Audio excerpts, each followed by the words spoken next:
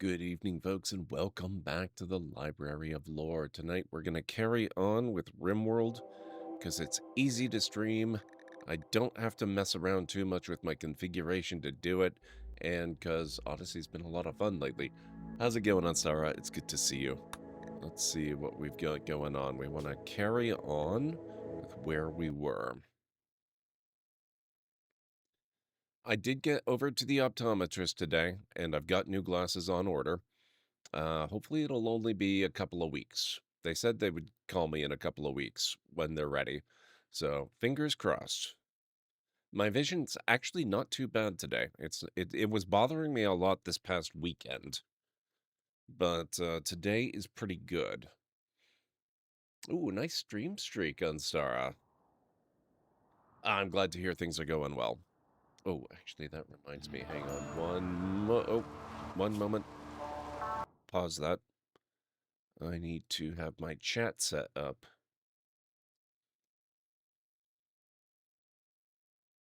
Where did OBS go? There we are.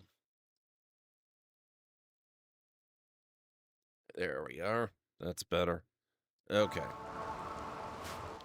Oh, look at this. We've got some cotton coming up, and it looks like they're already beginning to actually harvest the heel root, so that's really good news. We might pick up and move as soon as... Yeah, I had another field here. As soon as strawberry fields are done, or at least reasonable, 37%. We might have a little while on that. That's okay. Let me just... Oh, everything looks different. Everything looks nice. I enabled a whole bunch of mods, so things might look a little different. Pawns will not sow new plants to this zone unless there is enough work to do so. Configured in settings.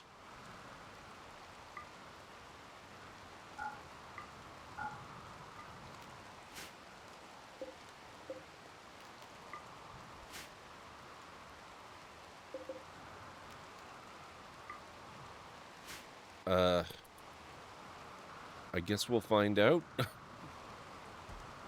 Congrats on new glasses. Did I mention I very recently, like this last Friday, found and fixed my new glasses, which I'd gotten like 6 years ago and almost never worn? Because you lost a nose pad and had never bothered to fix them. Ordered new pads and a tiny screwdriver and managed to fix them. Oh, that's awesome. So you're seeing better than you have for a long time, even with a 6-year-old prescription? That's honestly impressive. I have to get mine changed out every 3 or 4 years. The longest I've gone in recent memory was apparently I got new glasses in like 2017, and then I guess because of the pandemic, it wasn't until 2022 that I got another pair, which would have been these ones, I suppose. So that was like 5 years, but that's about the longest I can possibly go. My prescription doesn't tend to change a lot, but it changes enough that my vision starts going blurry on me. Research finished septic tanks. Let's go with smart toilets. If we're gonna have... Oh, but wait a minute. We want the waste collection. Huh. We may have to work on expanding our ship again. It helps that I've basically been wearing my old glasses way past when I should have, so my eyes haven't shifted too much, I guess? Hopefully. Well, it's good that the glasses, regardless of how old the prescription is, it's good that they're helping. Maybe you can get even longer use out of them before you have to go back and get new ones.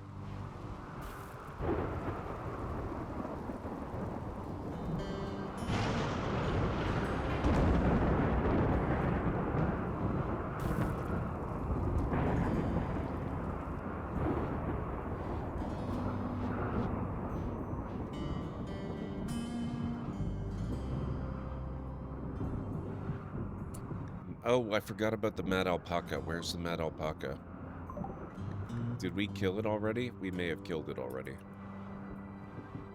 11 days, 20 hours until the mechanoid threat catches up with us.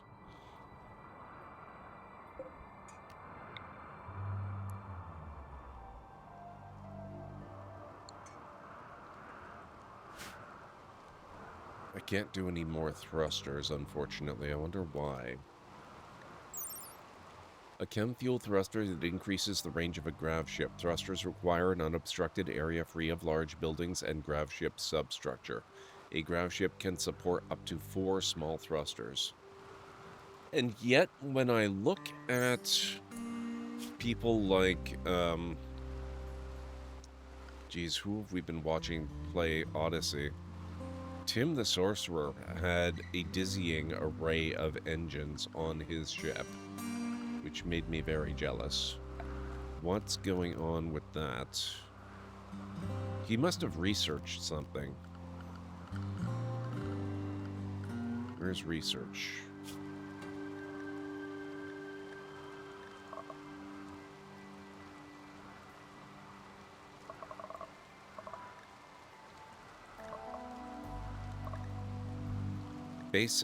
Basic grav tech.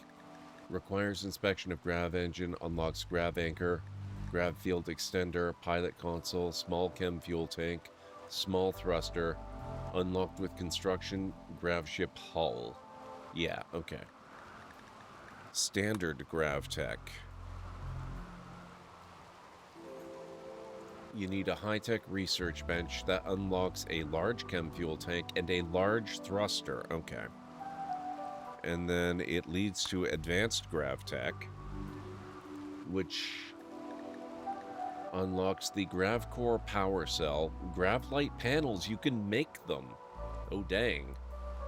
A pilot assistant, and a signal jammer.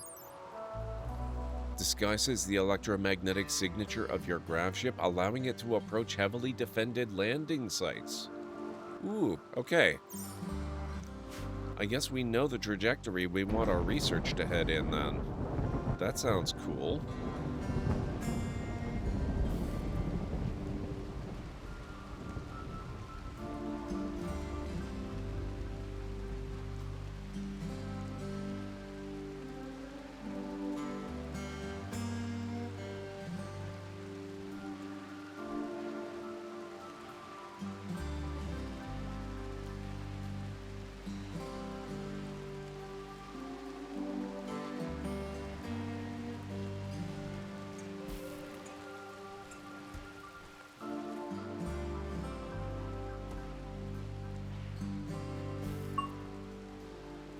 Carson reached level 3 in intellectual.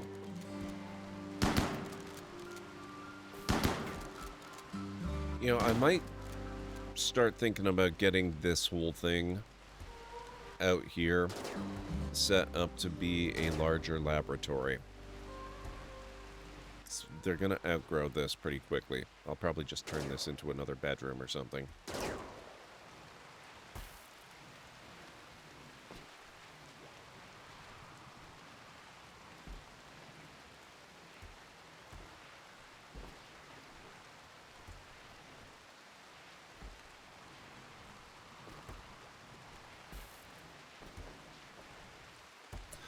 One thing I didn't get around to doing last time. Where's our apparel policy?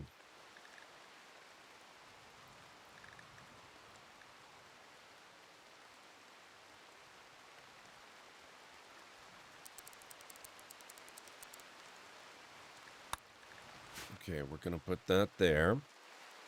And let's expand this. That'll go there. Except, oh no, actually I can stay that way. We're gonna put another shelf here.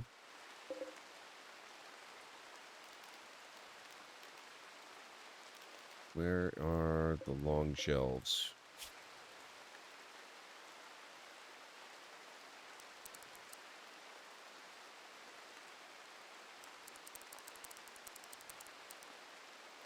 $91 to $100.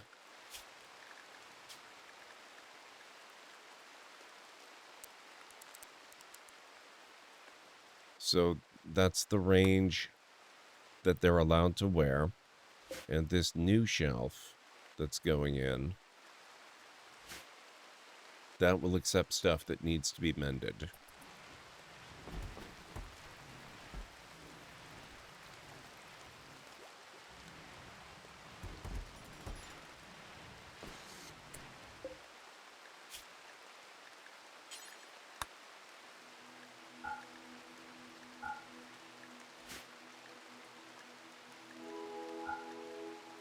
Okay, so this is going to allow weapons and apparel, but only stuff that needs fixing. So 0 to 90%.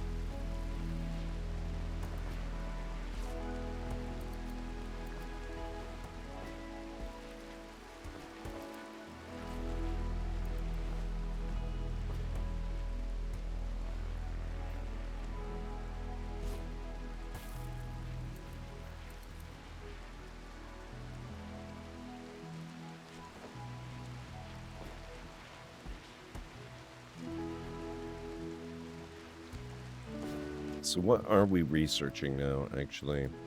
Smart toilets. Okay, that's fine.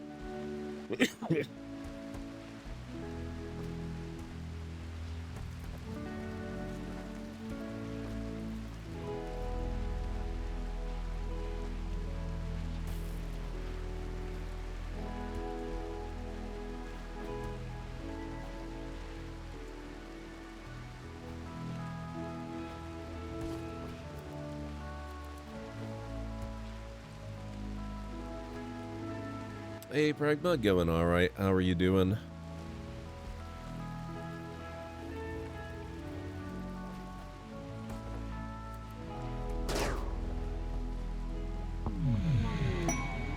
Psychic Soothe.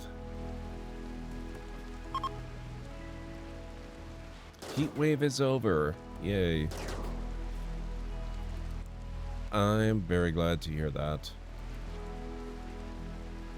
Oh, looks like we lost a light at some point.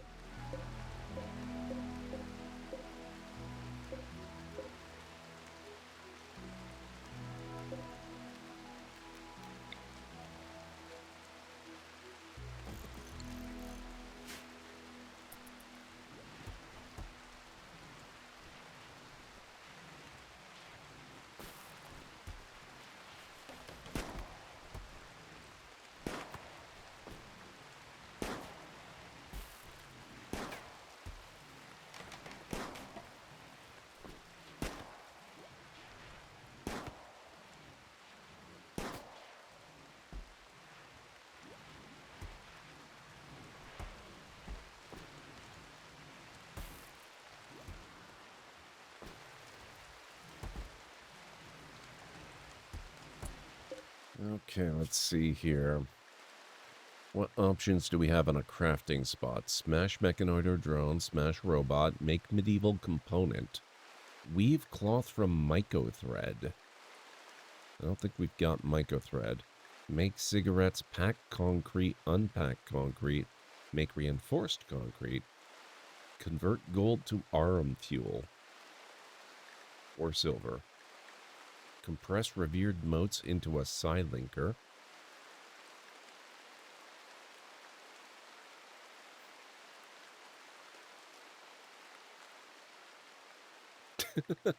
My country has a lot more than one Walmart.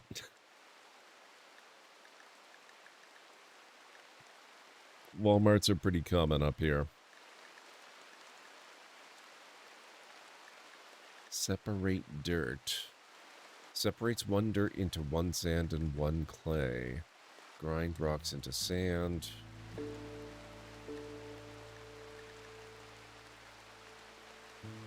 Simple soil dug out of the ground.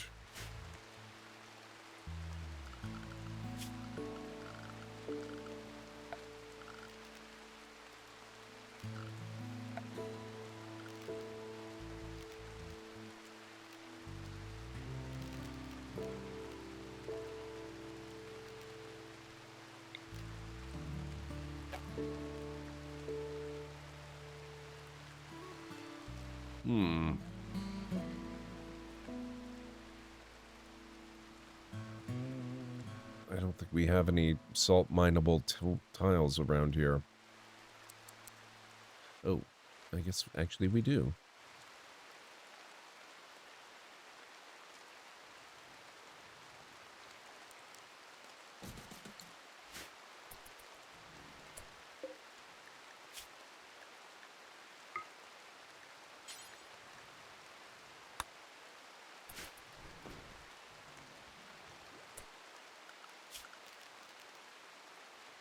Why are you curious about Walmart, if I may ask?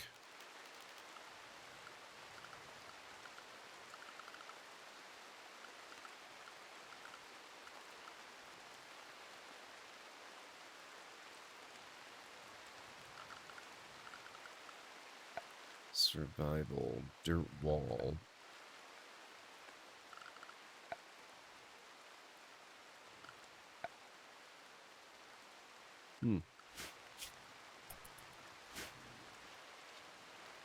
Wondering if Walmart is a US star only. Nope, not by half.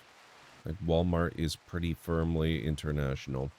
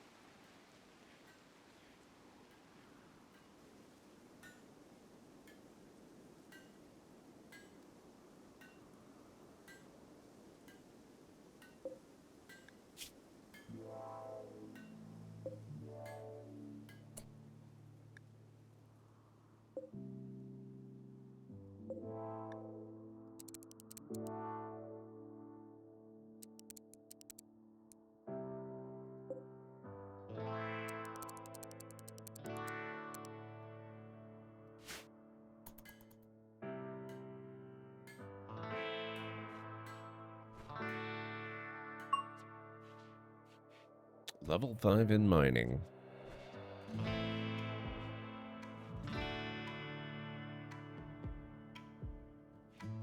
Hey, Callan Ray, how's it going? Walmart has a significant global presence with over 10,700 stores and e-commerce sites across 19 countries. How are you doing, Callan Ray? It's good to see you.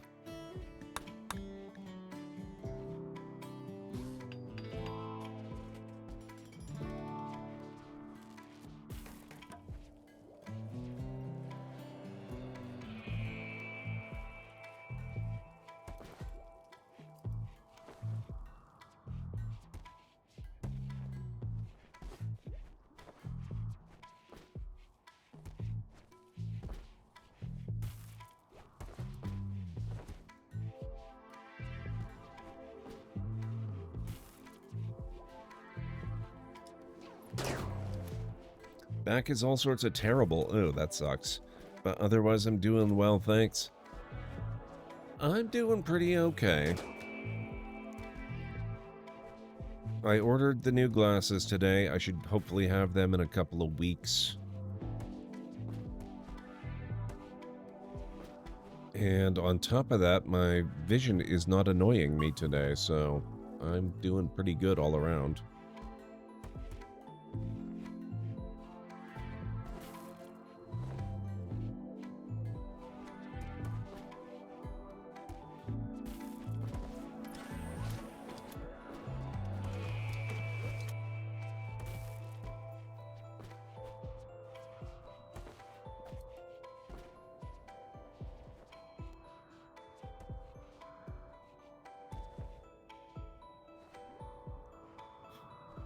What specs on your specs?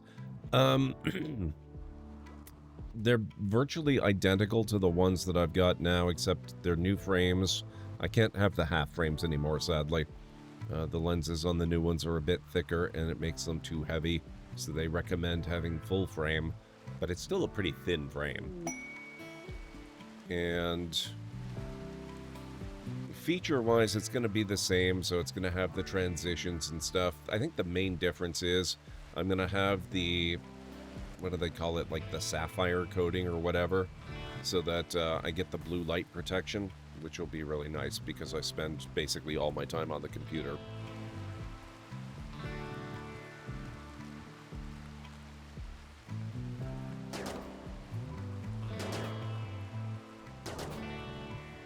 Oh. No, I did not actually want you guys to do petty jobs on this field. That's better.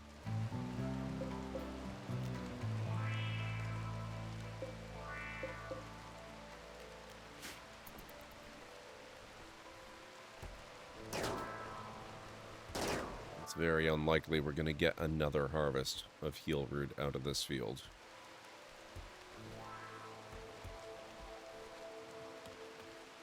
Ooh, nice. Yeah, I have to choose between the blue light and the auto darkening, and the transitions are better for your migraines. So you have to choose? I'm actually getting both. I've been using the transitions. I don't remember exactly how long it's been. Pragmatic player just redeemed 200 library tokens for hydrate. Thank you very much for the hydrate. I appreciate that. Yeah, I'm able to get both, and I've been using transitions. I wouldn't know what to do without them. I don't know how long exactly it's been, but it's been decades. I've been using them forever. You have mine covered by ODSP, so it's a choice. Gotcha. Okay.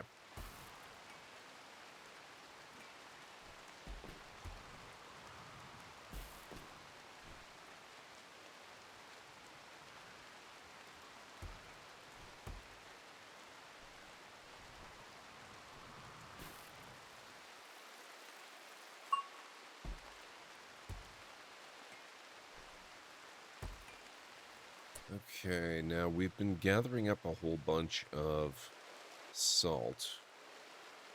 Oh, I should also...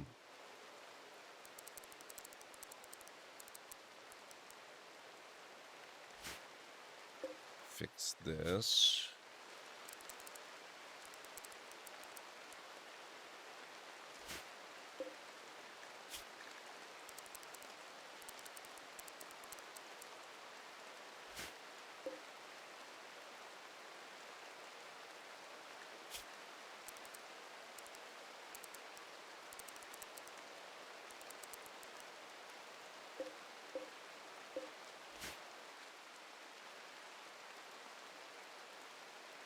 What the heck? Oh, mechanoid chip. Jeez. Oh man, all of these too? I wish you could just change the storage options on these as a group.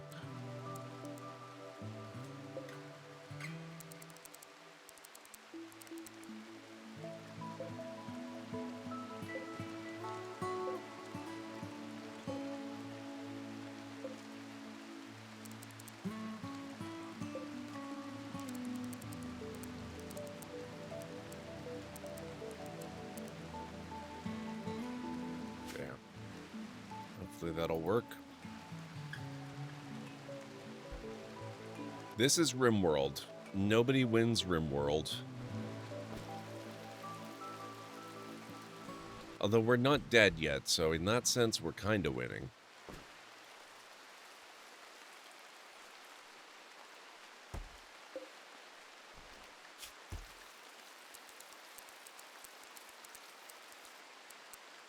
It's kind of like winning. It's very similar. It's good to have you here. Welcome on in. Okay, there we go.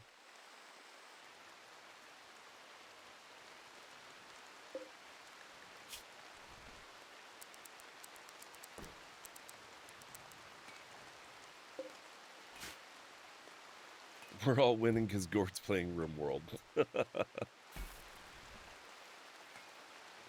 And before Randy throws a Vaxstone rock into your ship, I mean, it could happen. Actually, it couldn't happen because we're using Phoebe, not Randy, but yeah. Phoebe could very well do that. You never know.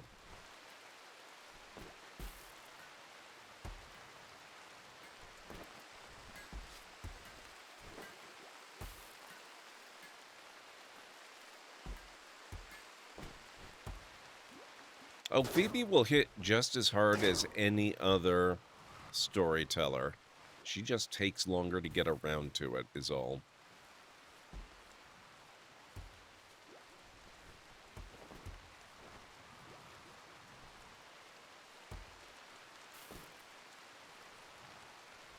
Why are you... Oh, wait, they're planting because they have nothing else that desperately needs doing, so I guess that's my own fault. I'll give them something that desperately needs doing. What desperately needs doing? Let's get them to harvest 10 orange trees.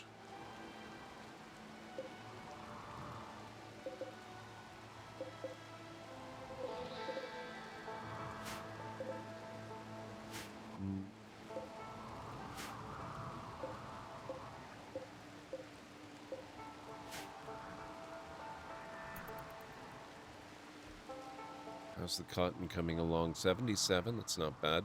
Some of the strawberries are getting harvestable too, that's pretty good. Oh, and maybe 20 beehives as well. I know they love the beehives. Do we... Ooh. I never built a well.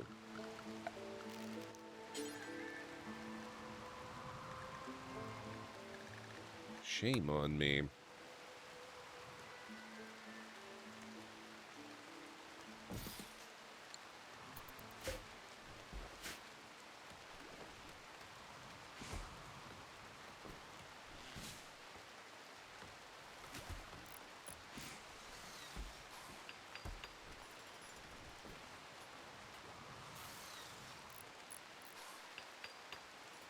Well, that's a problem. Yes, it is.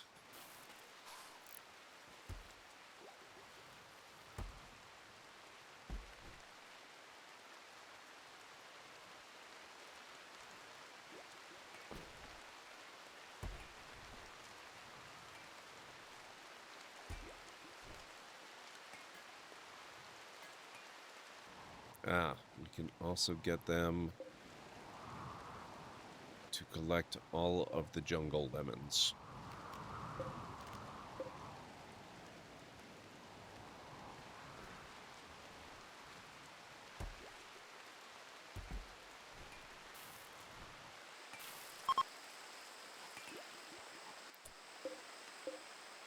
$260 salt.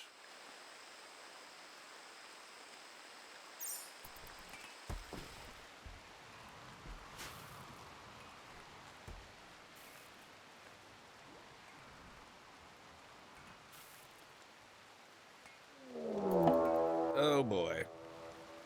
Oh, it's a mech hive raid. That's fantastic. Alfarm mech hive. It's not the actual mechanoid threat, thankfully. A group of mechanoids from Alfarm mech hive have arrived nearby. They're attacking immediately. These raiders intend to breach your walls. They'll determine their own path into your colony and destroy anything in their way. Watch out, they appear to be unusually clever with their tactics.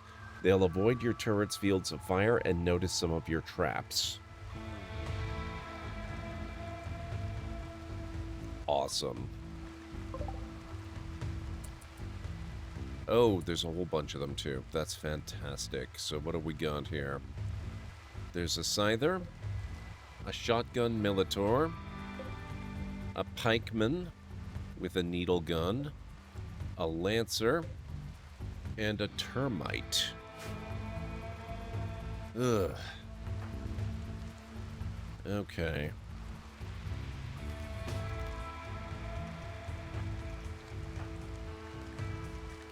Oh, shoot, Kronos, you need your weapon back. What can we give you? What's this? Kronos, you can have the heavy SMG. Callan you've got your charge rifle.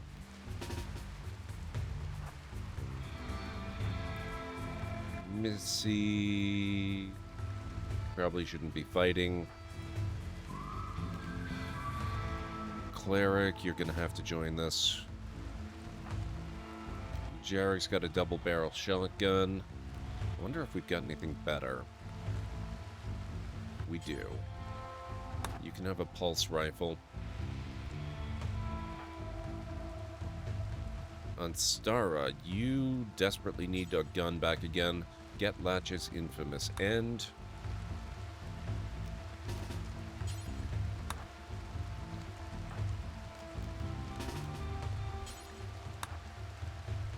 Carson. We'll leave you out. Baby is out. Tony has a combat handgun.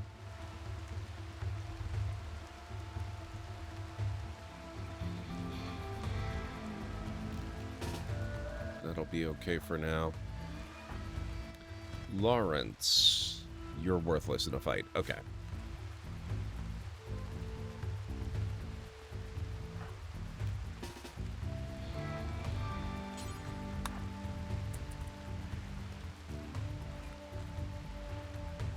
Hey, Kronos, how's it going?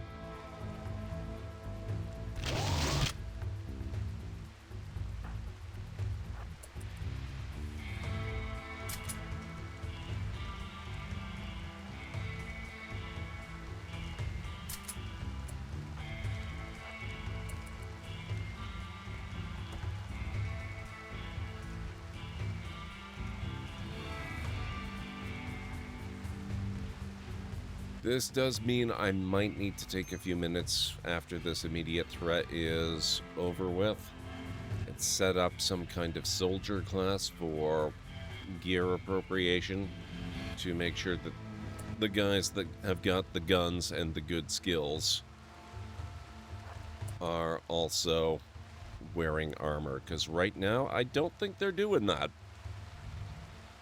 I think they took the armor off so that it could be repaired, and we may come to regret that.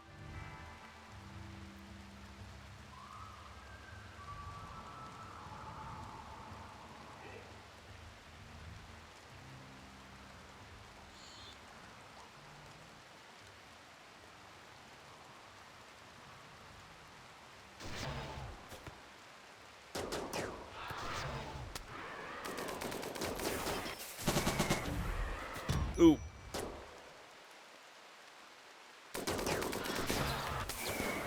Yes. Yes.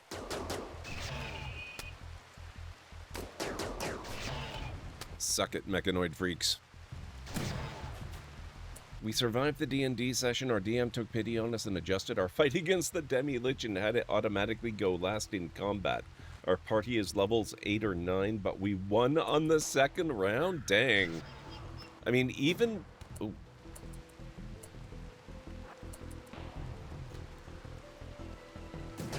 Even with that kind of restriction on it, Demi-Liches are no joke. That's pretty huge.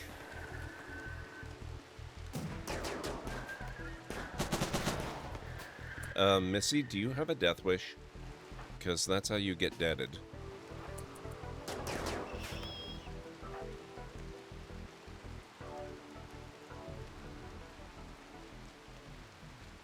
Is that it? Are they all gone? I think they're all dead. What's that? Ooh, plasteel. Very nice.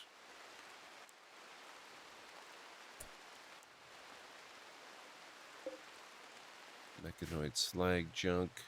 Ooh, more plasteel.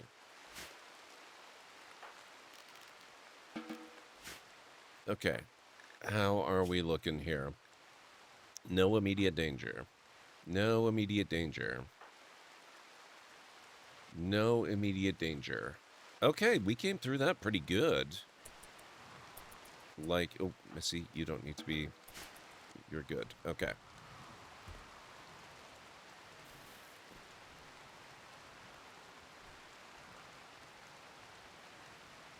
Is it possible to kill off the incoming mechanoid hive? I have never waited around to see what they're like, but the impression I get from people's reactions online is that if you wait until they arrive, you are dead. You are not going to kill them. They are going to kill you. Game over. However, you can go and assault their central headquarters with their, their big broadcasting server and destroy that, and that will end the threat. At that point, you're free. Our druid and cleric knew about them, so the druid cast defenses on the entire party so that it couldn't howl at us to kill us instantly on its turn. And us magic types use highest level spells, etc. Actually, they are glass cannons, and either they die quickly or they devastate the party generally. Okay. I've never actually had to fight one, so that's good to know. Yes, permanently.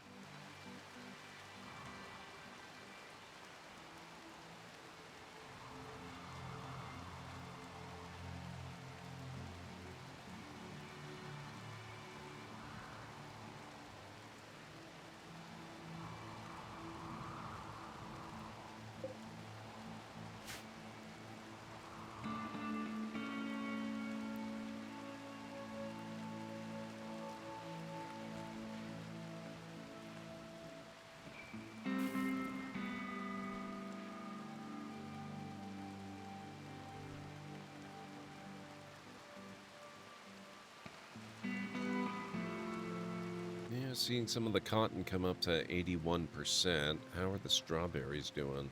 Oh, they're getting up there too. That's not bad.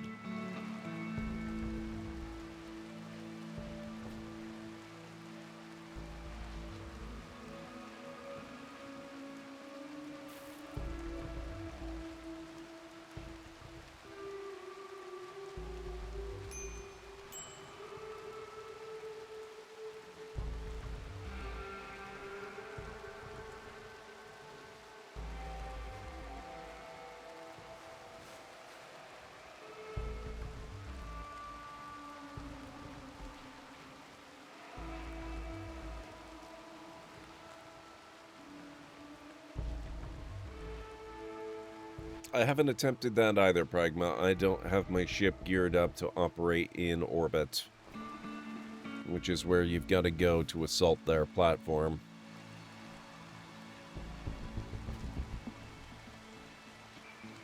But I would figure that it's probably reasonably difficult. I mean, I doubt it's overwhelmingly crushing, but it's probably pretty challenging.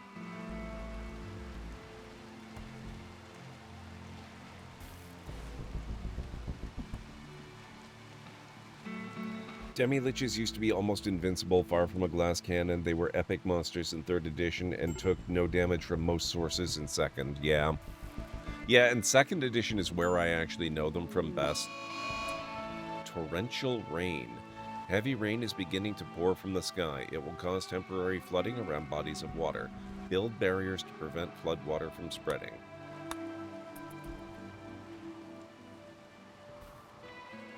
Our crops look like they should be okay for the most part.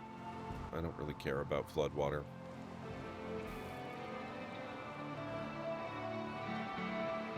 Greenie, how's it going? It's good to see you. How's work going? How's the new job?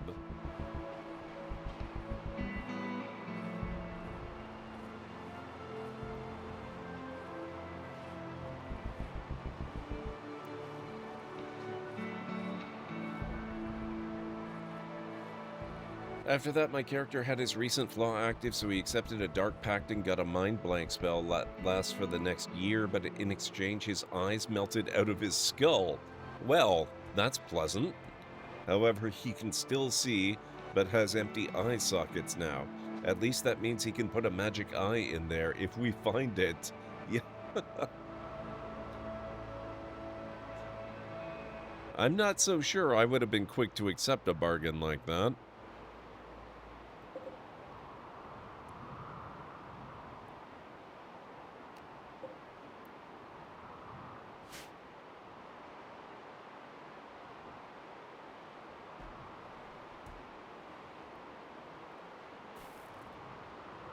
I apparently made records this weekend. Do tell.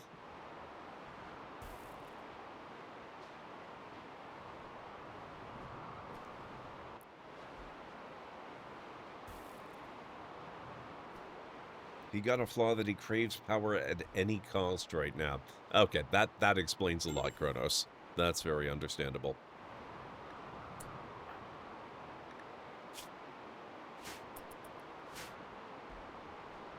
You were really busy.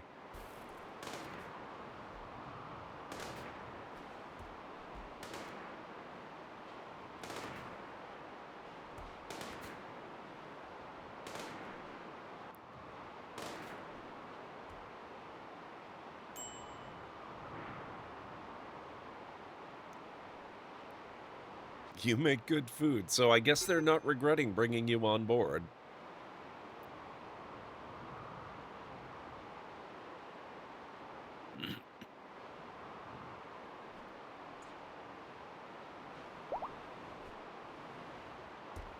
Cleric is fully healed. Actually, I think just about everybody is fully healed now. That's cool.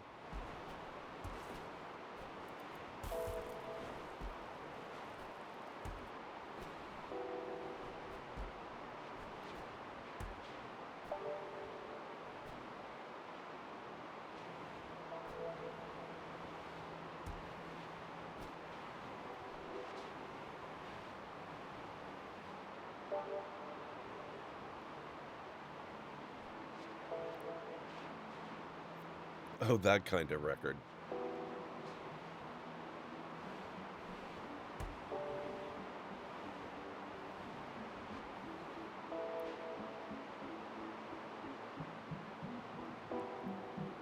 It kinda weirds me out that vinyl records are still a thing in 2025.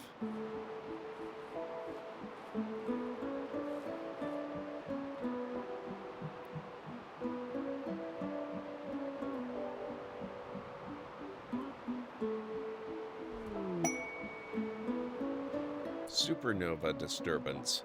Following the implosion of a nearby star in your solar system, everybody is dead because nobody's going to survive that.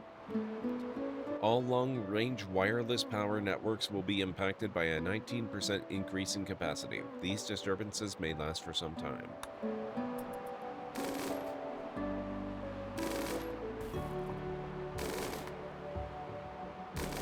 In 5e, demi-liches have resistance to damage and immunity to various types of damage, but they only have like 80 to 100 hit points, which isn't a lot. He was getting hit with a lot of radiant damage, which it doesn't have immunity to, so that helped. Guiding bolts were being upcast at 4th level, so doing 7d6 damage per hit? Dang. Maybe it's a tiny star. Could be. It would have to be.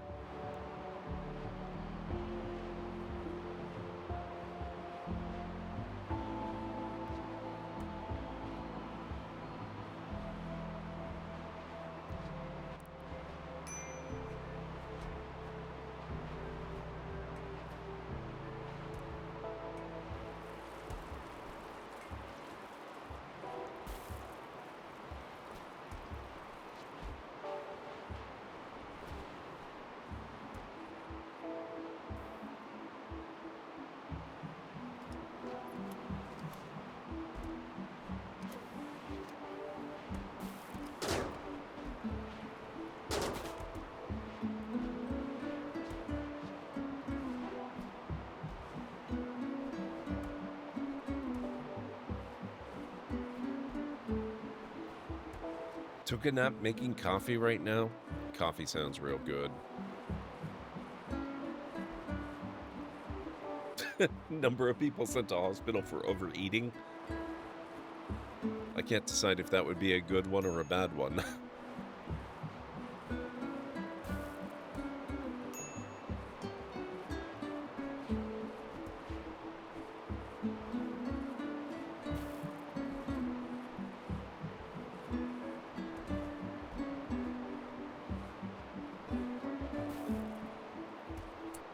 Alright, let's see here. We need more production stuffs. We need an electric tailor's loom.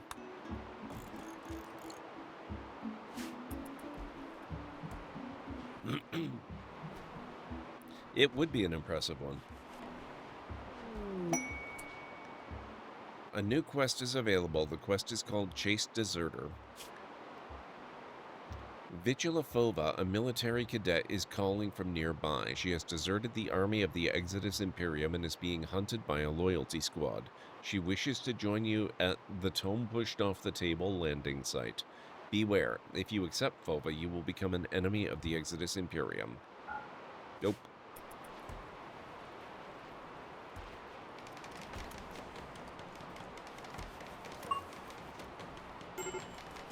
Record in food sales, not just for the place, but personally too. You made a lot of food. That's amazing, Greenie.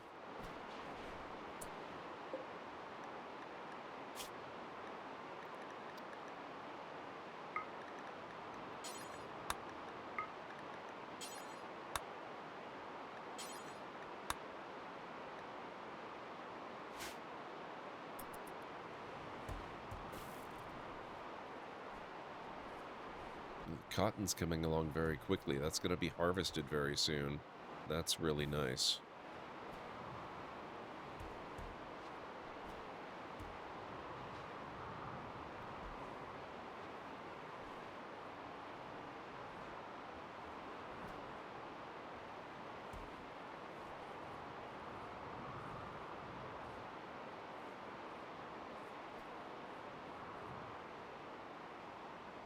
I forgot we'd named the ship that. You love it.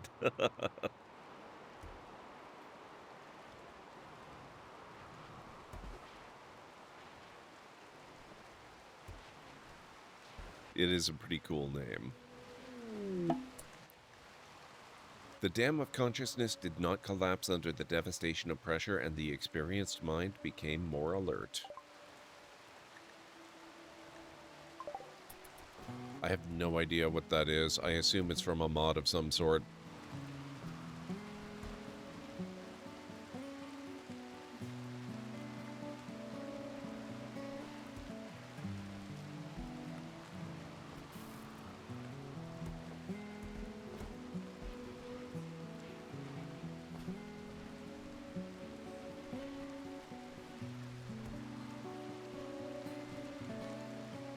Jarug just redeemed 500 library tokens for next stretch. Thank you, Jarug. How are you doing today? It's good to see you. Thank you for the next stretch.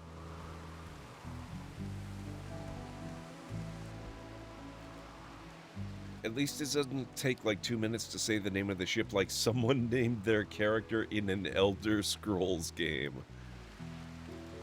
It doesn't take that long. It's just a few seconds. I think that was a perfectly excellent name.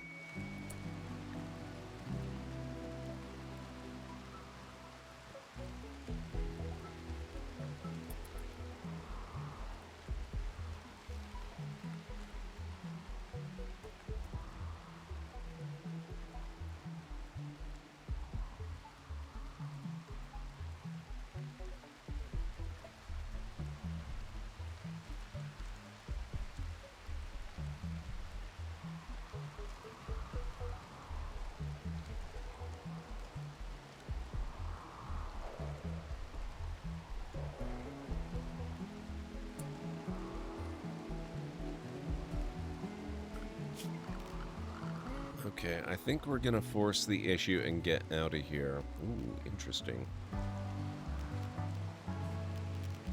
I think I must have installed a graphics change mod. I kinda like it. Looks really nice.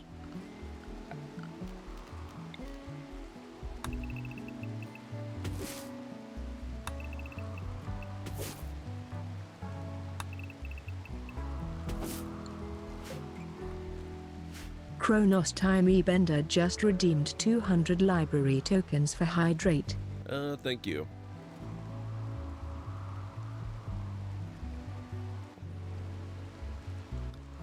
I could use it.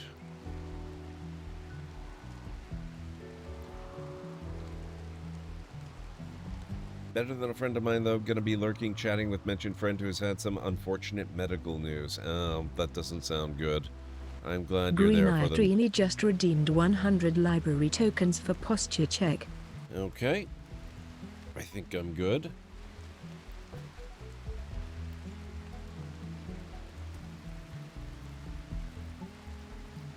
That was an interesting pronunciation as well. I don't think I've ever heard that voice say your name before.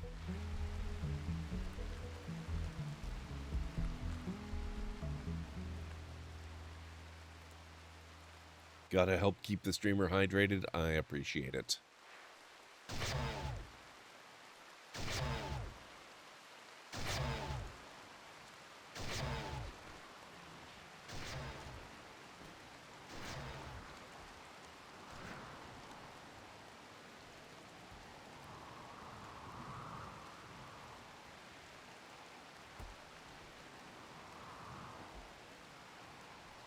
Hazel, so kinda green?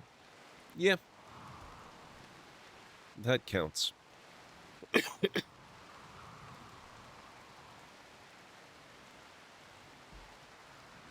I usually have to list my eyes as hazel because I never know what color they are at any particular moment. They change depending on the light and the clothing I wear.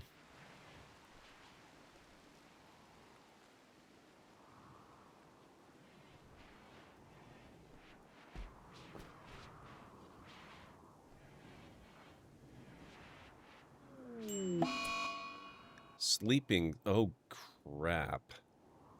6 of your colonists have gotten sick from sleeping sickness. Ensure you have a... Alert, ad break coming up in approximately 3 minutes. Okay, you heard it. We're going to be taking our first break of the evening in a few minutes. Ensure you have a medical bed and a doctor. Make sure they get proper treatment and spend as much time in bed as possible.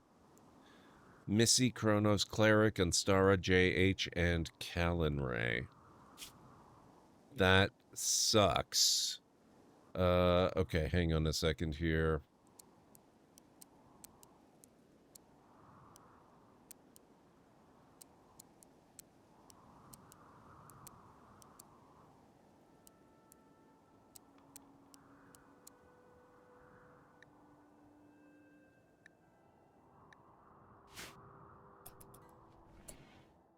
We are going to need more medical beds. These 2 are unoccupied. Let's get 1 more built.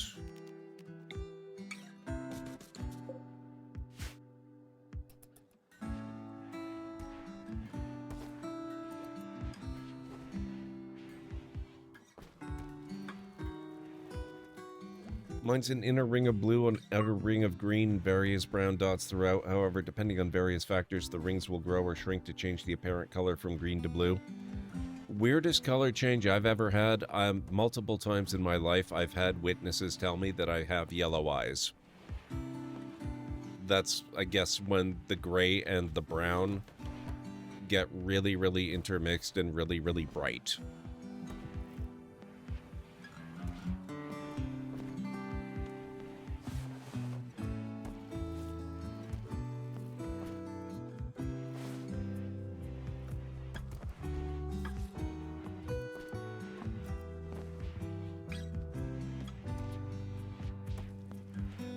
You had silver at least once that you know of. That's very cool.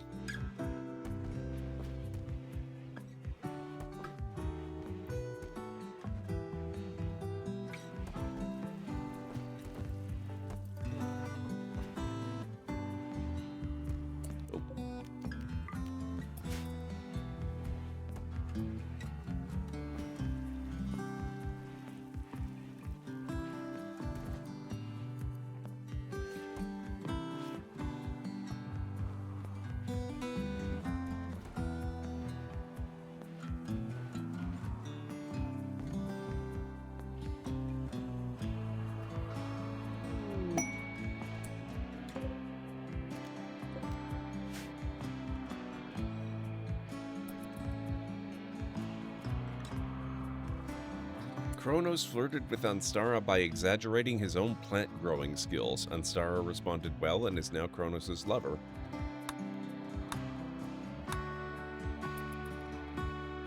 Don't know what triggered it, but it's now on the outside with the beard.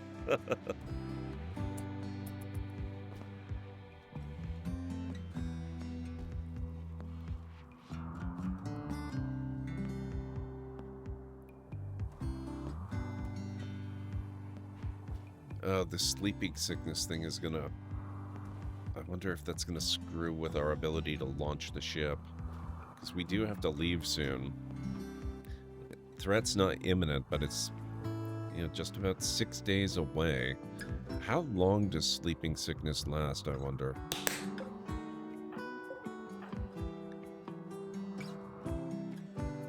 Oh, did you grow that cucumber yourself? Wow. An infectious disease caused by an insect-borne parasite. Oh, crap. So it's because we're in the tropical rainforest. Sleeping sickness is not as deadly as some other diseases, but progresses slowly. Lovely. Wonderful. The body takes a long time to clear the infection. You guys should be okay. Sleeping sickness is at 3.9%. Immunity is at 4.8%.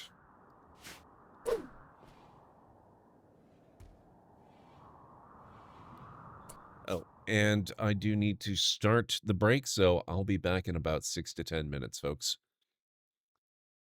Time till detonation. Oh, I forgot that detail. We're on a timer.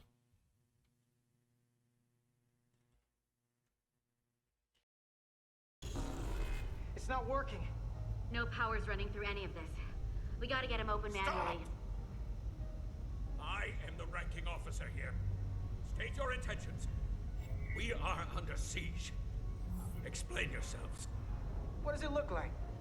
We're here to rescue you. And yet, you cannot even open a door. You're really not in a position to be picky, sir. Whoa there.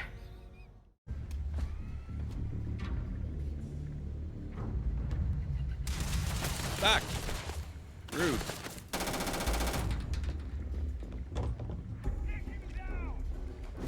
Get him, Vasco.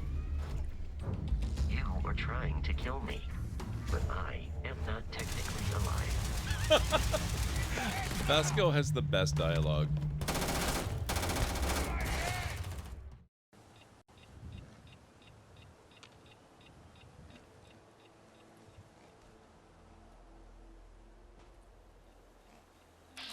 Nope.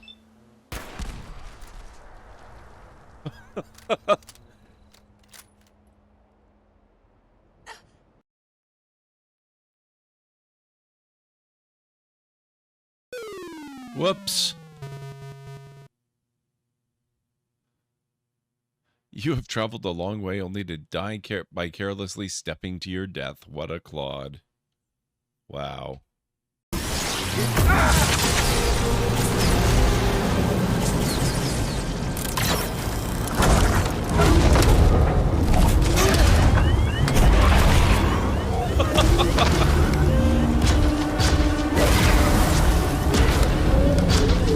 How about we steal this thing?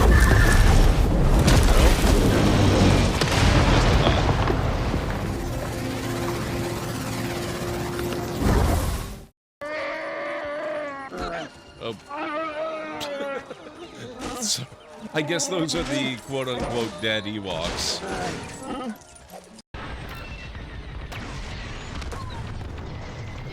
Good. Their shields are weakening. Keep the radar focused on us, not the convoy. Starting another attack run. The raiders lost shields. They're trying to get cover from the capital ships. This is our chance. Finish this. We're wearing them down. Keep it up. Yes, we're almost there. Whoop. Whoops. Little close. Good work. Echo, let's get that convoy to a safer location.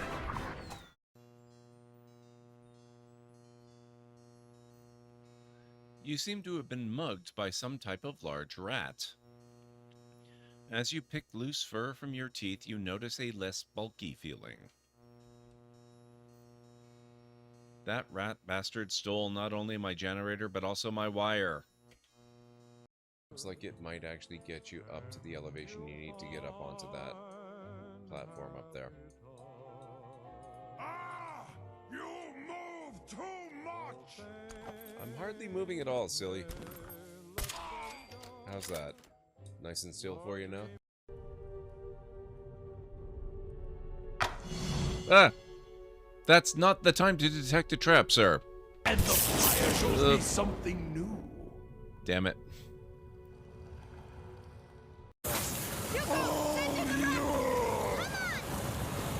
hope this is the last.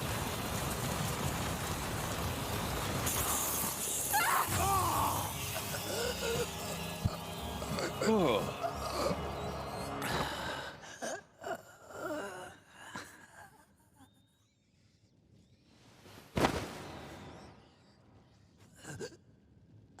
Thank you. He's over there. It's going to cost you. It cost me 2 whole bullets, sir, and a third for you.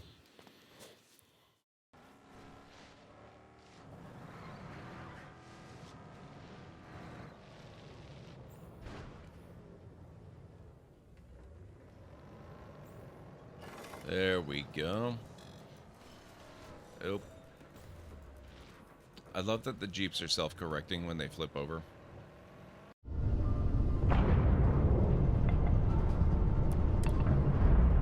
Whoa. A little fast on approach there, but...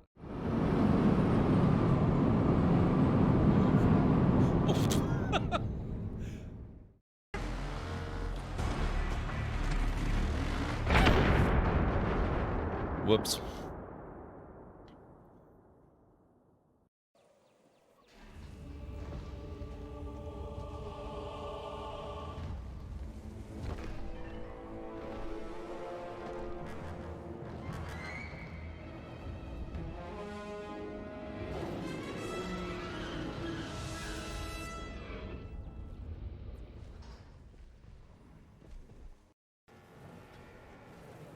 Oh. Whoop. Whoops.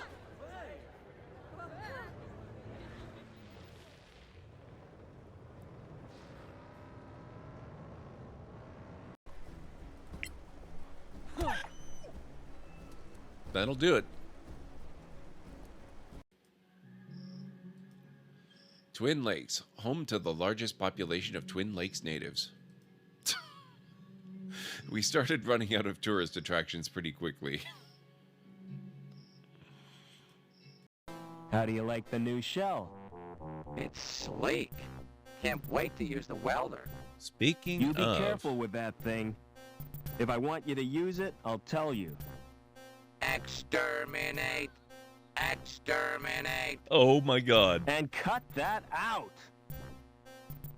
Wow. I'm going to put a bit of a rush on this, which means we might not actually get to out. Wow. That's okay. That is a rite of passage every Valheim player must go through.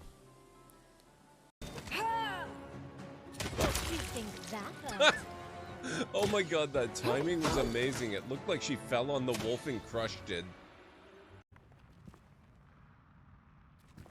Ah.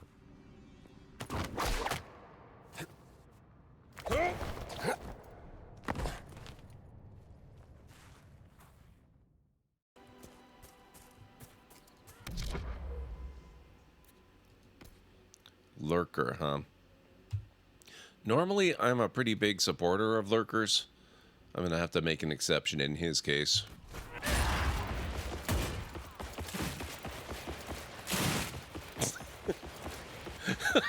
Holy crap! Come, there's much left to do. See you at the ceremony, Mistios.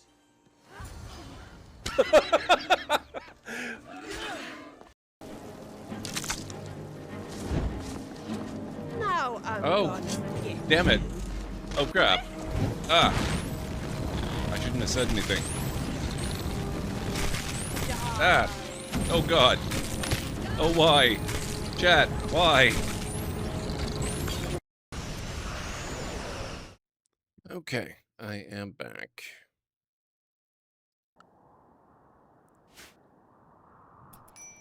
Yeah, one of the biggest struggles that I have with video stuff is figuring out what kind of volume levels are going to be good for it. So I'm certain I do have some clips that are way too quiet and others that are way too loud. And it's always kind of a crapshoot guessing which it's going to be when I make one. Thank you, Ansara.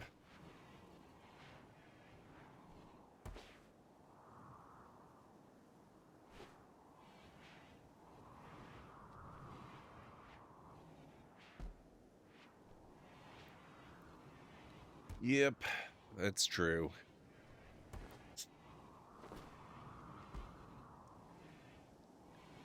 But I'll see if I can figure out which clip that was, and I can always remake the clip with a lower volume level. Hey, Planet Kitties. You really like the break clips overall? I am very glad, because I put a lot of effort into making them, and I have a huge library of them by this point. It has taken an enormous amount of time, so it always makes me really, really happy when people appreciate it.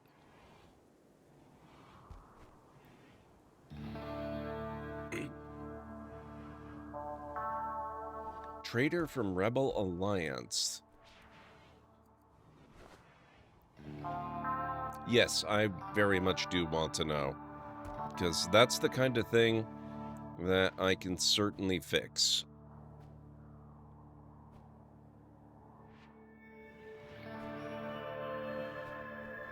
And the even better thing is, not only can I fix it, but having to fix it does kind of help me dial into what's a reasonable level of audio for the stream.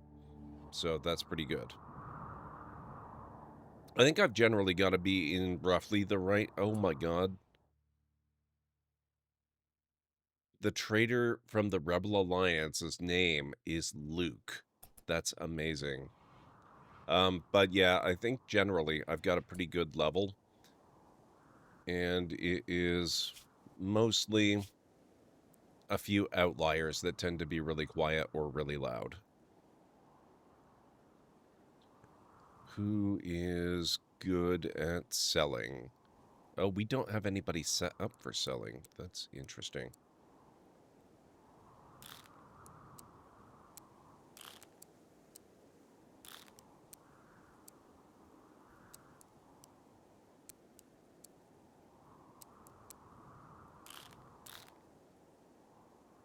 Looks like cleric is probably our best. They won't mind getting sick. It'll be fine. Okay, let's see.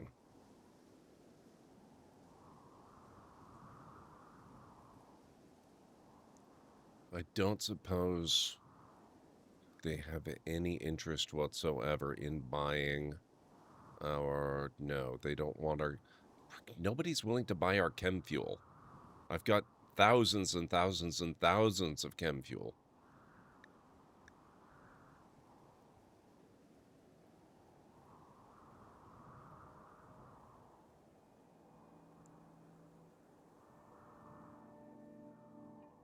Well, we are starting to get some good cotton fiber. They must be harvesting the cotton.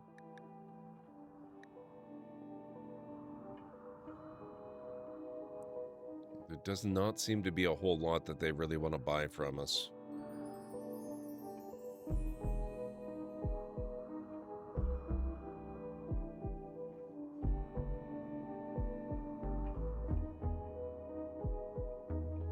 I could probably give them a bit of steel.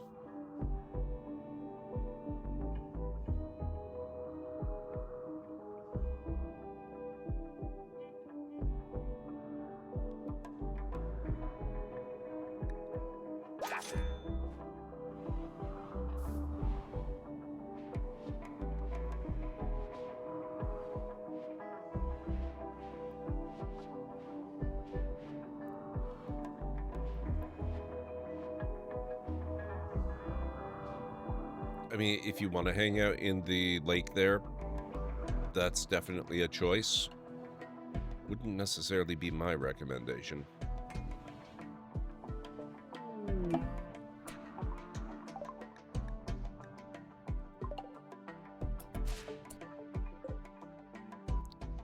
Babs, wild predator. Mega Wolverine.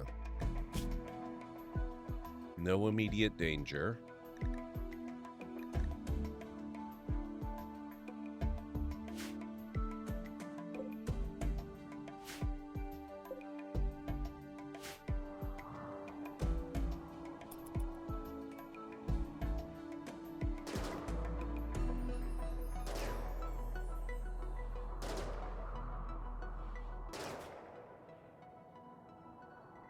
Franklin's lagging behind his group a little bit.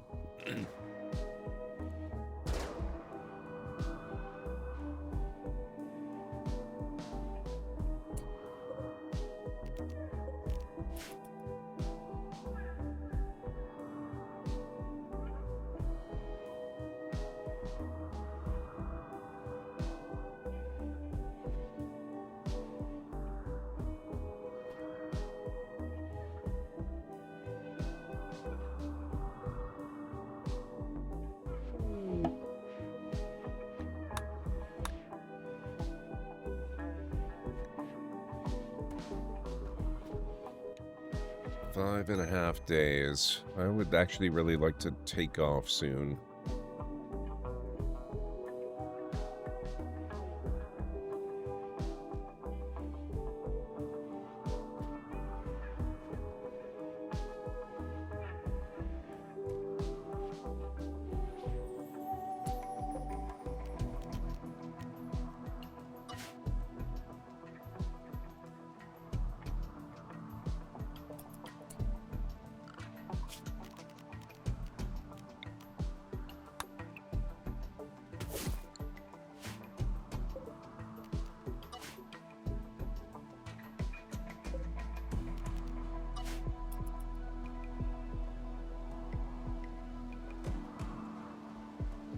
Deleting the growing zone just guarantees they're not going to go replant all that crap.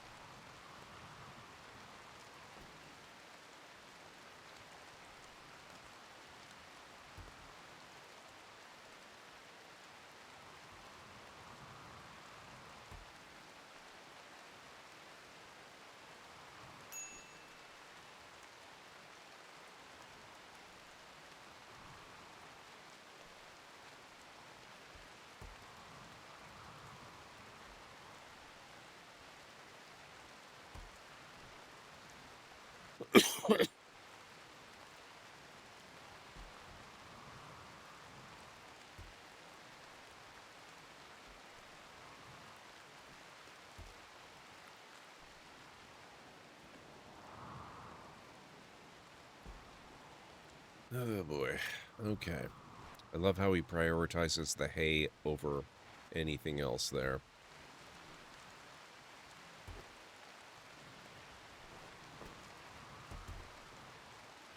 Ooh. Kronos, why is your infection yellow?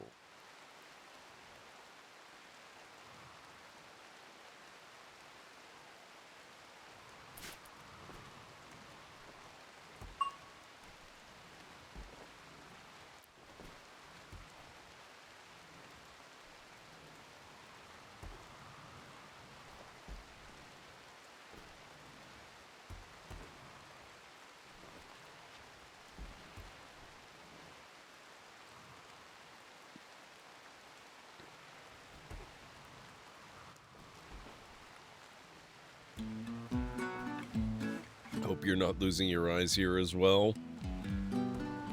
No, it's sleeping sickness. You'll be fine.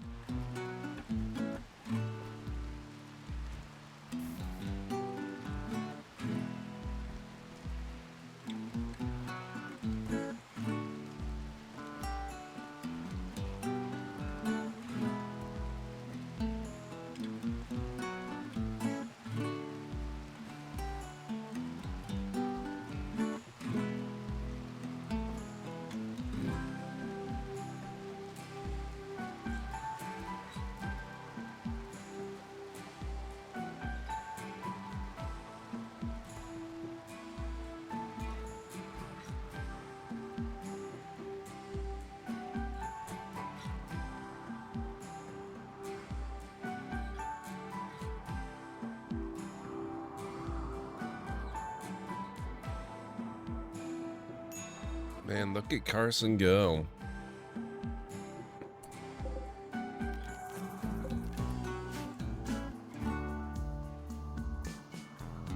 Well, we are in the tropical rainforest, so it's very possible.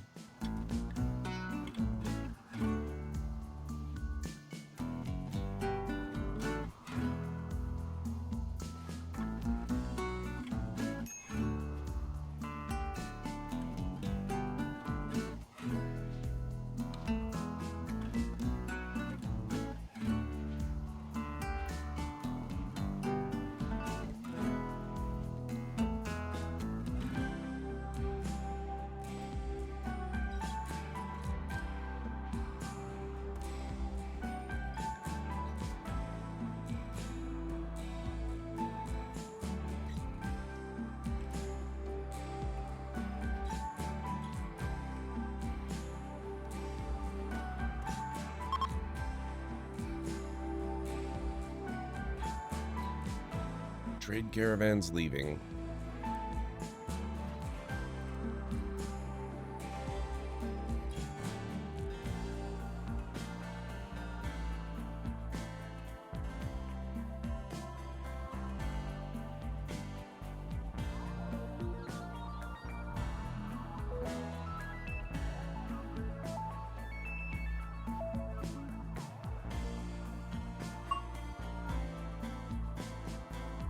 Callan-Ray reached level 5 in plants.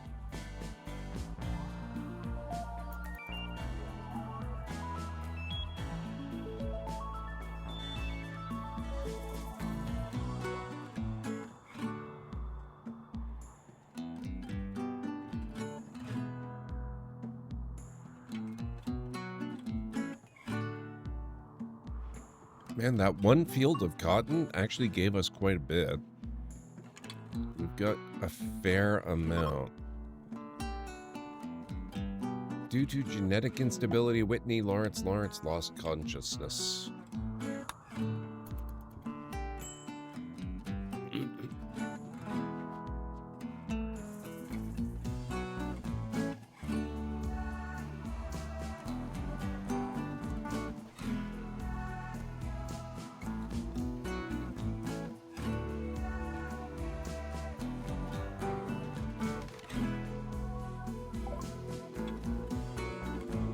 A band of thugs sent by the hustlers call you from nearby. They offer to keep your colony safe from any threats, even the ones potentially caused by them, as long as you pay a fee of 2,187 silver.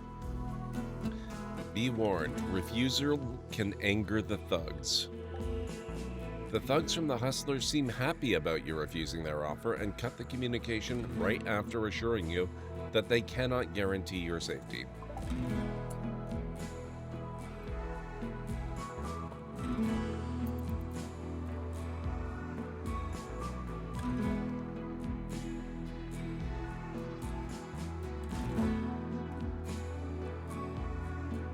Nope, we're never going to hear from them ever again.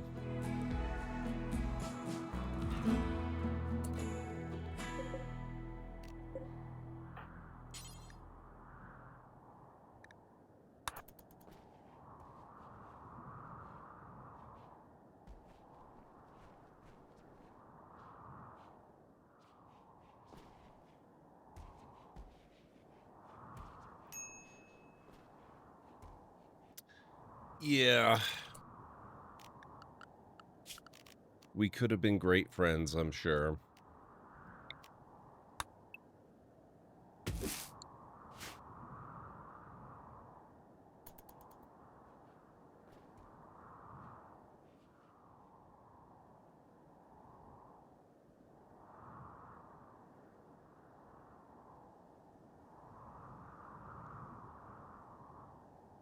I just want to get as many of these strawberries harvested as possible and get the heck out of here.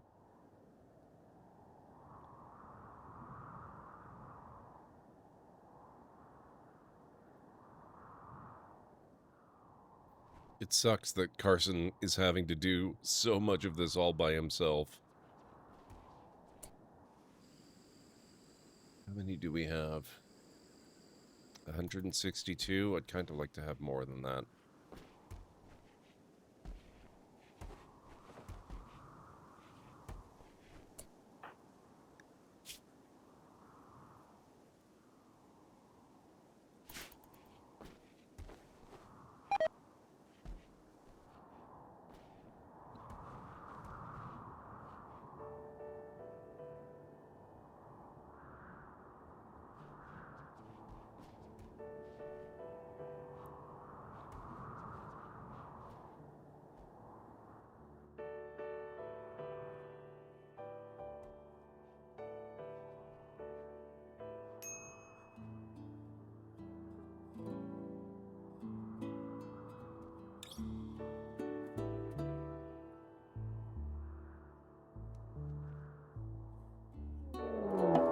Oh boy. Oh, that's actually a fairly large raid by the looks of it. A group of pirates from the Hustlers have arrived in transport pods nearby. It looks like they want to use sappers to tunnel around your defenses.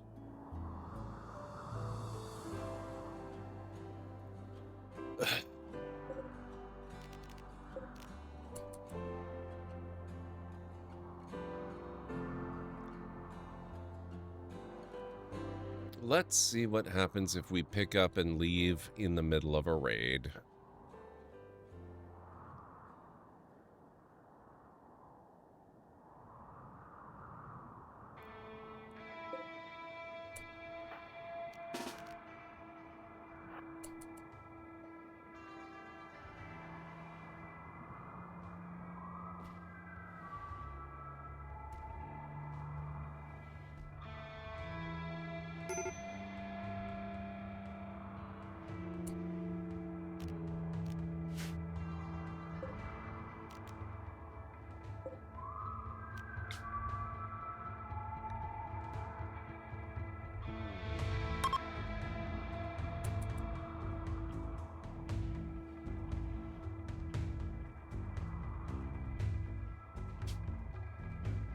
Your current map, as well as anything not on gravship substructure, will be permanently lost.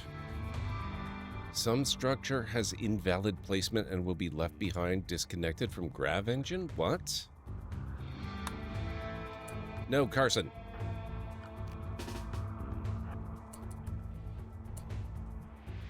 What is disconnected? There's nothing disconnected. Unless it's talking about the well. If it's talking about the well, I don't care.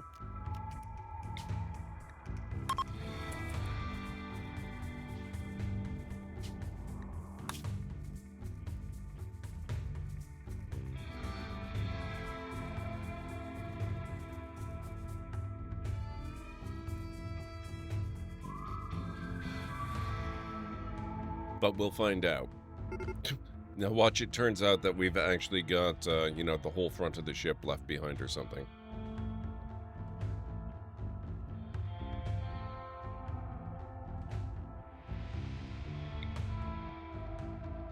Sierra Gully. Features: valley, foggy, mountainous, movement difficulty 5.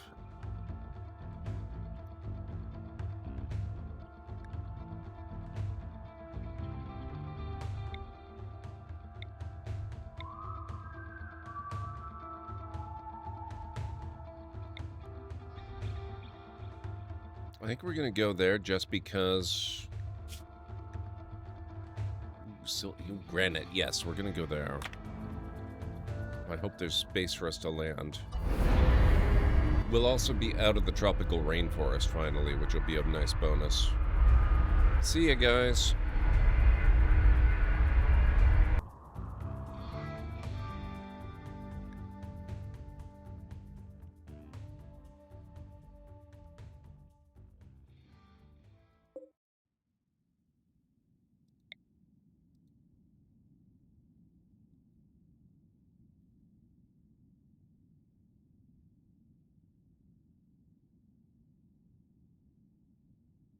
Yeah, I think they must have been talking about the fact that the well was disconnected.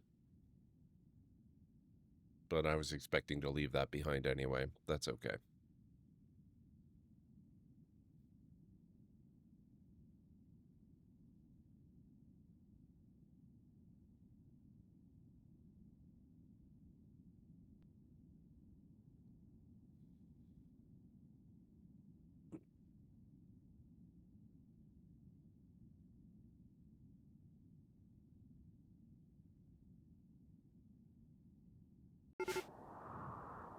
Ah, this will be fine.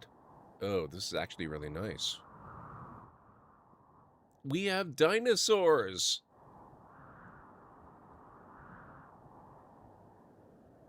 Amazing.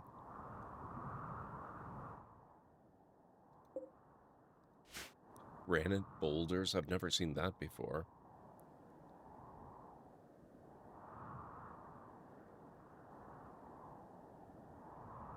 I think I like the look of this area up here.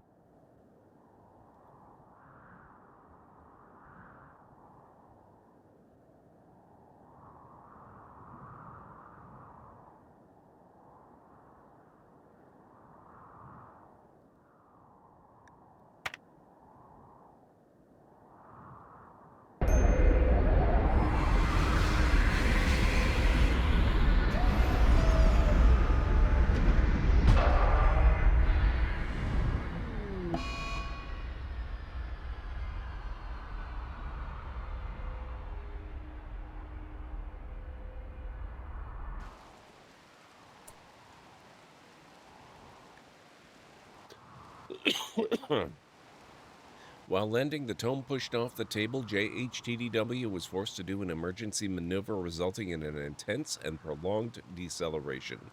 The experience has left your colonists feeling extremely nauseous. The effects will quickly fade. Based on the grav ship's launch, there was a 46% chance of a negative outcome.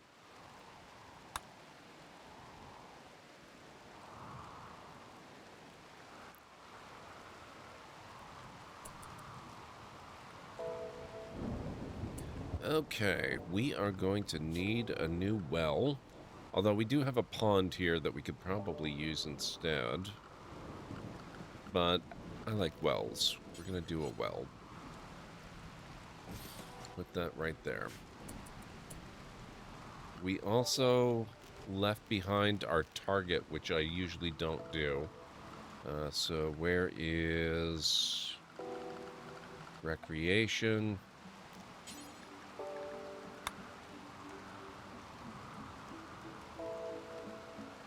Put that right there. Make a new one.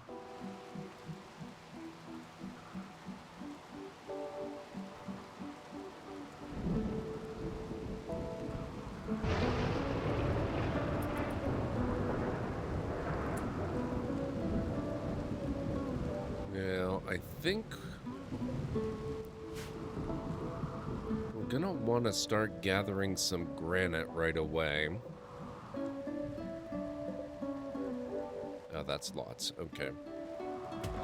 We don't need to haul it urgently, but I will get them to haul it so that we can cut it up into blocks, because we're gonna need granite blocks.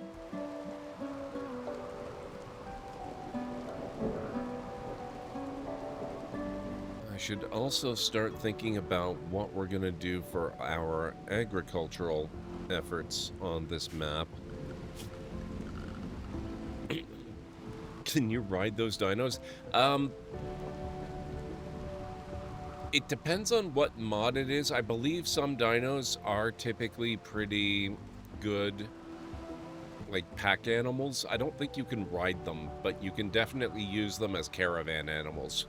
Triceratops are ridiculously good for it.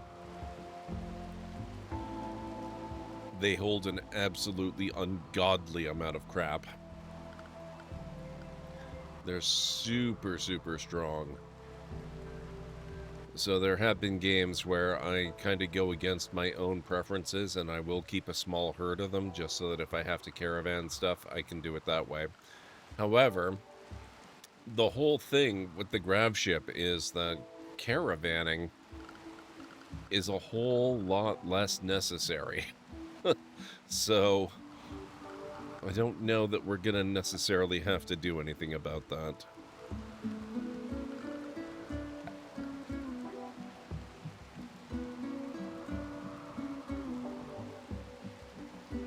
Elder Brain Pool.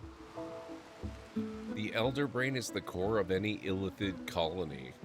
It both guides them and allows them to exist at all, as it produces tadpoles, which are used to create more illithids. Yeah, by the way, I have a Forgotten Realms mod. Apparently that adds some interesting crap to the game.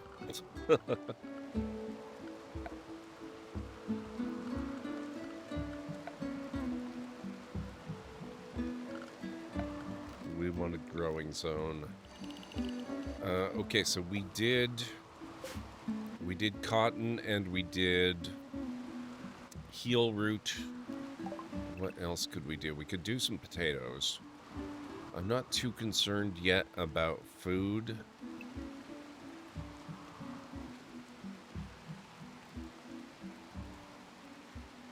Just convert your whole crew to mind flayers. No problem gonna happen there. No, that'll be fine.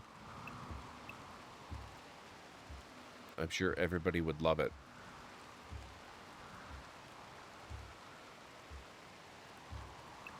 Neutro.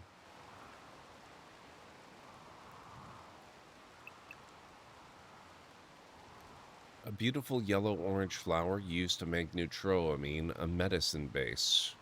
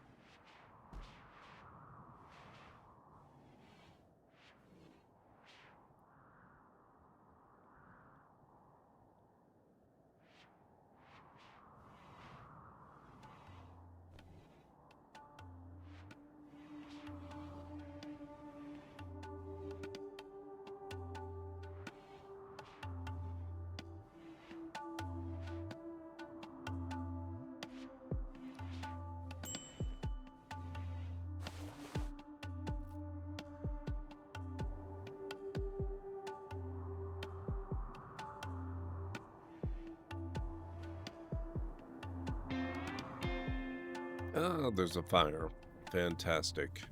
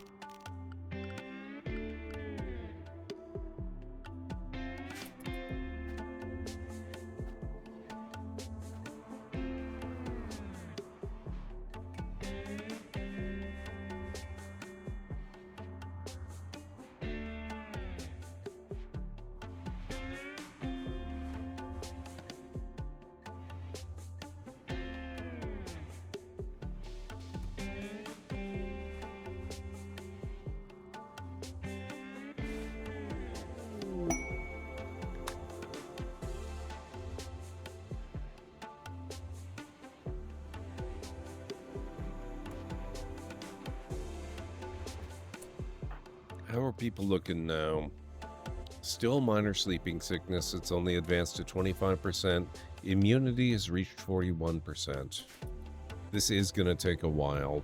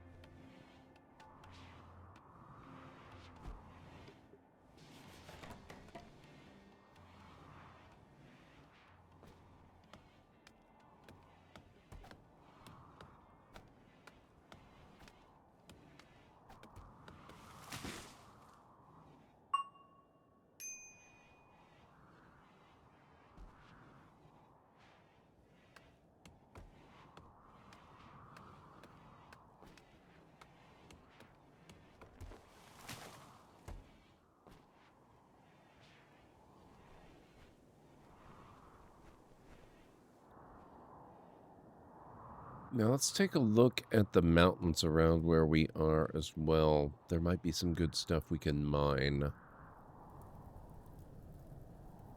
You know what? There really isn't much of anything, is there? There's a little compacted steel there, and that looks like that's just about it.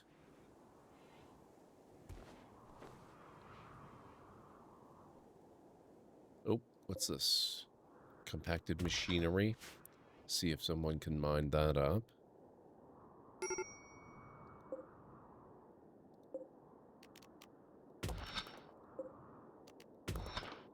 Some jade.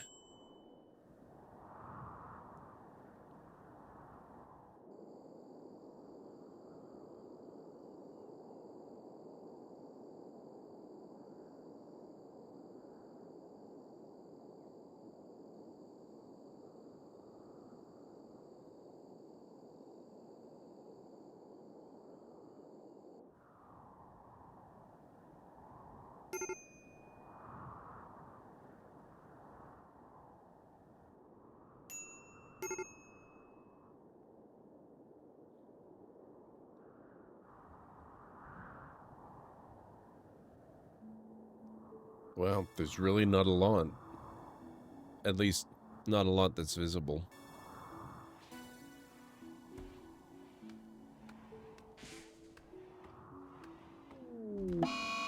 More torrential rain. Fantastic.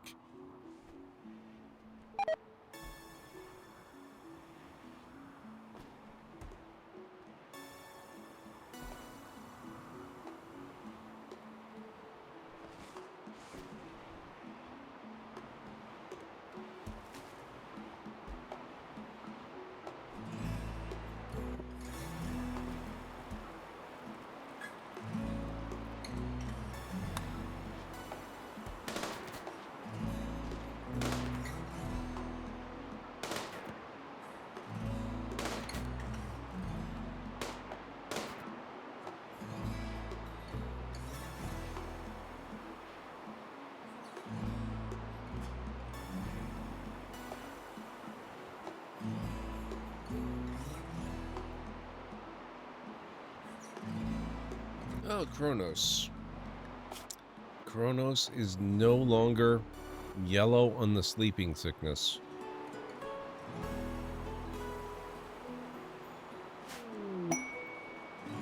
I'm going to assume that it means that his immunity and his sleeping sickness infection rate were too close together, and now the divide has widened enough that he's in the green.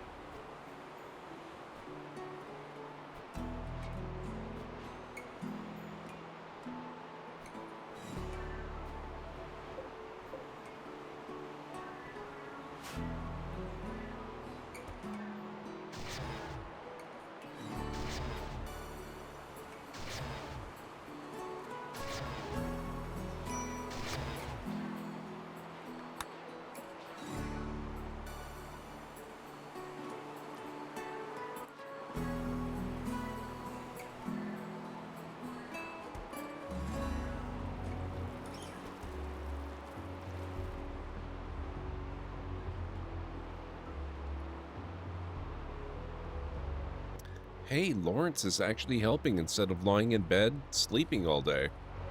Fantastic.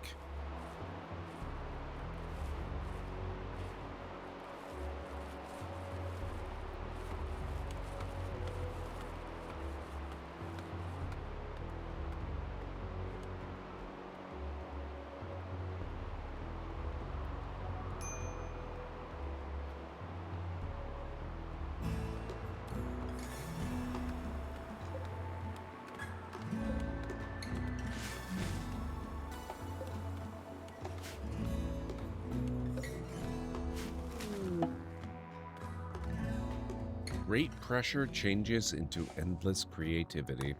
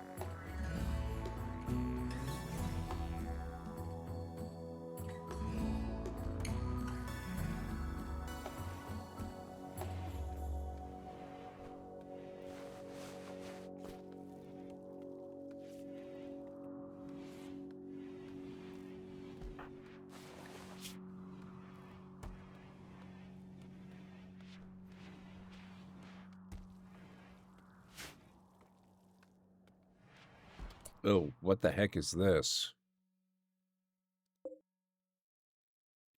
Arthropleura.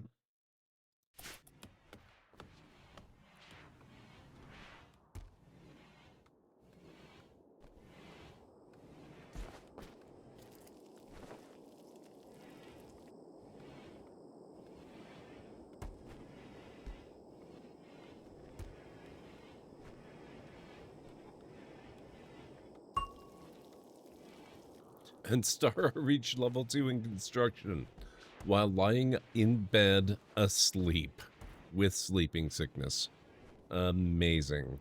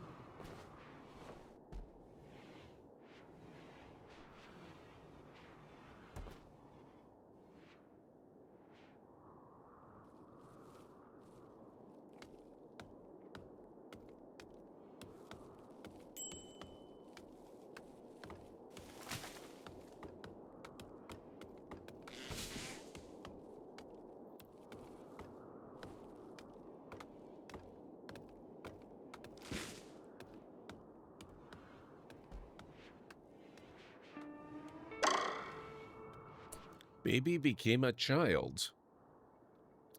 Baby has grown up and become a child. She is now old enough to do the following work: patient, bed rest, childcare, basic maintenance, clean, rearm, production, transport, mortuary, deliver, and haul. Children can do various types of work. As they get older, they become able to do more work types. They also do various child-specific recreational activities. Children need to wear special child-size apparel. By tradition, Baby, born to Alice and Stara Hodge of the Librarians and Freddie Kronos Hodge of the Librarians, is a colonist, but exceptions can be made. Should Baby remain a colonist? Yes. Also, please tell me that's not actually Baby's name. Baby Hodge. It is actually the name.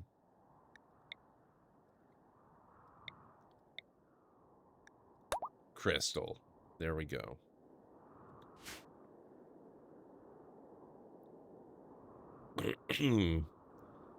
Okay, that means we have to examine Baby's or a Crystal's work priorities.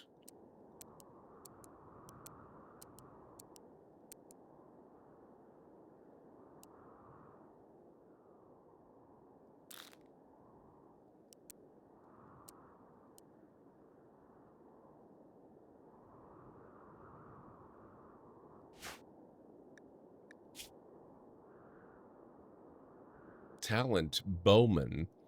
Crystal is naturally good at shooting things from afar. She can fight in close combat, but would prefer not to. Relatable.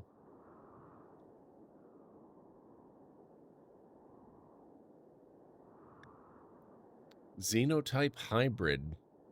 A unique human variant with a set of xenogenes that do not fall into any known xenotype. Very happy gene. Dead calm gene. Dark brown hair gene. Skin color gene. Fluff top ear gene. And a bright orange hair gene. Metabolic efficiency -3, hunger rate 175%, complexity 4. Wow, okay.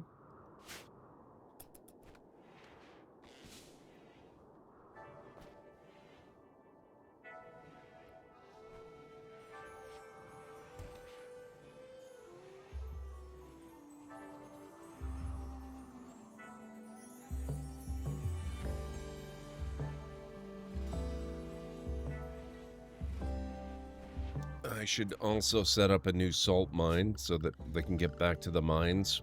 The children yearn for the mines, after all.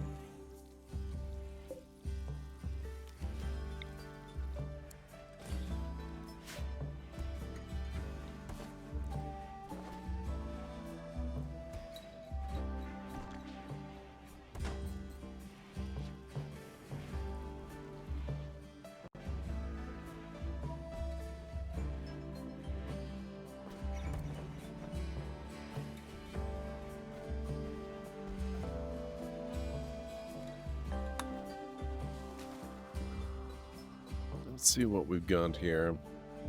Styracosaurus.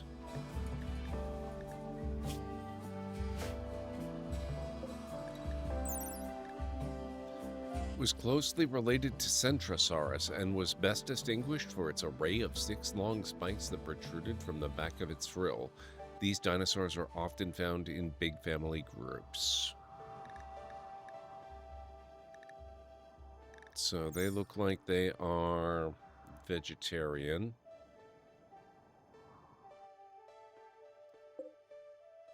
Meganera. Oh, okay, so there's a bunch of big predatory dragonflies around. Diplocalus.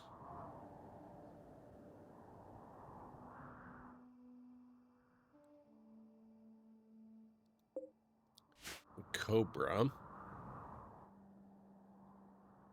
Alert, ad break coming up in approximately 3 minutes. Pachycephalosaurus! Alright, we have our next break coming up, guys.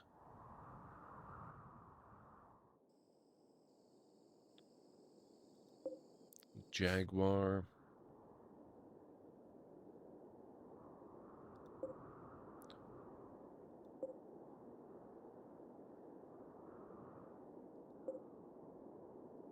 DG Moloch.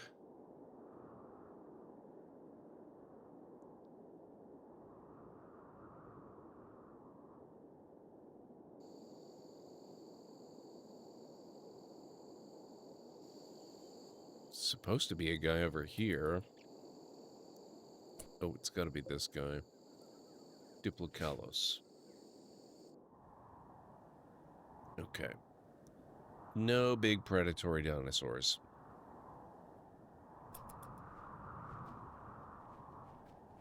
That is slightly disappointing, I gotta say.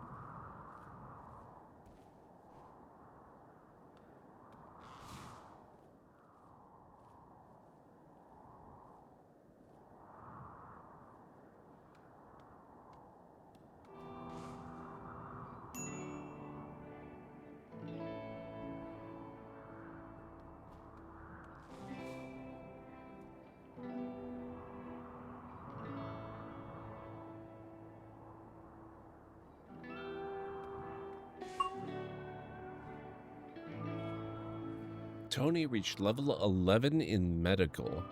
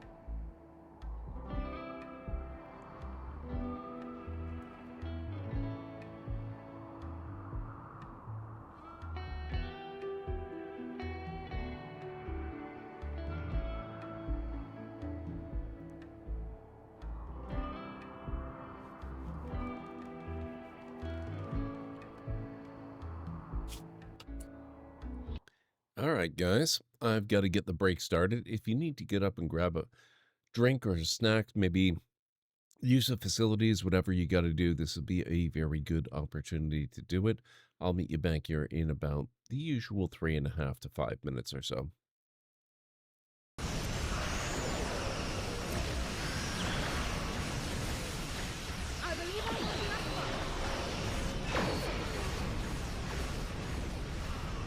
Oh, that's the ISS Enterprise F, I believe. Or is that the F or the E? No, that's definitely Odyssey class.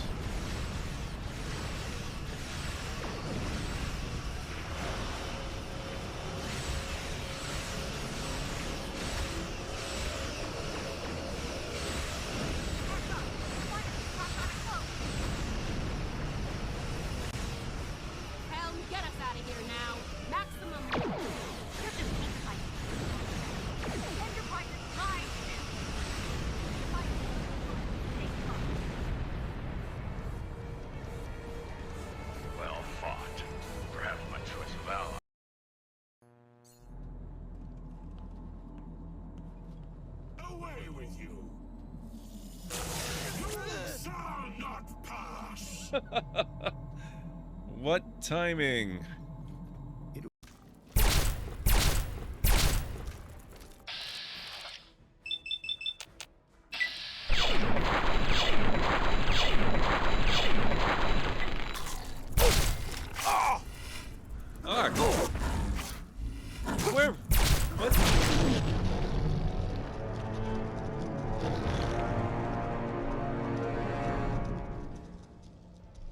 start to have second thoughts about this whole enterprise.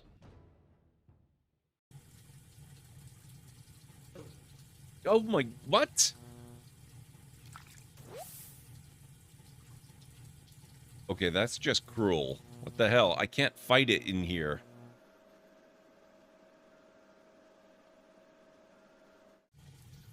Oh god, it's...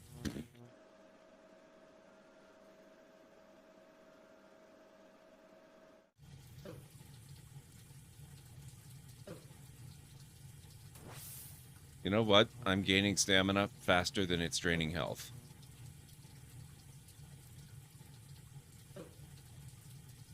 And in fact, it's restoring my health too, so this is kind of toothless. Oh. Riptech.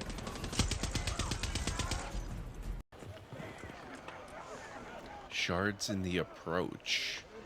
Oh, there's no way the shard is inside the castle, though. It's got to be around the other side. I vaguely remember the ocularum that we found it with.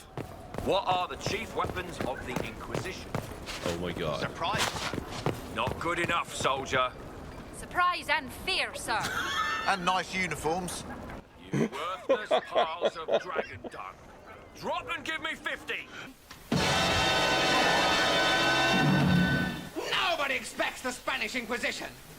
Amongst our weaponry are such diverse elements as fear, surprise, ruthless vigilance, and almost fanatical devotion to the Pope in nice red uniform. Oh, damn. Wait, whoa. Hang on.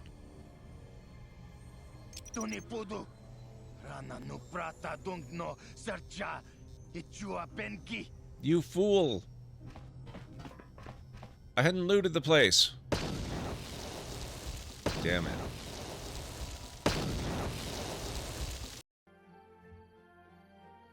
Looks like the water might be too shallow for the water wheel.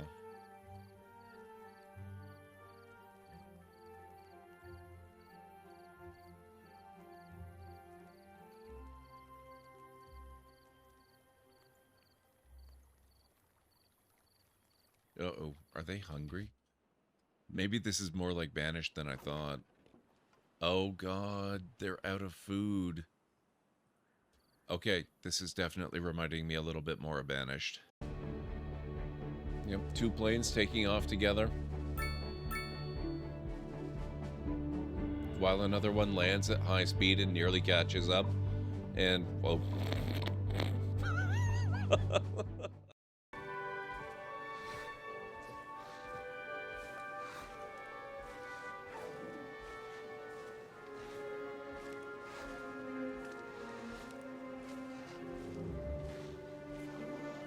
Oh, we have a thing.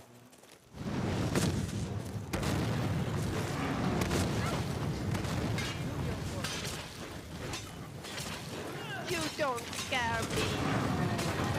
Ah! Oh god.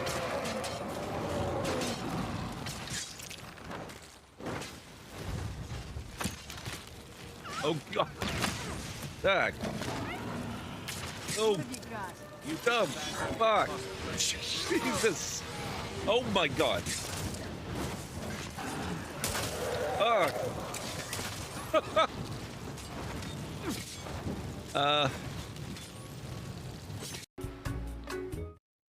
Okay, I am back.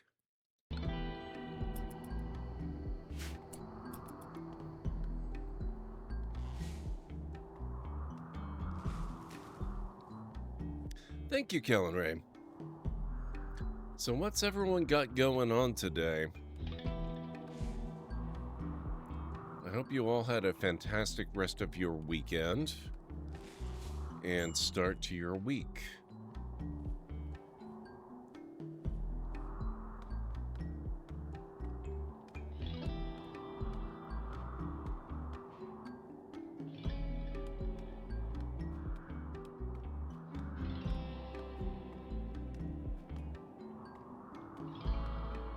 Slept when I could due to my back, and otherwise I am starting XCOM 2 again with some new mods. You know, in light of what happened with the whole Lamplighters League experiment, I'm kind of thinking XCOM 2 is looking pretty appealing.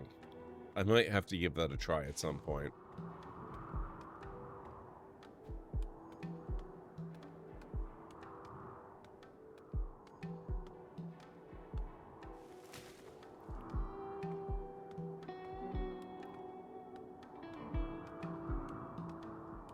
It would be a first, too, because I've never been able to actually play it before. I used to get blue screens of death when I tried it, but that was a lot of upgrades ago. I haven't tried playing it in a long, long time, and if I did have problems with it this time, I actually owned the complete XCOM 2, like the whole Mega Ultimate Bundle, on the Switch, so I could play it that way if I had to.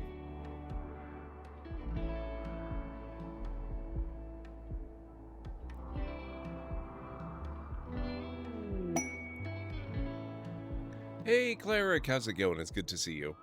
Been lurking a while, but thought I'd say hi. It is wonderful to hear from you. I hope you're having a fantastic day.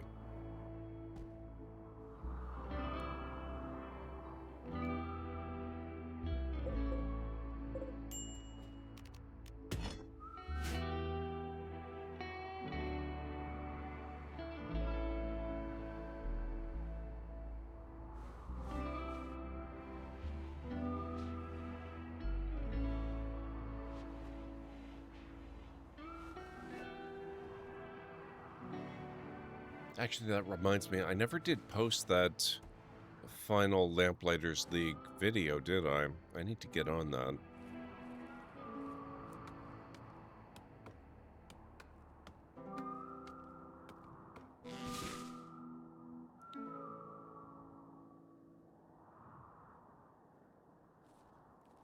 Watched a newish musical tonight and loved it. Oh, what was the musical?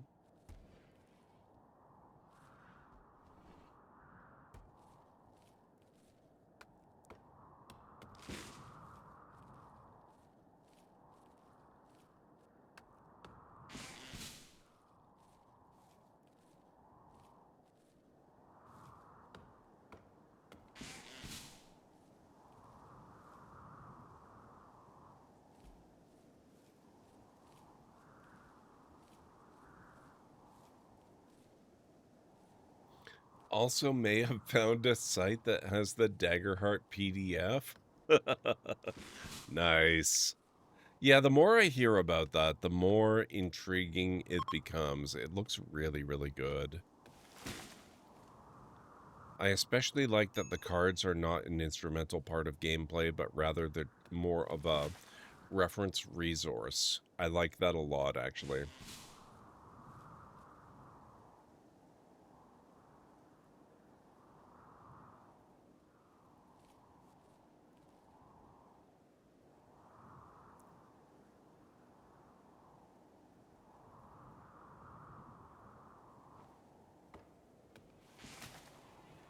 How we doing? JH, how are you? Immunity 83.6%, sleeping sickness minor 58%. Kronos, immunity 61%. Ooh, he's taking longer for the gap to widen. Sleeping sickness 52%, immunity 73%. Okay, so yeah. Everyone seems to be doing pretty good. What are these? Kentrosaurus.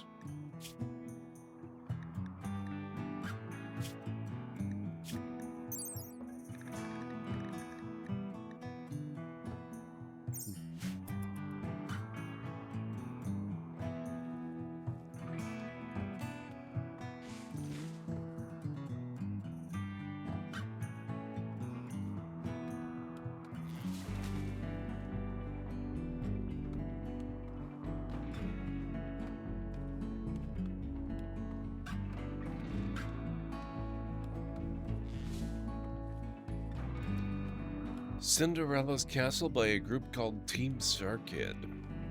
An original spin on the classic Cinderella tale, and it was really good. All 80s style rock music and had some amazing ballads and pop-style songs. The villains even had a fun song or two. That's nice. That's awesome.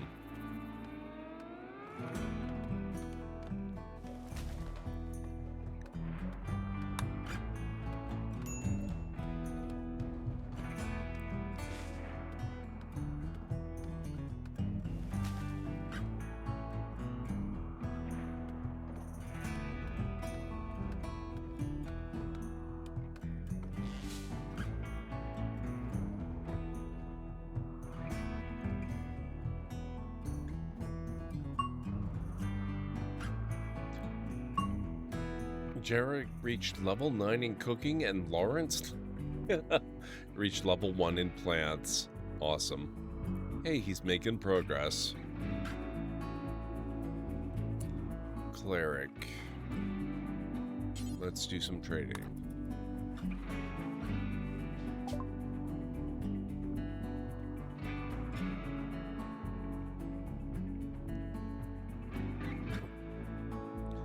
Once again, they do not want our chem fuel. They don't even want our rice. Irritating.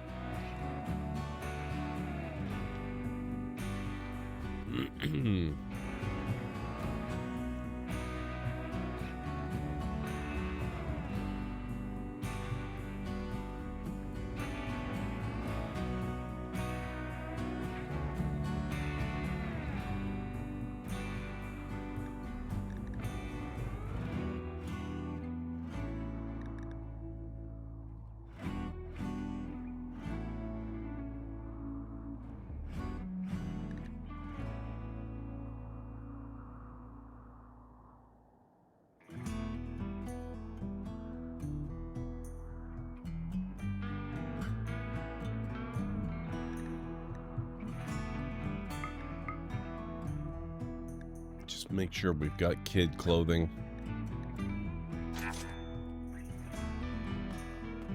I love a good villain song, and StarKid always does them so well. I can't say I've ever heard of them, but that sounds pretty awesome.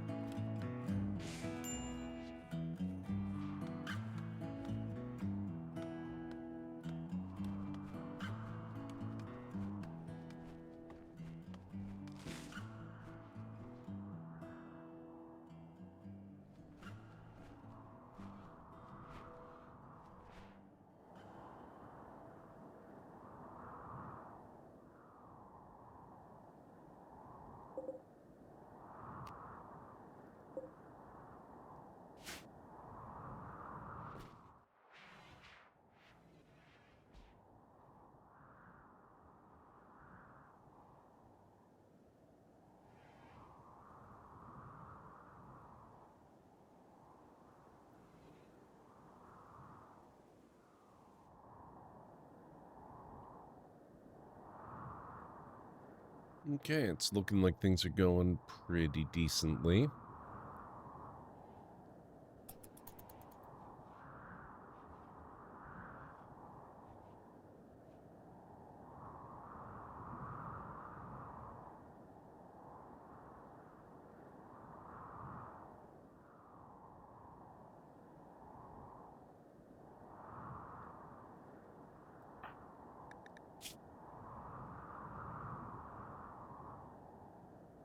Immunity 80.3%.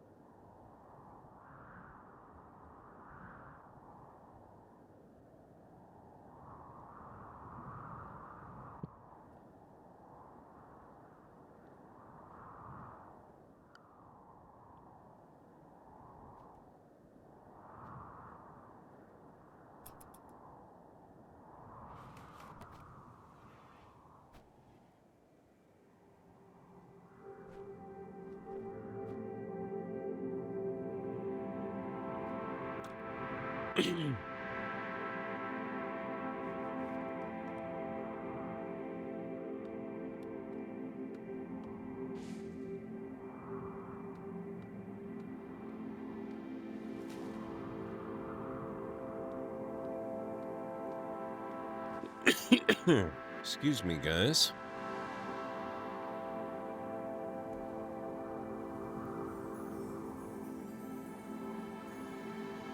So what's everyone got coming up this week? Any good plans coming up?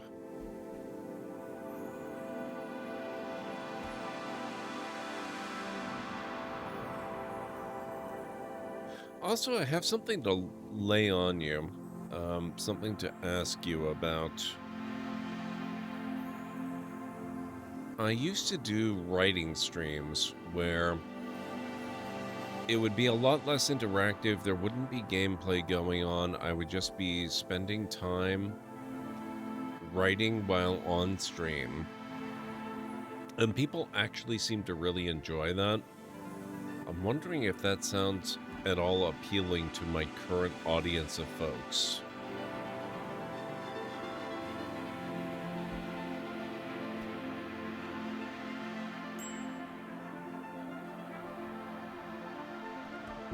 Effectively, yes, Calendar, or Cleric, yes. That's actually what prompted me to ask, because I've watched a number of Ashleena's streams lately, and she does a lot of co-working streams, where you can't even necessarily see what she's working on. She just kind of has lo-fi music playing in the background, and every once in a while she'll talk to chat.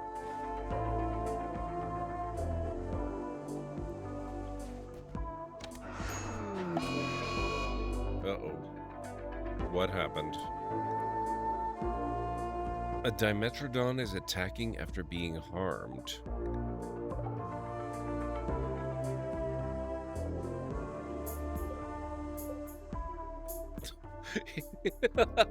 It's already dead.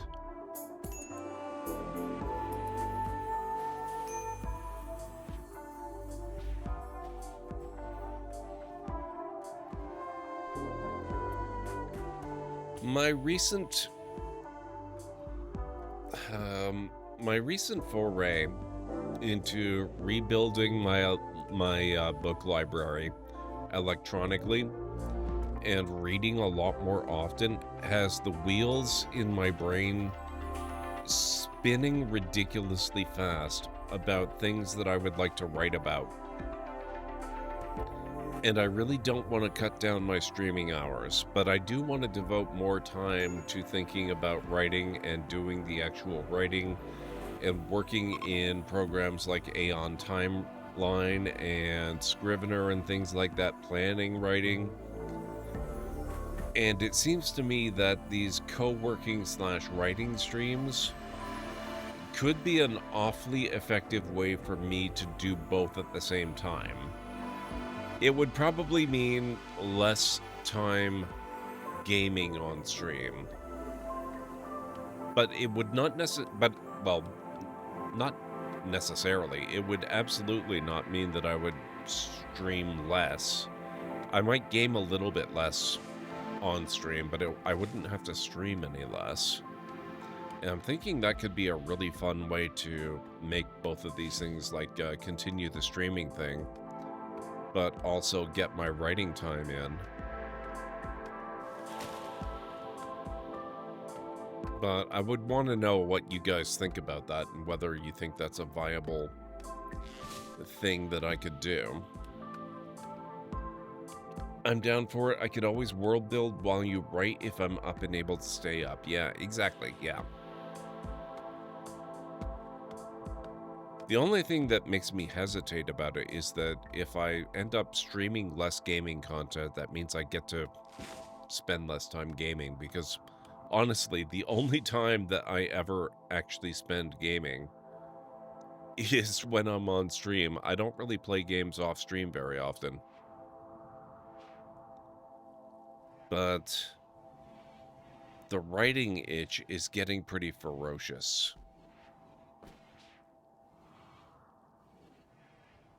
Could always do one co-working stream a week and see if it works. Yeah, I could do that. I could do that.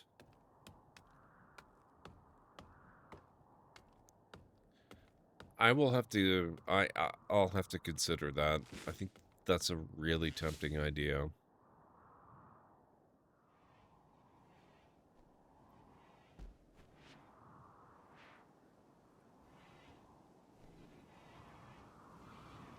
It does sound like you guys kind of like the idea, which is unbelievably encouraging, by the way. I was kind of afraid I would, you know, hear reactions of, oh God, no, please, no. But the fact that you guys sound kind of into it is kind of huge.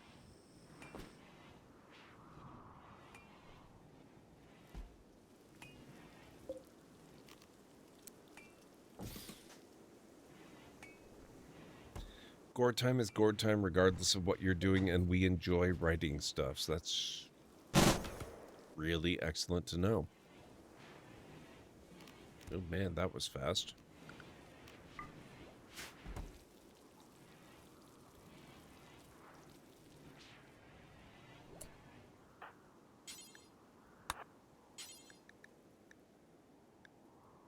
What do you mean no empty accessible spot? This should... Is this rotten? No, that's fresh. Oh, crap. Okay. It's because... Yeah, animal corpses. No humanoid corpses. No insect corpses. No mechanoid corpses. No entity or drone or automaton or robot or humanoid hybrids. Animal corpses are okay. There we go. I forgot. I changed my mods. That also means I probably need to change my butchering settings.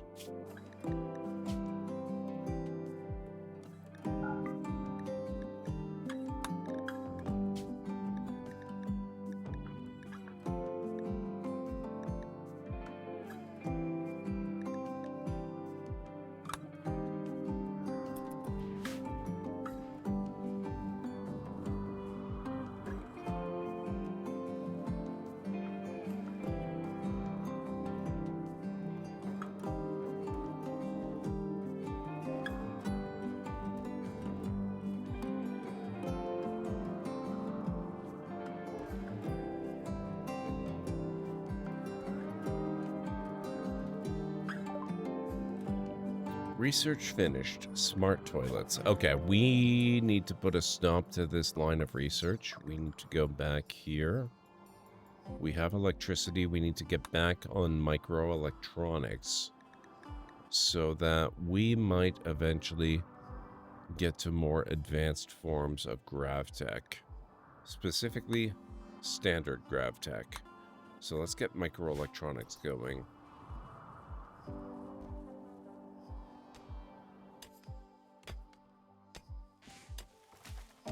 Oh, wonderful. People are actually recovering from sleeping sickness. That is wonderful news. You shouldn't just be allowed to do whatever you want in your own stream. What about what I want you to do the 5% of the time I'm here? It's good to see you, Mr. Sagi Roman. How are you doing? And don't you worry. I will still be doing my gaming content. Because streaming is basically the only time I have to do any kind of gameplay. Well, okay, that's technically not true. I also do the YouTube gameplay. But, even so, it's the vast majority of my gameplay. And so, since I really like video games and the majority of my life has been dedicated to video games, I'm not going to give that up easily.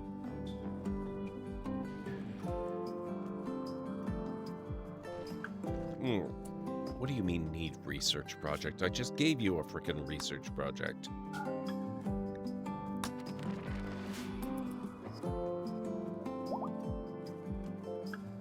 We have struck Jade.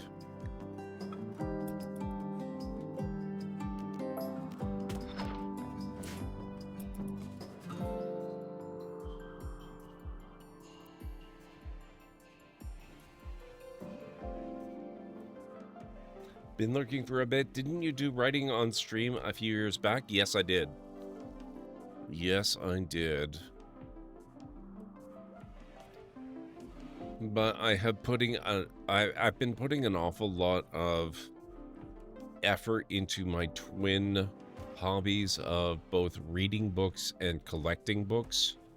And the two of those have been putting my urge to write into absolute frickin' overdrive. It's kind of nuts how badly I want to spend time writing things, because I have this whole growing universe of ideas in my head that I want to get down into electronic form. And it's been spurred by a number of things, not just my reading and writing and collecting stuff. It's also been like seeing things like, you know, Mo Wanders. I don't know if you guys know this. That's Tea with Mandy's husband. Has published a number of books lately. He's two, I believe. He just published his second book lately, and it's been going really, really good for him. So all of that kind of stuff has just been adding up in my head and making me think, what the hell am I doing? Writing is the thing that I am best at in this world. My entire brain is tuned for it. How am I not spending more time actually making use of this advantage that I've got over most of the population?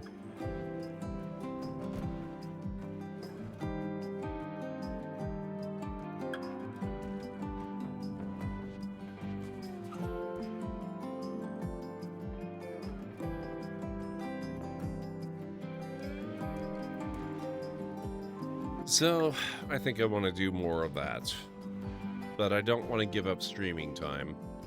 So if I can do the two at the same time, that's a win for everyone as far as I'm concerned, as long as people want to see it.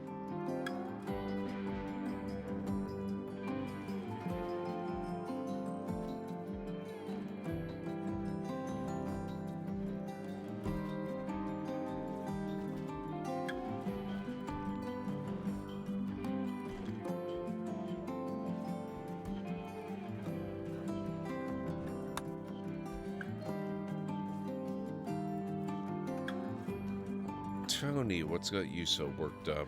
Alcohol withdrawal, huh?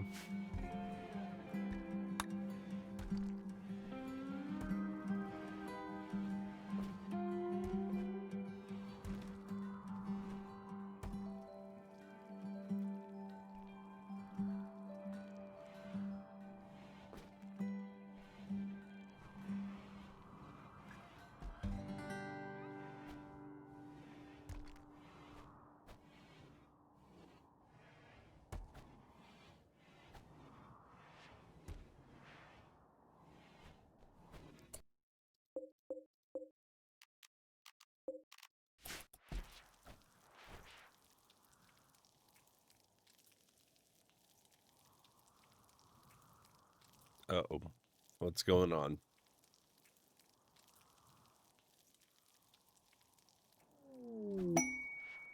Peace talks with Brinro.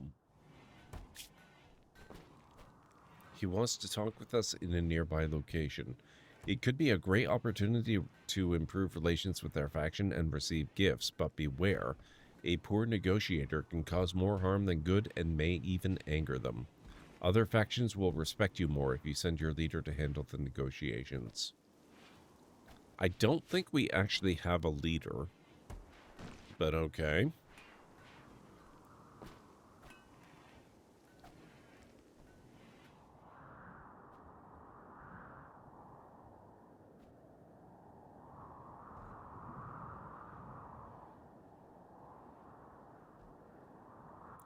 If I was to write a book, it would probably be in the first-person perspective of a troll or an orc. One-syllable words, broken grammar, low word count, maybe crude drawing. I don't have a large, what do you call it, set of words to use to tell things. It's actually funny you should mention that. I actively avoid books that are written in first person, which is kind of unfortunate because my understanding is that they're becoming more and more popular, but I really dislike it. I really don't like first-person writing. I can deal with it for something very short. But I would not be able to read an entire novel that was written that way, I don't think.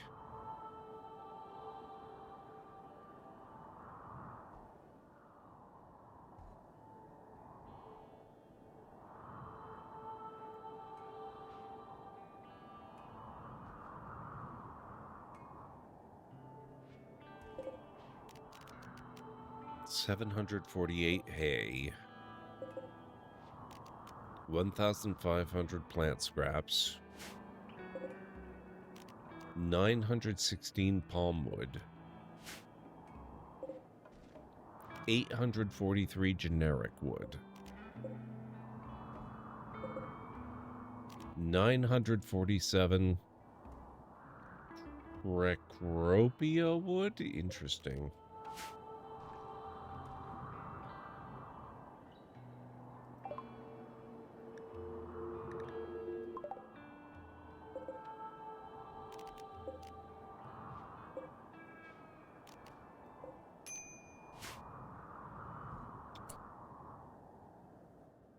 Oh, crap.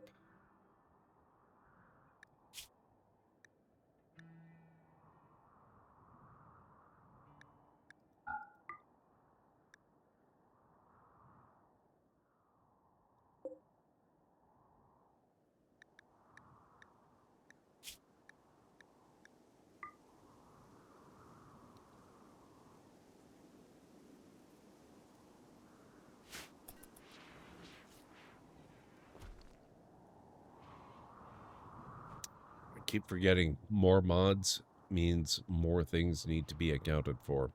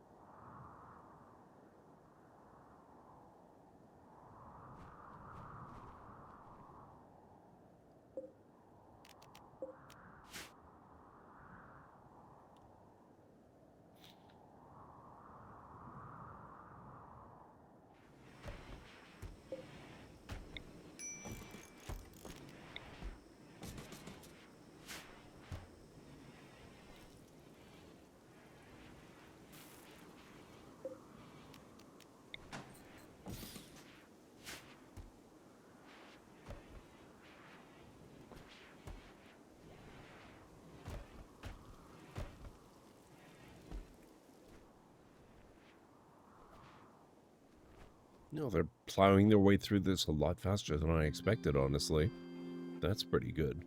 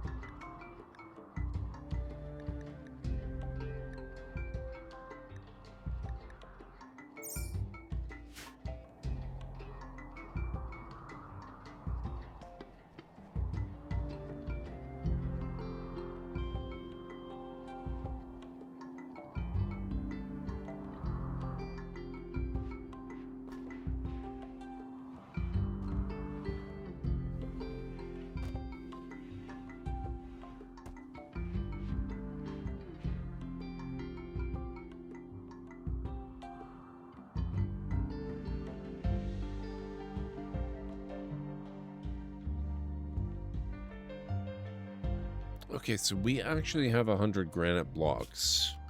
There was stuff we needed to make that required granite blocks.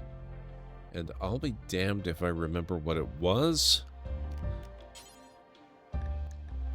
But we do want a granite milling stone, so let's put that in.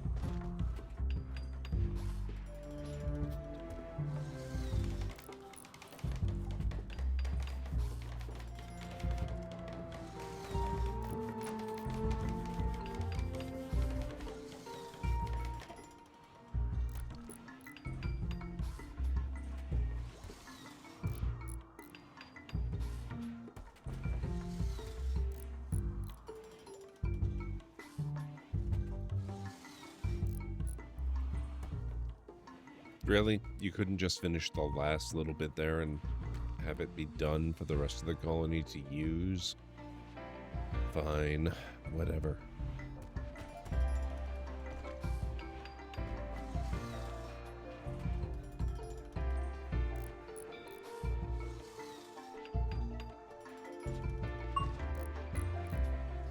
Jerry reached level 1 in construction. Nice. All right.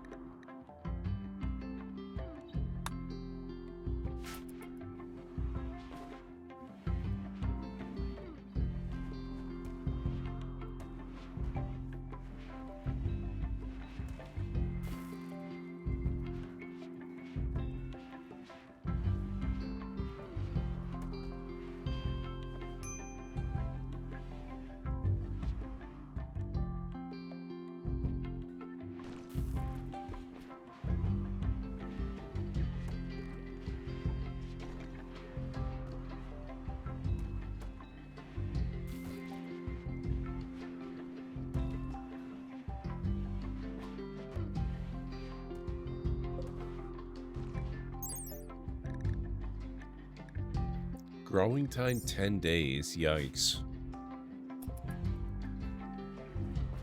So neutroamine is going to be kind of pushing our limits there a little bit.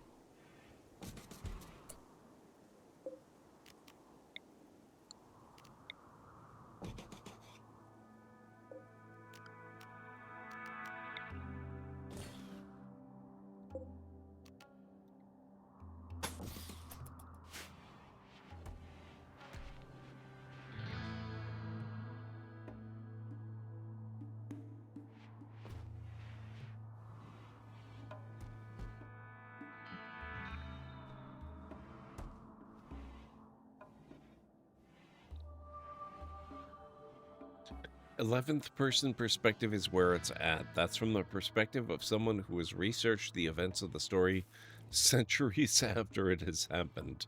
It's usually full of misinformation and assumptions thrown together from secondary sources and a few primary sources. See, that sounds a lot better already.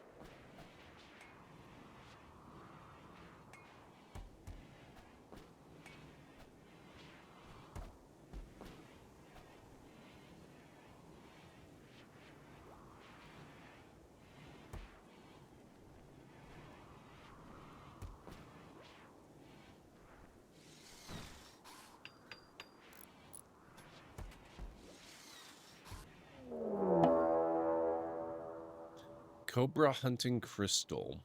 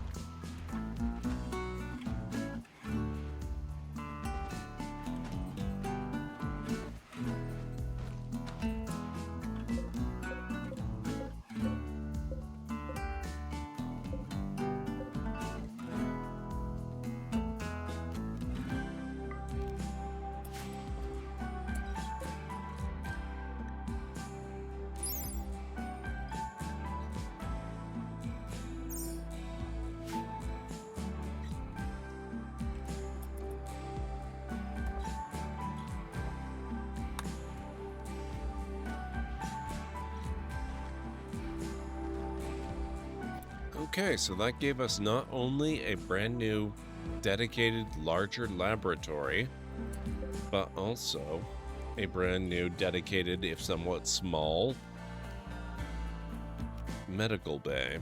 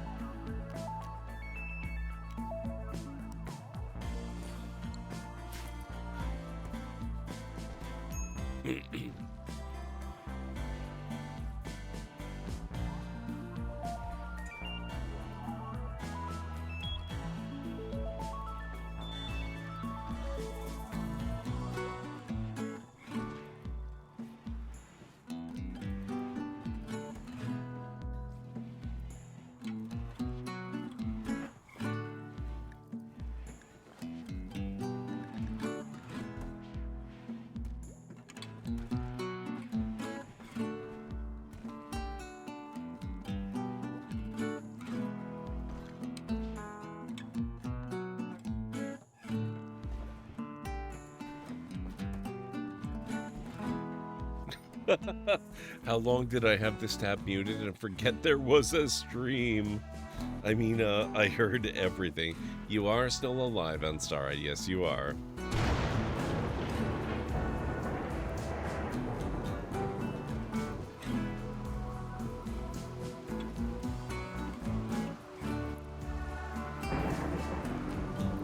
I knew that. I was testing you. I kinda suspected. We're in dinosaur country now. We're trying to grow some neutroamine. We just had the child. The daughter of Anstara the First has grown up and is no longer a baby. She's now a child named Crystal, and she was hunted by a cobra that was very quickly turned into leather belts, I assume. Or something, at least. Probably just food. I was wondering if Old Me's daughter lived. Yes. She is now capable of actually doing work in the colony. Oh, and we just built an ENIAC, believe it or not. And we're in, like I mentioned, we are in actual dinosaur country, which is kind of cool.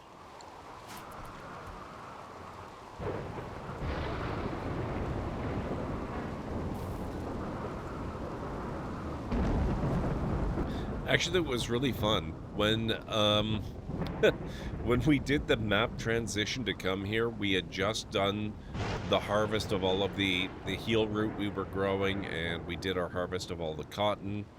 We were working on, but didn't get to finish the strawberry harvest. We had a raid come in, and the raiders were literally on the map and making their way up to attack us when I hit the launch button and we took off and just left them high and dry with nothing left to attack. It was pretty awesome.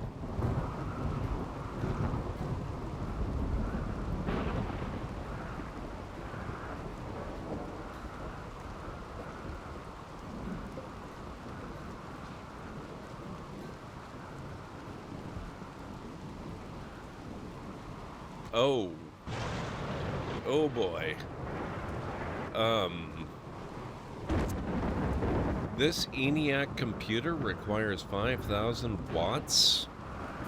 These batteries are draining really, really quickly. I don't know if I want to keep this particular improvement to the research lab online, actually.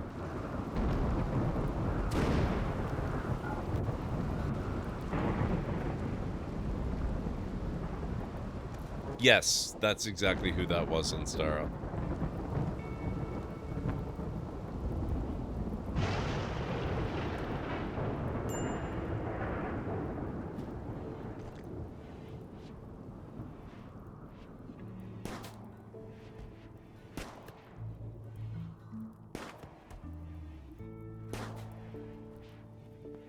Okay, what are each of these solar panels capable of generating?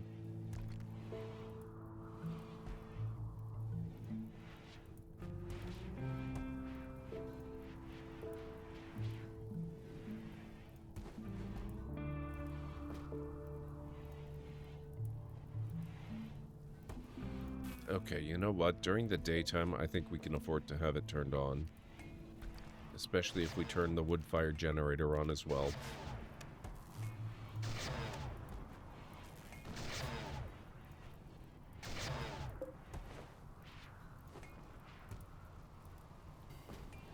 Yeah, okay, it's gaining power again. But man, the ENIAC really sucks down the juice.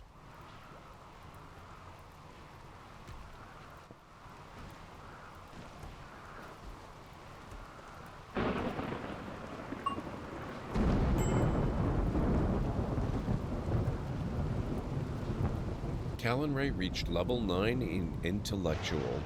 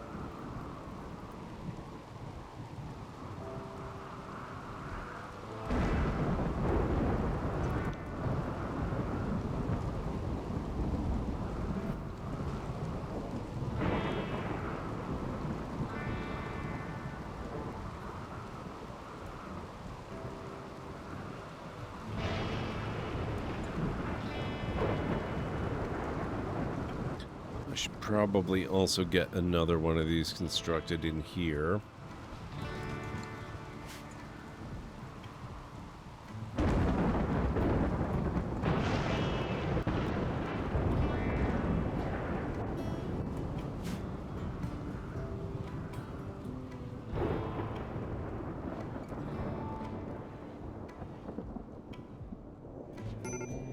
Alert, ad break coming up in approximately 3 minutes. Yep, sounds like we're just about due for another break, guys.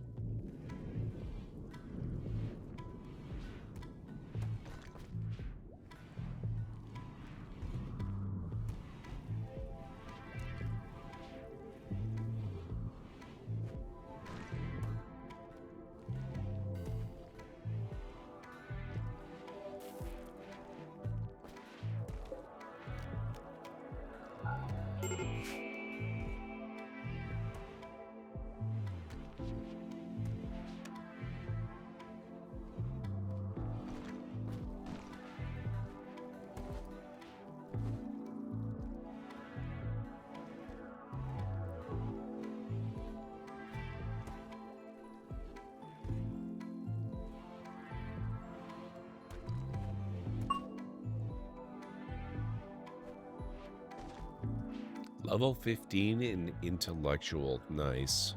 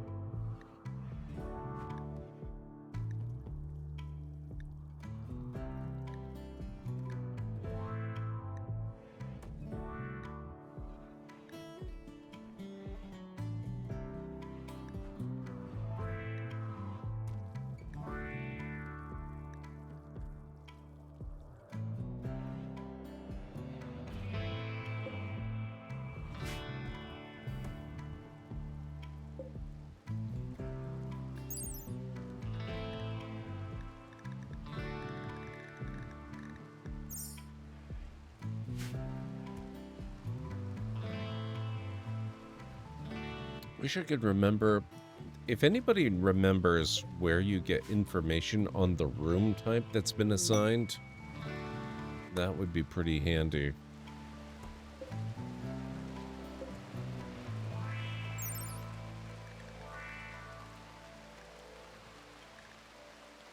Immunity gains back factor 107%. Rest effectiveness 108%. Surgery success chance factor 111%. Nice.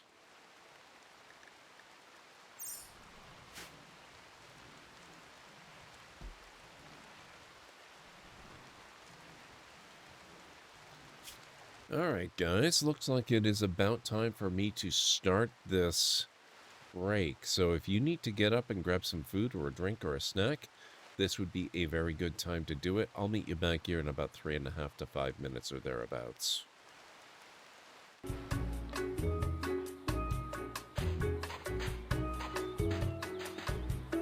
I don't know where we're going with this. I'm a little nervous.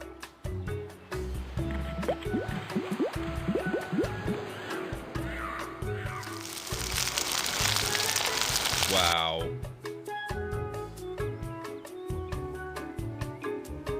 Because of his sunburn, the map on Palado's back is peeling off. Oh.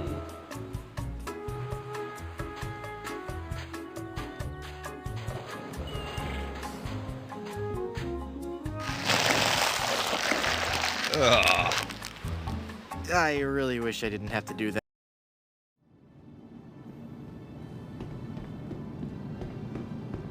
I was also looking at Star Citizen. Maybe you'll try that next week. Very nice, Jim. I've been having fun with it so far, even though I've never left this city, let alone this planet. So, this is my fancy ship that I got with my old AMD R9 video card that I actually started streaming using. And then few years ago. I upgraded to the 1080 and haven't used it since. But I got this ship at the same time that I got that card. This is a racing ship. It has no cargo capacity at all. So it would be very difficult to try to make any money with this.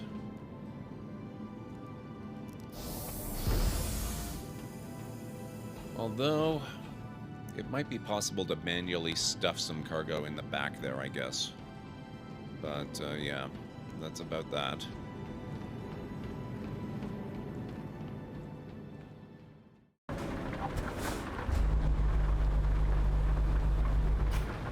Oh, they almost left it clear for me to get through here.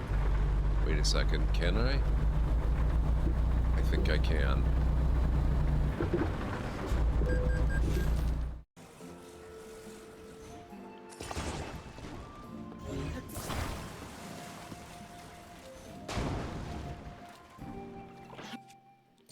No.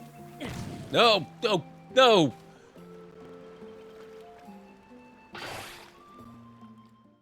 You'd think they'd be suspicious of a little flying helicopter like this buzzing around.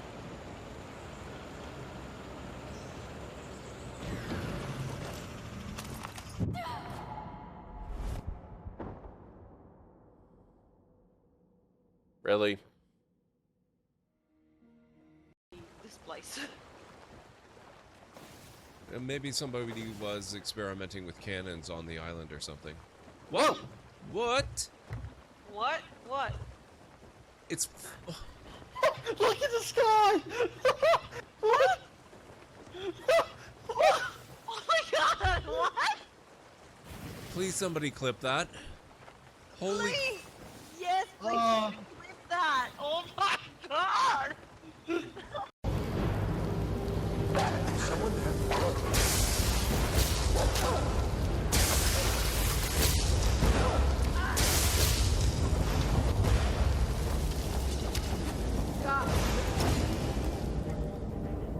You guys handle the fighting. I'll just be here looting.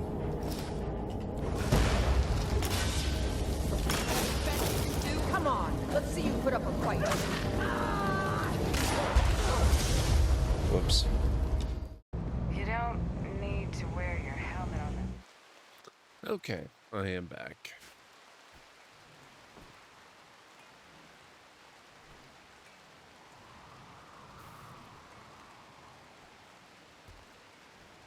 Thank you, Callan Ray.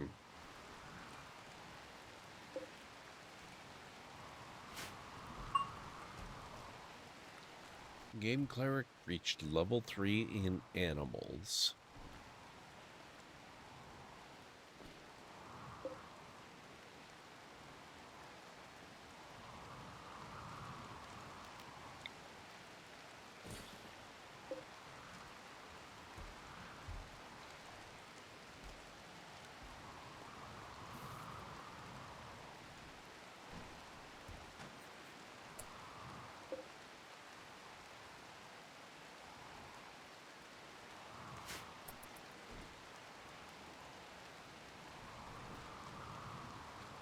Oh, right, trade caravan.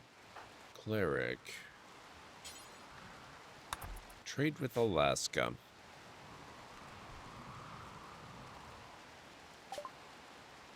I don't suppose they have any interest in... Nope, they don't want chem fuel either. What do they have? We might maybe want to buy some stuff off them. Droid brain. A standard droid brain. Charge pack full. Consumable cells of energy used by automatons to recharge. A strong chitinous shell taken from a crustacean.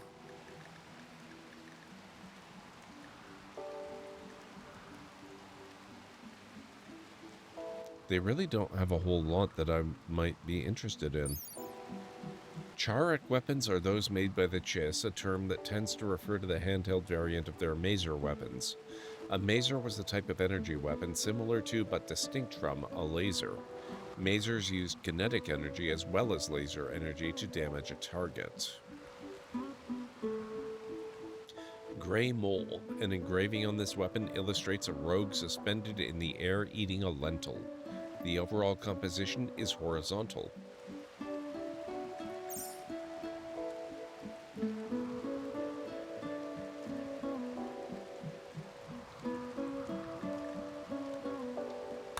Thanks anyway.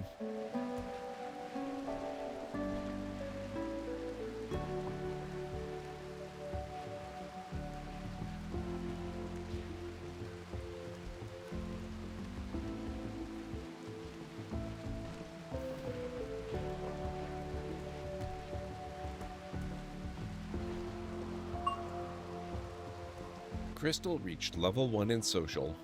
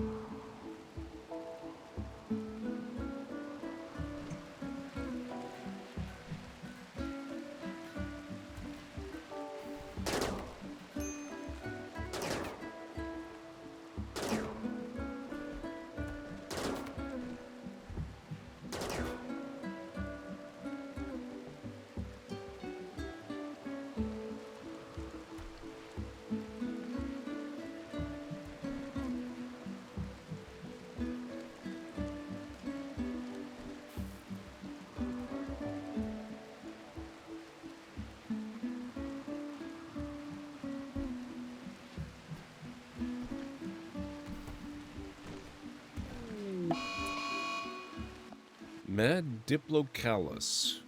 A local Diplocalus has gone mad. It will attack everyone it sees.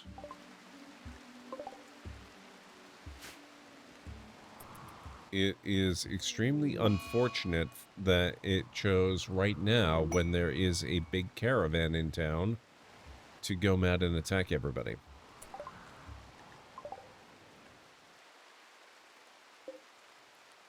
Cloth brimless hat. Orange hyperweave dino hat. Carney.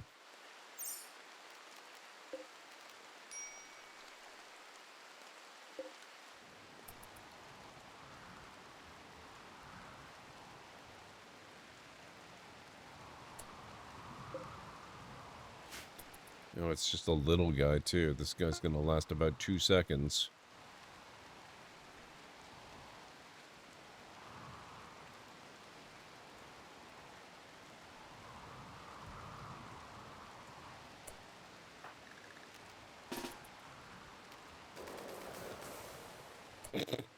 Or less.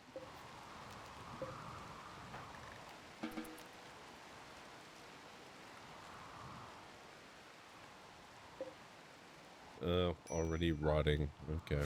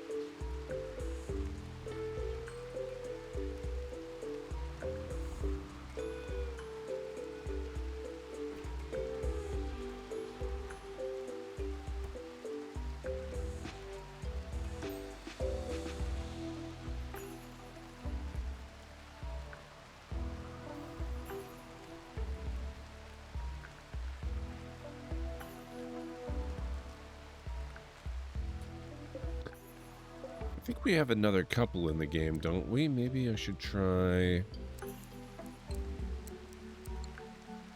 remaking this bed or making a new one.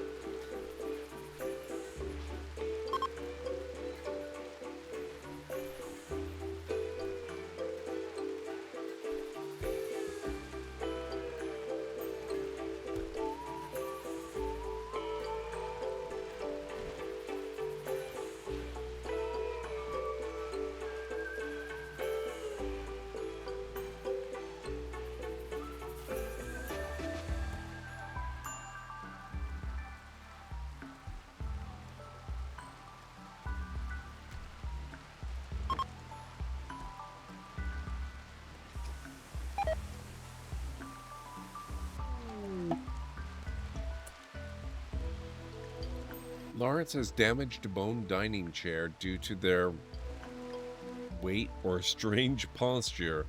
Intercepted communications indicate the abandoned biotech lab has been scavenged by others.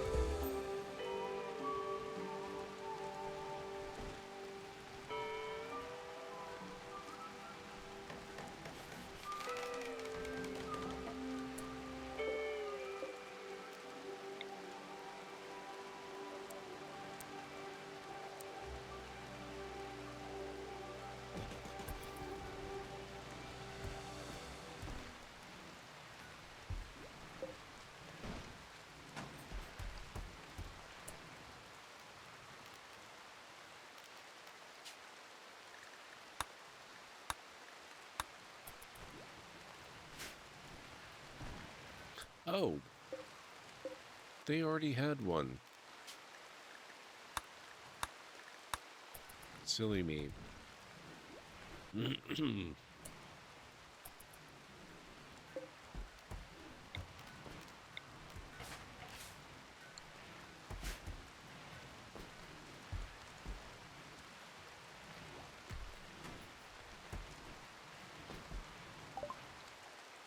Microelectronics finished.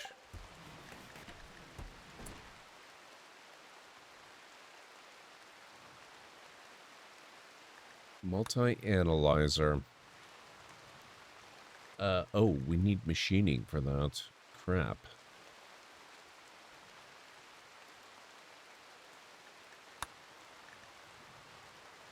And to get machining, we need lathe. How do we get lathe? Where's lathe? If you're going to make it a prerequisite, you should... it needs to be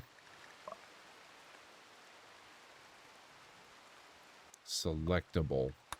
Here we go. Oh my god, are you kidding me? To get lathe, we need electricity, which we have, and we need smithing.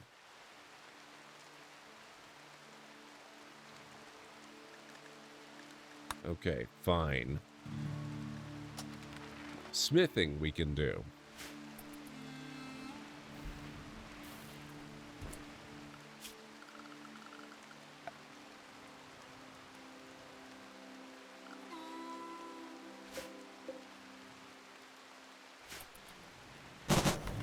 To get smithing, we just need to research.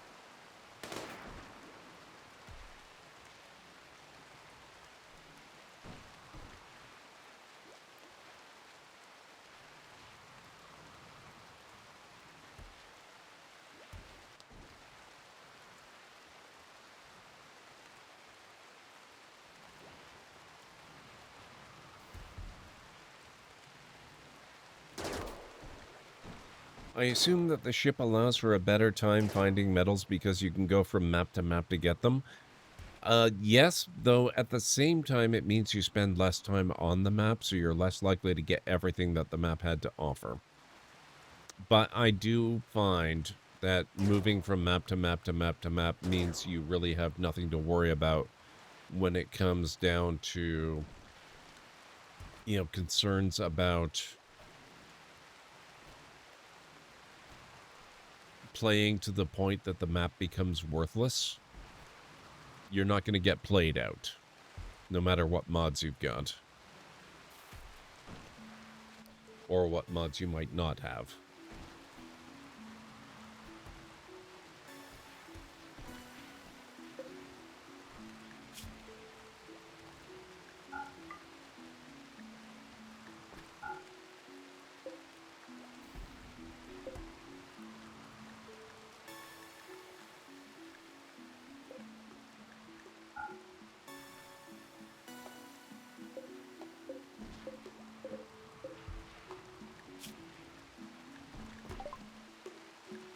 Smithing is complete.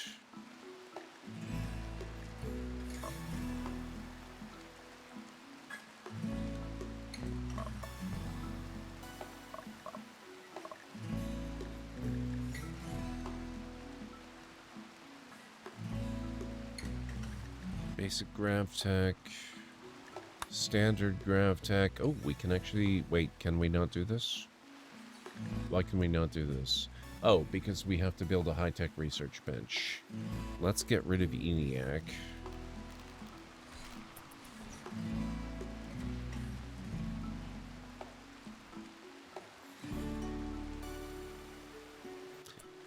Actually, you know what? Let's uninstall ENIAC instead of deconstructing it.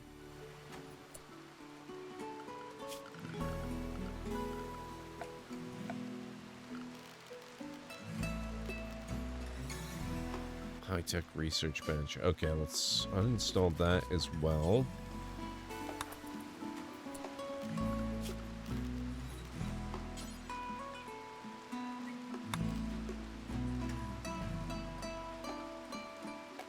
It's actually quite small.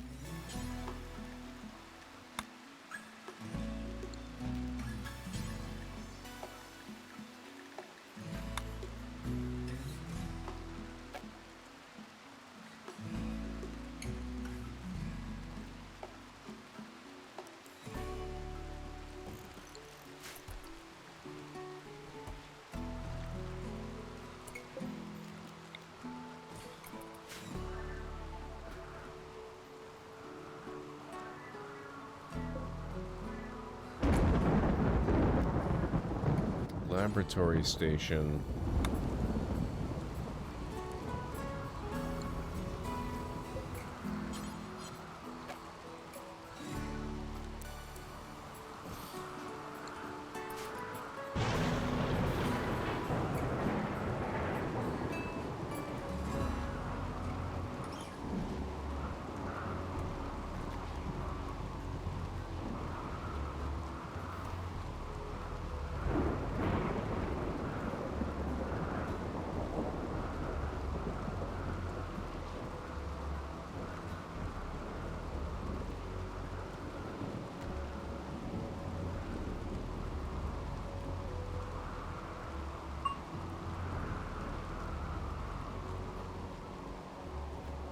I have not, Mr. Soggy Ramen, although since I just went to the optometrist a couple of weeks ago and got my new prescription, I should probably get the prescription inserts for my VR set. That would make it a lot more appealing to use.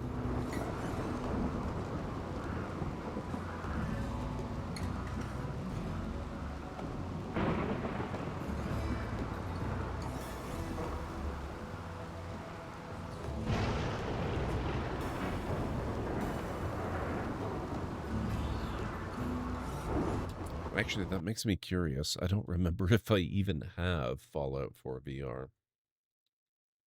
I do. Interesting. I really like Skyrim VR, which means Fallout 4 VR is probably equally amazing.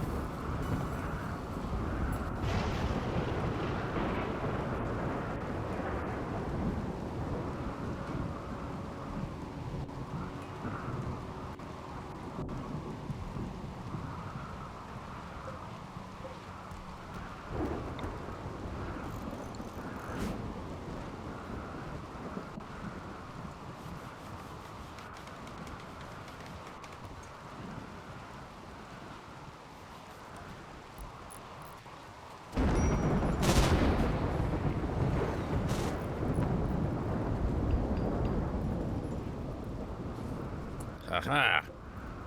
High-tech steel research bench.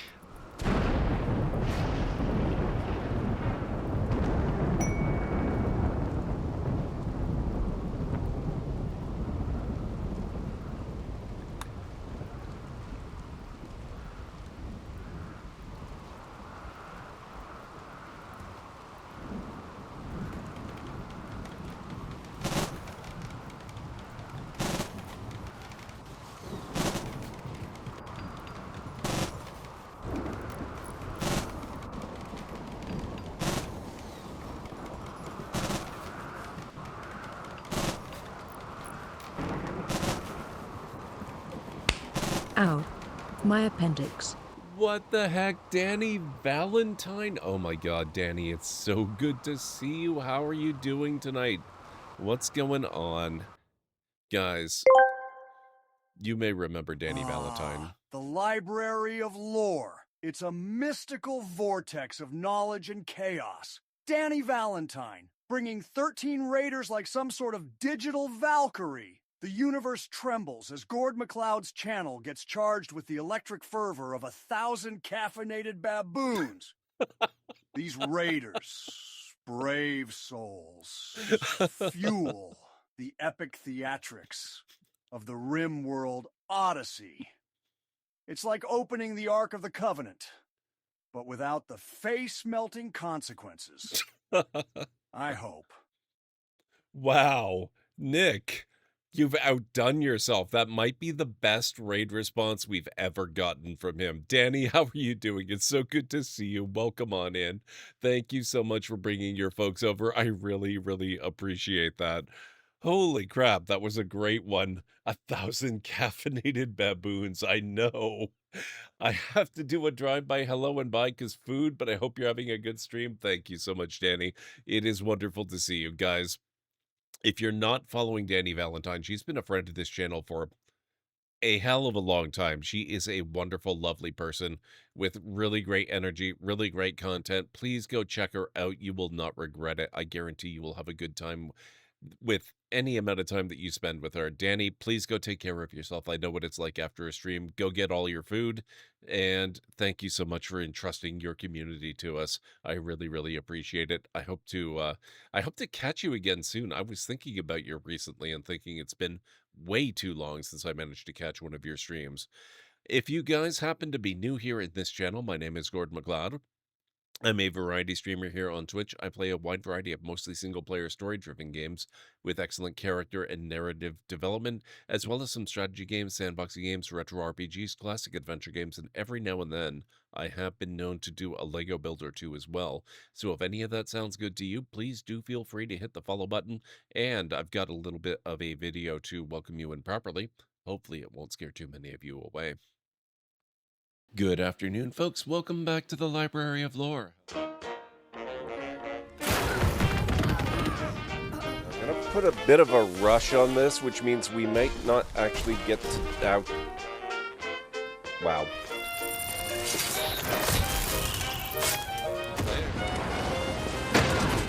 Gotcha. Yep, that is totally a thing that works in real life, by the way. Deal with this. Dealt with.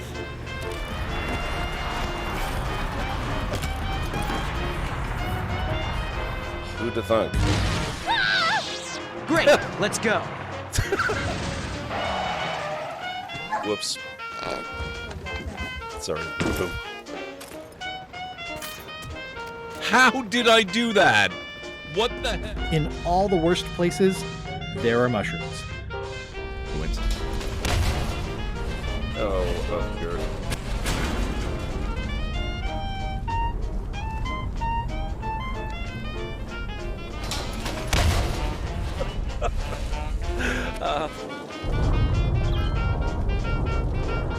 Exterminate! Exterminate! Oh my god. And cut that out. Oh, that. Oh my. Ow.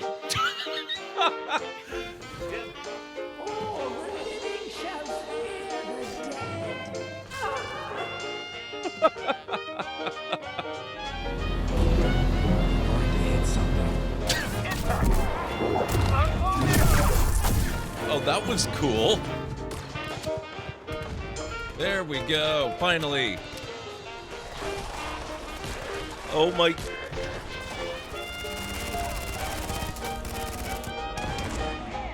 Wow.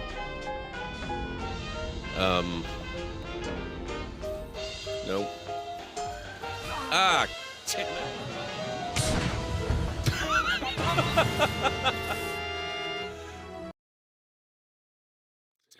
There you go. That's a little bit of a preview of what you can expect around here. Thank you all so much for being here and hanging out. I appreciate it. Welcome on in, Obi-Wan 298. It's good to have you here. I hope Danny's stream went really well. I understand she's probably gone off to grab some food by now. That's totally fine. We are playing some RimWorld this evening. This is one of my all-time favorite games. I have thousands of hours in this game, most of them on stream. We're trying out, well, I say trying out. We're playing the new Odyssey expansion for the game. This is, I think, stream number 7 with Odyssey, so I think we're past the trying it out phase at this point, and well into just really, really enjoying it. Oh, need research project, right. Okay, hang on a second here. Standard GravTech. Let's see if we can improve our GravTech a lot in life here.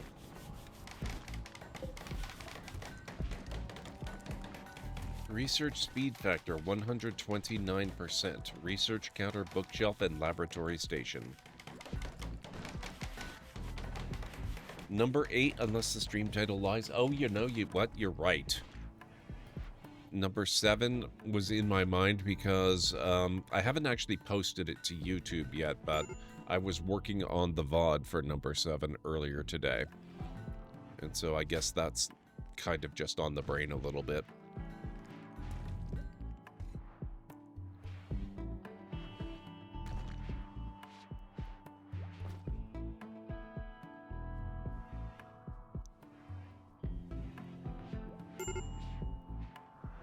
Fire, huh? Oh. Yeah. Not too concerned about that, honestly.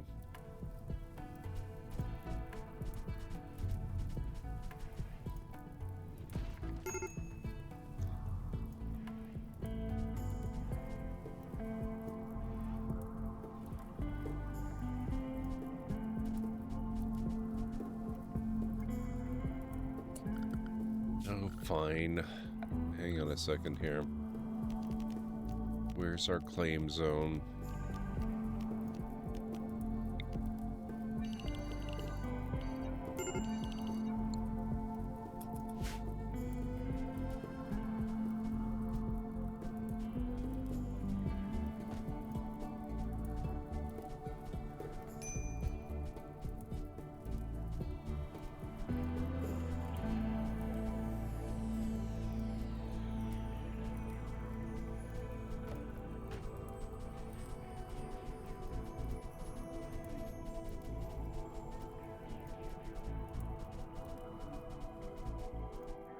There we go. Colonist needs rescue. What the heck? Oh, Lawrence.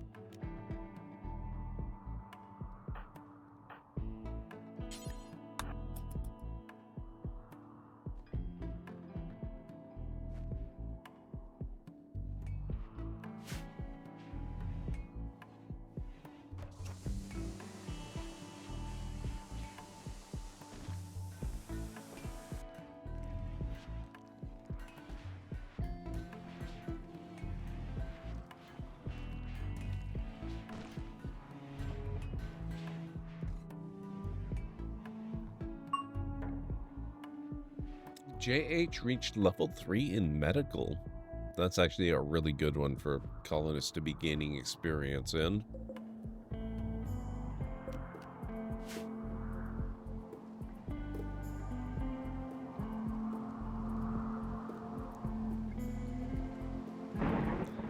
So for those of you who are maybe new here and don't know the ins and outs of the Odyssey expansion, it's occurring to me that some of you might not even know the ins and outs of RimWorld itself, but RimWorld is a colony simulator, and you know you're doing an okay in RimWorld if you're not dead yet. But I say yet very specifically because if you're not dead yet, you will be soon.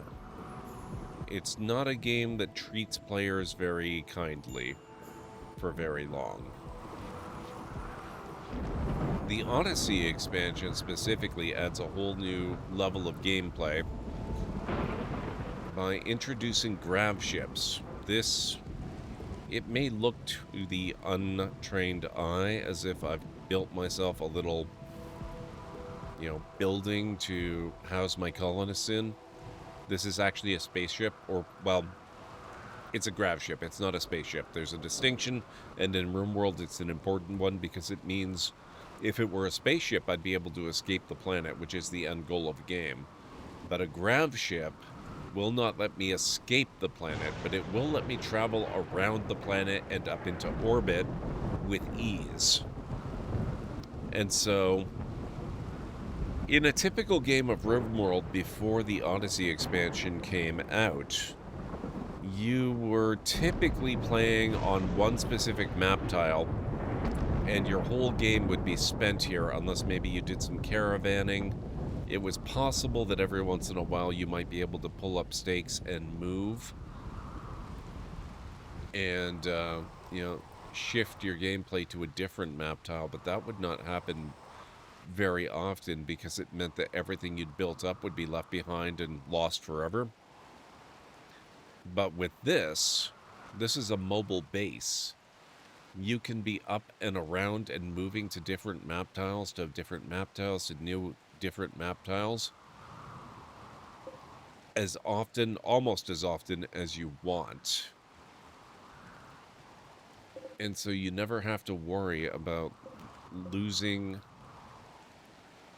a lot of pre-built things that you've worked hard for, because all that stuff presumably is coming with you.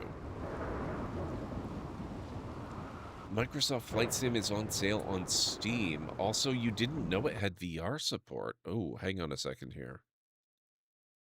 What kind of sale are we talking about? Microsoft. $31. Oh, okay, $31 is the 2020 edition though. What's the 2024 going for?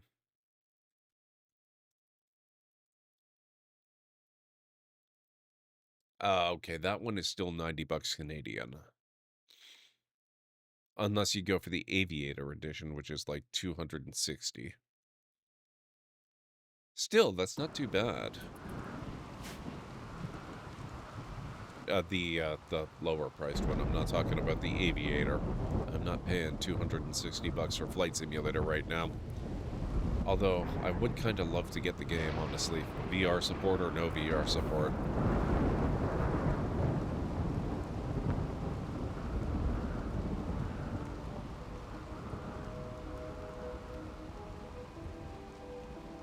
Yeah, there are different editions of it. Although, it's worth looking at what the differences are, because the vast majority of the improvements are in the 2020 edition. It might still be worth getting that and then waiting for a cheap upgrade to the 2024. Because 2024, if I remember correctly, it does add some pretty awesome stuff, but I don't know that it's stuff that you couldn't necessarily live without, especially if you're just, you know, holding off until you can get an even better price on the upgrade. Would love to download a terabyte of map data. I mean, honestly, yes, I would love to download a terabyte of map data. For the kind of use they're putting into it, yes. Yes, I would.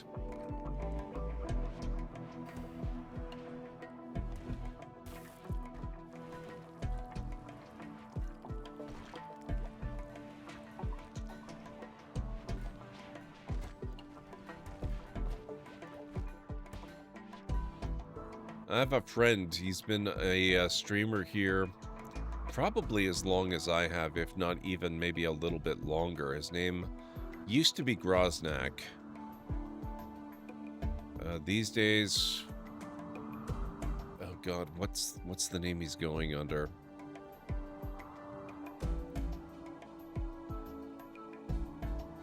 Vograk or something. Anyway, he changed his name a while ago. It was actually quite a long while ago, and I still can't get a handle on it. But he plays a lot of Microsoft Flight Simulator. I was hanging out in his chat for a while the other day, and he was doing a lot of missions in helicopters and stuff, and it just looked like a really, really, really fun, chill time.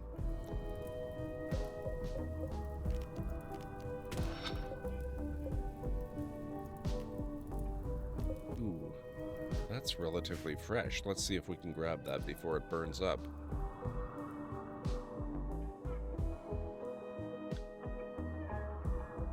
If I'd have to download a terabyte of map data, I might want to get another SSD. Yeah, well, thankfully as a streamer, I plan ahead for that kind of thing. I kind of have to. And so I do have a lot of SSD storage available to me for games. Specifically for streaming and whatnot.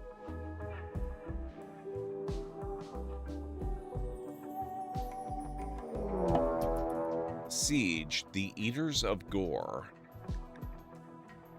A group of raiders from the Eaters of Gore have arrived in transport pods nearby. It looks like they want to besiege the colony and pound you with mortars from a distance. You can try to wait them out, or go get them.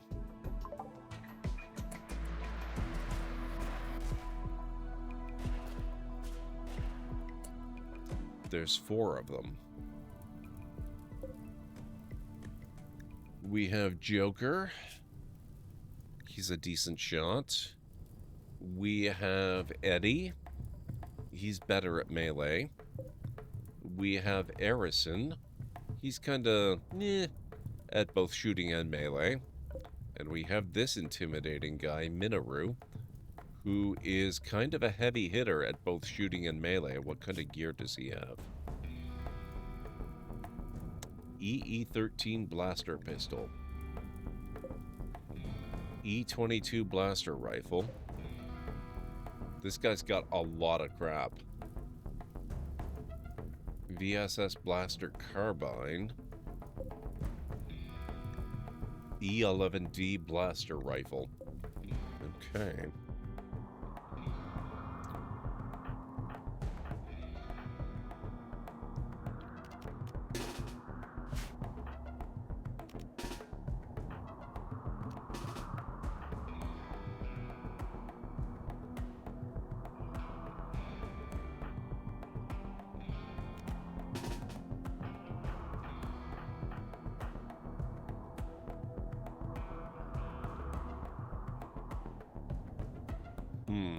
We really don't have any good ambush locations, do we?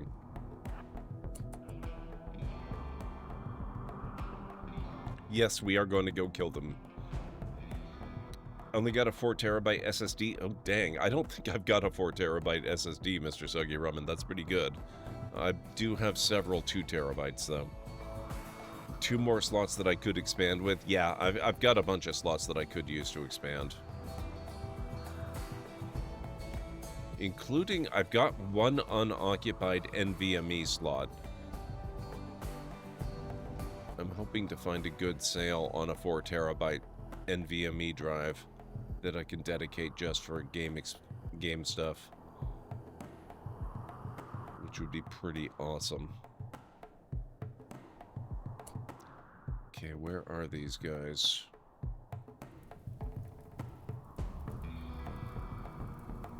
Wait a sec, where are they? Are they... What?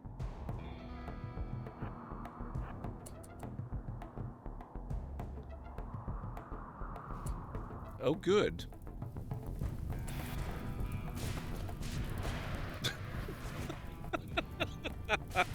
Oh my god. There he... Good show, guys. Your foresight is astounding.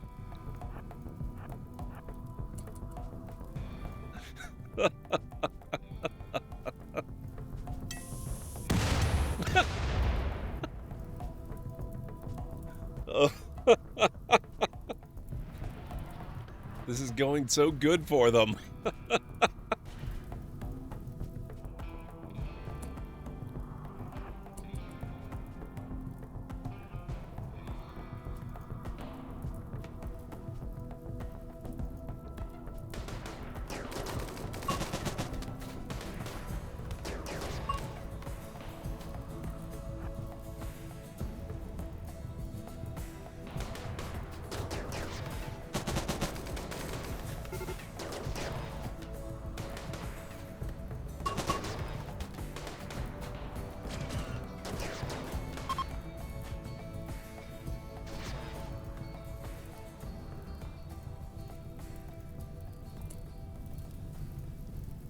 Oh, man.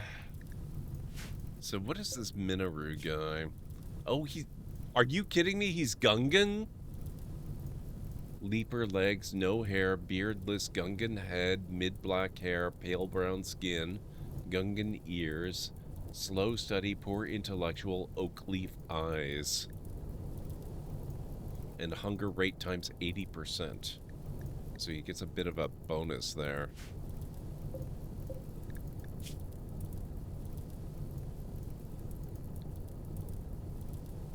Oh, geez. Shooting and melee. Animals and social. Those are all he can do. I was wondering if I should take him captive, but I don't really desperately want to, I don't think.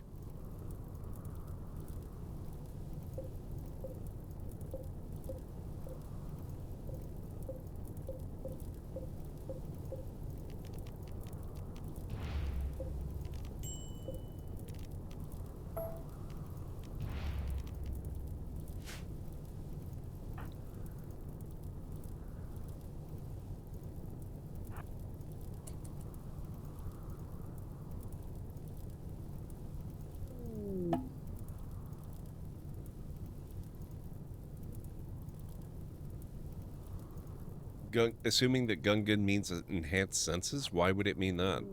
Oh, he escaped. Fleeing fire. Oh, pyrophobia. Oh, I'm sorry, cleric. That's gotta be awkward for you.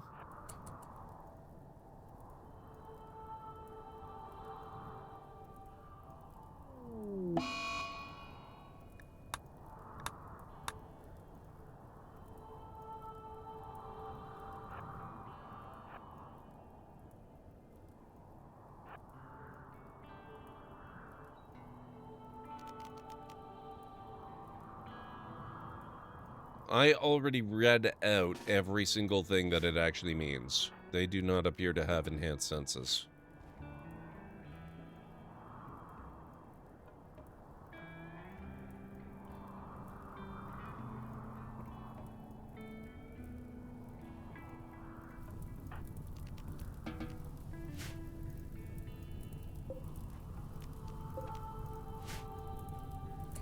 Actually, cancel that. Missy? No, don't capture.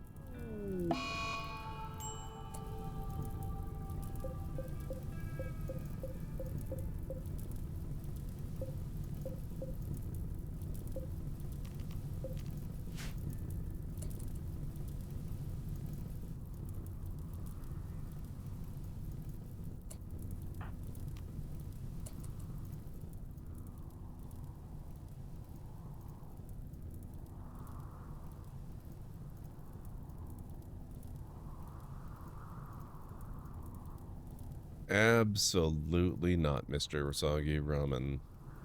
That's not happening.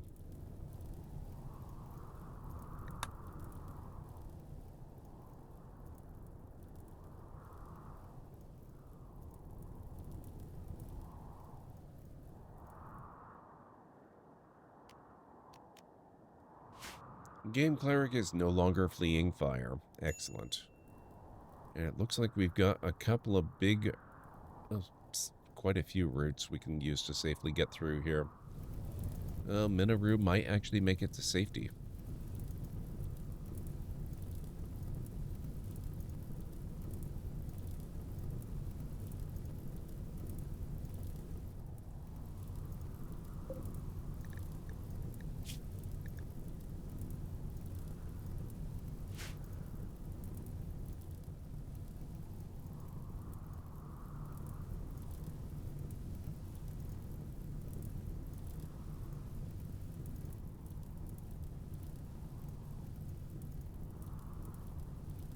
I have like 90 games installed only on your PC.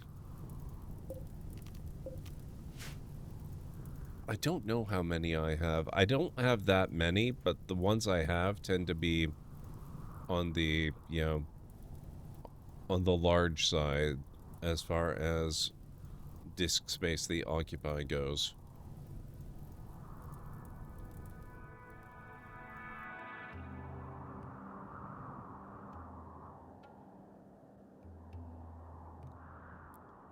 Sure would be nice if we could get some rain to put all this out.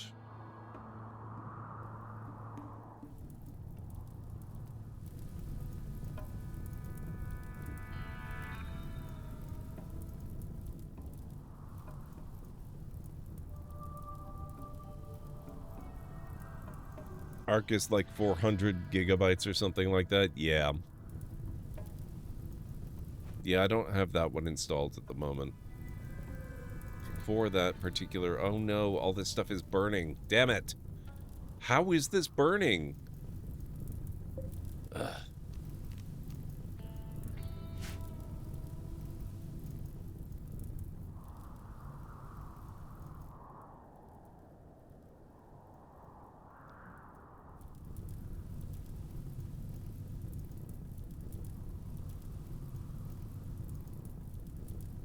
At least the components don't seem like they're likely to go up in flames anytime soon.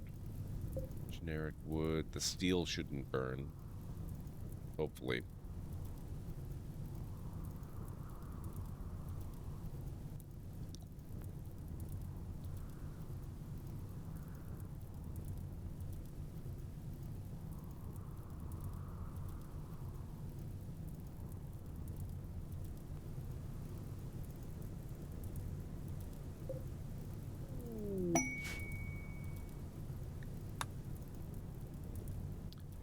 Biotech Human Genetics Lab found.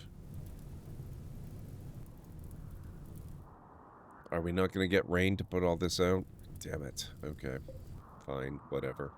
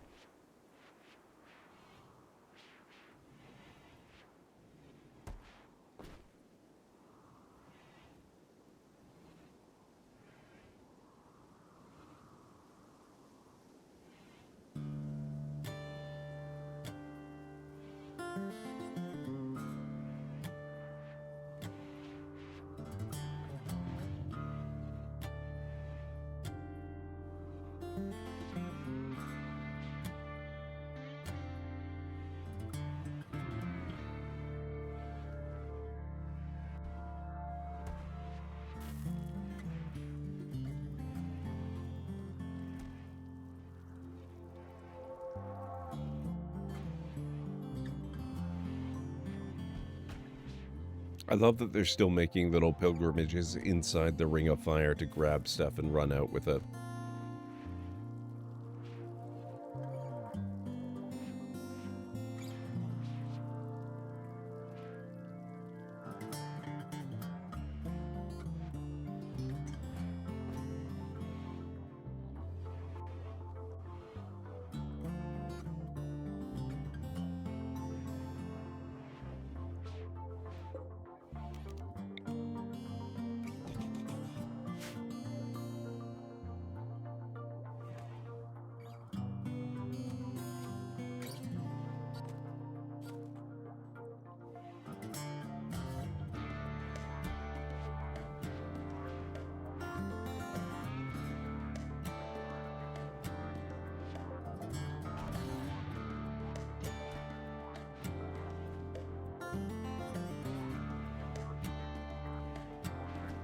Alert, ad break coming up in approximately 3 minutes.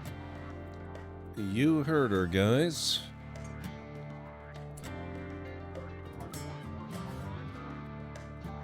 "157% research speed factor. Laboratory station, ENIAC, bookshelf, and research counter."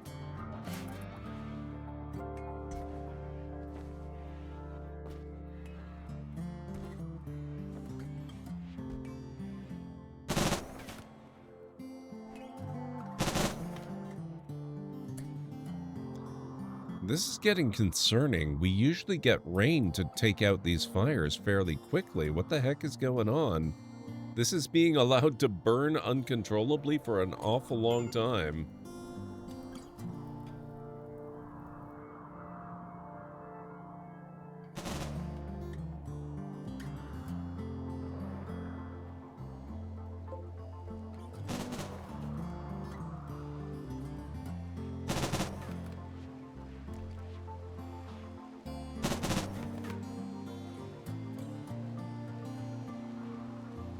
May have to fly away if it gets too close. I refuse to leave. Oh, wait a sec.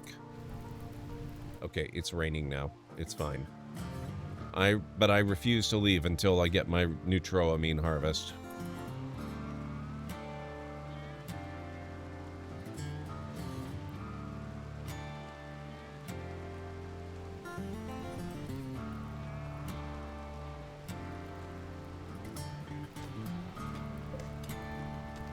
Ooh, Durasteel.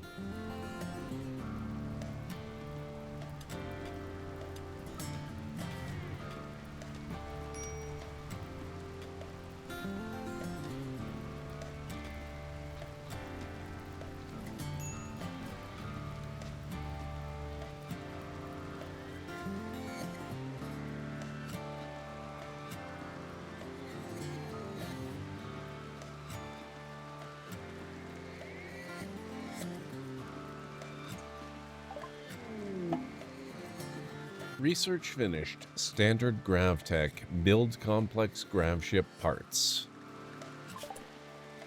All right. After standard gravtech, we want advanced gravtech, for which we need fabrication, for which we need the multi-analyzer, for which we need machining.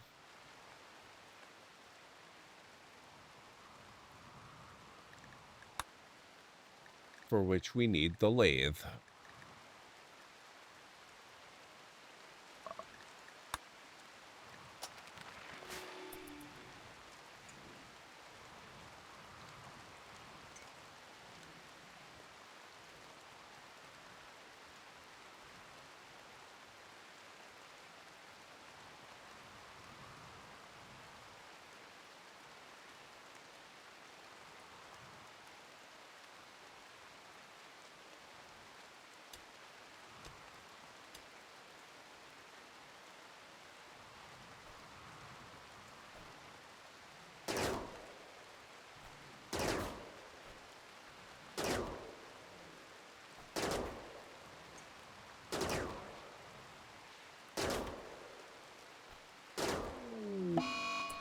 Blood Moon. One of the moons of this planet has orbited into the RimWorld's umbra, blocking all direct sunlight from illuminating the moon's surface. This resulted in the moon taking on a crimson color, a phenomenon known as the Blood Moon. During this time, sanguiphage mechanites will go into overdrive, driving hemogen-starved blood feeders out of their caves. Any blood feeder sanguinophage with less than half hemogen supply gone will enter the hemo hunter mental state. Hemogen will drain significantly quicker during Blood Moon. Okay, that said, terrifying as it is, I need to start the break, so I'll be back in just a few minutes. And this will be our final break of the evening, by the way. You don't need to wear your helmet on this planet. You know that, right? I like my helmet. It's very comfortable. I will remind you that you are wearing a helmet too. Jesus. Some people.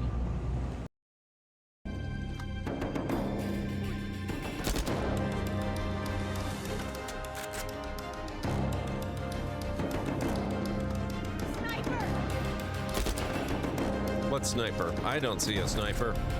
I only see a corpse.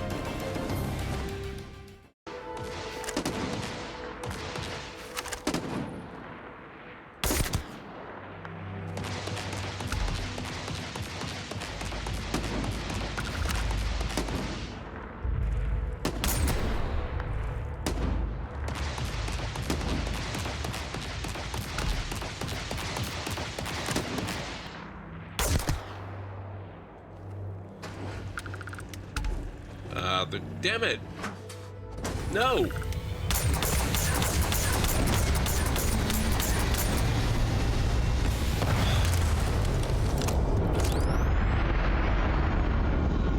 They took the bodies with them.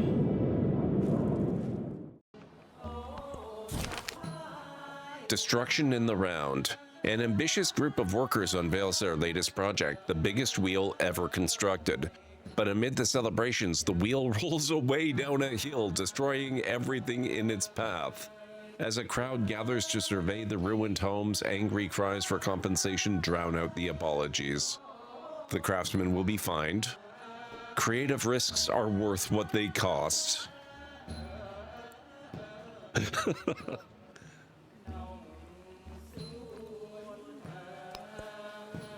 We'll take the culture.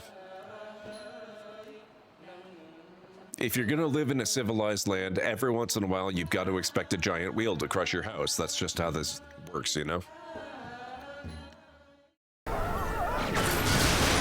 Whoa. Yes, whoa. Okay, that was a little eerie. This one cannot possibly fail.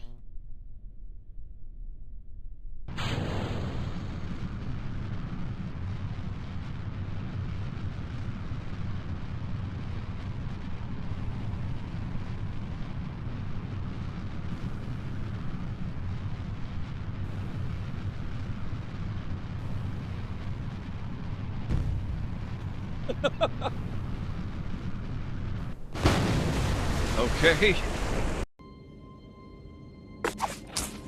Holy skunk sweat! Ouch!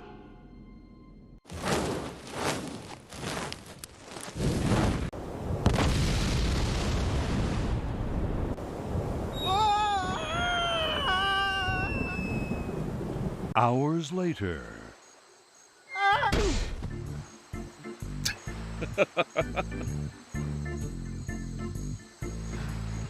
Oh boy.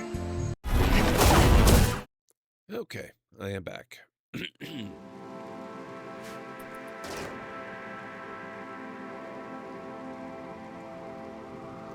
Thank you, Greenie. Thank you, Callan Ray.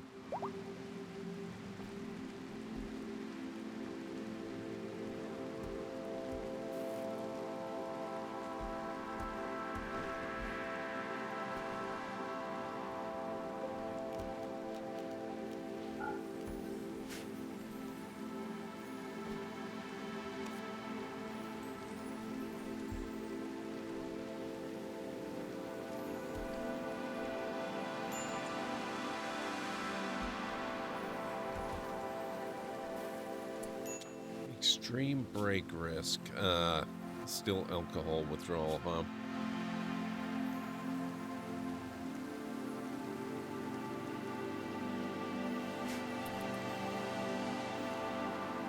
I am having a fantastic night. My eyes are not driving me crazy, so I don't have that to worry about. And RimWorld, while of course it is being RimWorld, it's going reasonably well in spite of that.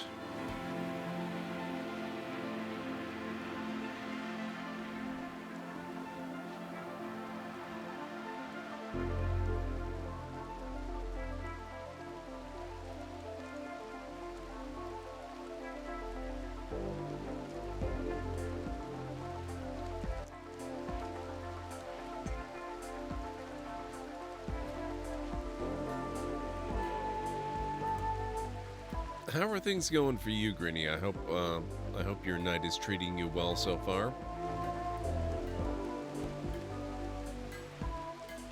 Where are they dumping? Oh wow.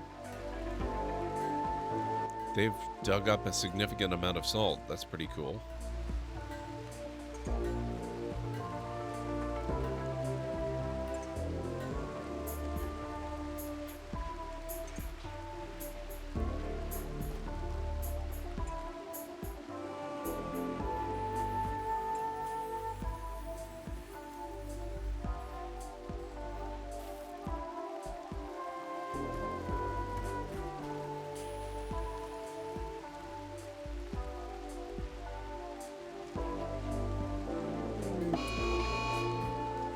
The Mech-Hive scanning process is close to determining your location. When it locates your grav ship, it will send a massive mechanoid force to kill you. Gather your supplies, then flee the map by selecting the pilot console and selecting launch. Mechanoid threat. 1 quadrum and 2 days. So 17 days. I think we're okay for the time being. We can at least wait until the neutroflowers are harvested, I think. Tonight is good, trying to mentally prepare for tomorrow with crowd control Baldur's Gate 3. Yes, that's gonna be a thing.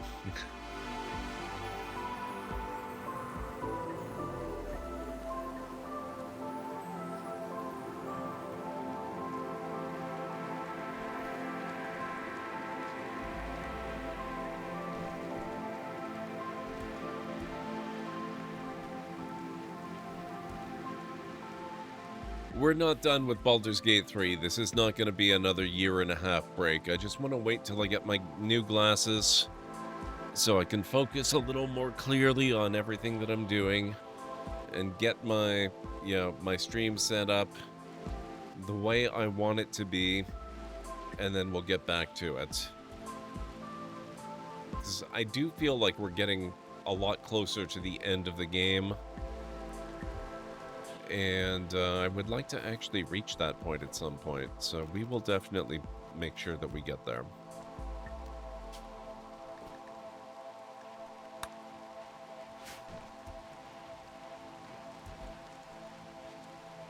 Is there a Waterdeep mod for Baldur's Gate 3 yet? Oh, you're kidding, Greenie. That would be pretty freaking amazing. God, can you imagine in 5 years' time what the mod scene for Baldur's Gate 3 is going to look like? People went nuts with Skyrim.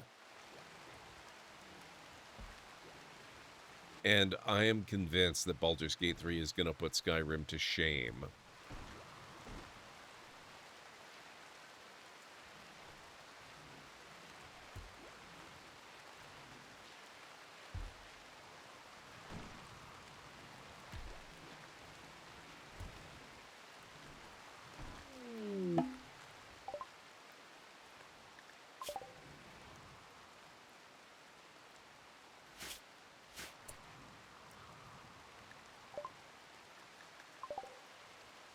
Tony Surgeon.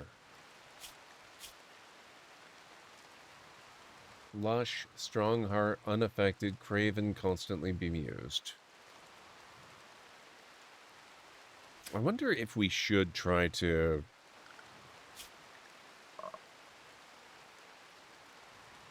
get some kind of alcohol.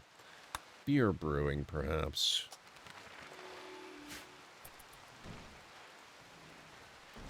Which means we might need... Is there some kind of really fast-growing...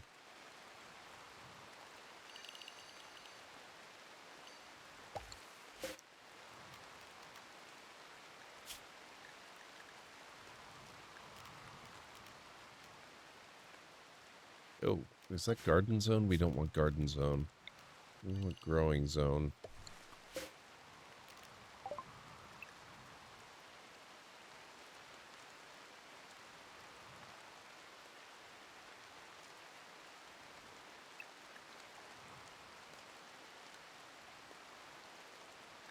Growing time 5 days. That's not bad at all.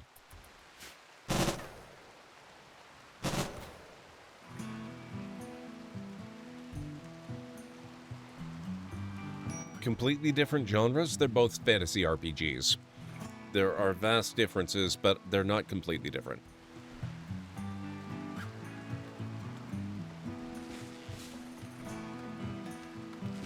Yeah, exactly like Greenie said.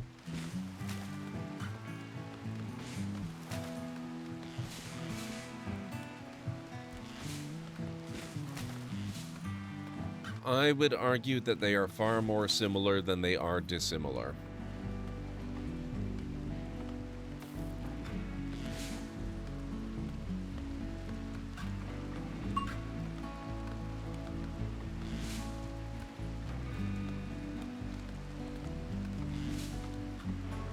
Baldur's Gate 3 is turn-based, Skyrim is action. Also, the style of play Baldur's Gate 3 has makes it easier to focus on story and decision-making. Minor differences, though. Well, okay. Turn-based versus real-time is... I would hesitate to call that a minor difference, but it's only one difference. They're still both fantasy RPGs.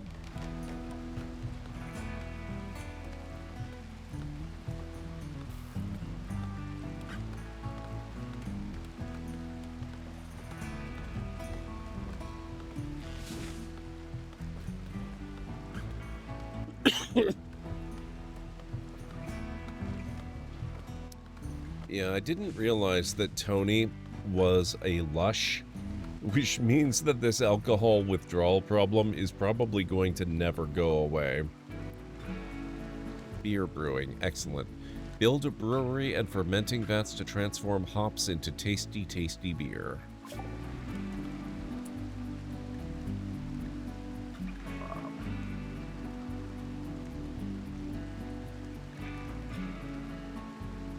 Alright, advanced gravtech, we need fabrication and the multi-analyzer and machining.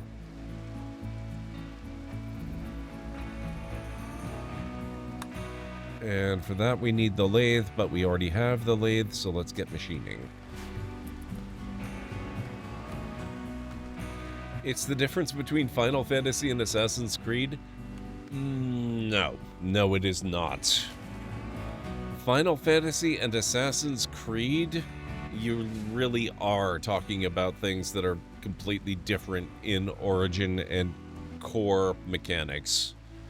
Whereas Baldur's Gate and Skyrim, you're really not.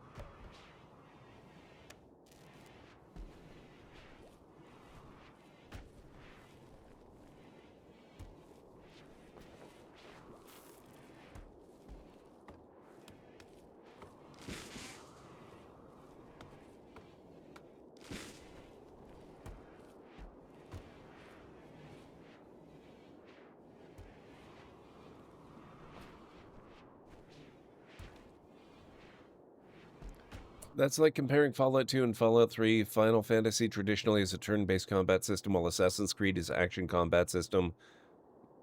Both built heavily on storytelling, but Assassin's Creed is not fundamentally a role-playing game. Final Fantasy is. Assassin's Creed is a stealth action game. Very different set of core mechanics.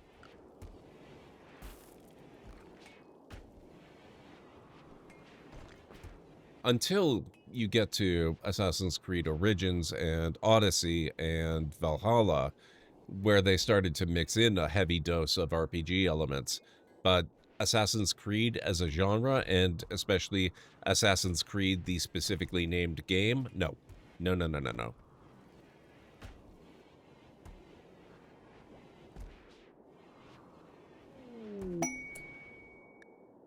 Kronos proposed marriage to Anstara. Anstara agreed, and the two are now engaged. Apparel cargo pods. Gray synthread dino hat mascot. Adorable.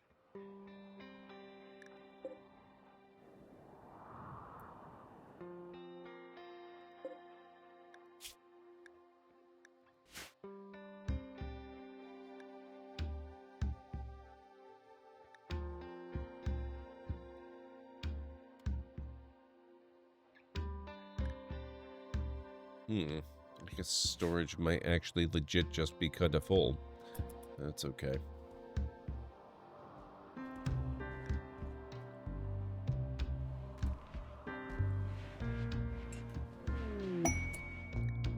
A group of ducks, abandoned or lost, have wandered into the area. They seem accustomed to human contact and are joining the colony. Duck soup is on, guys.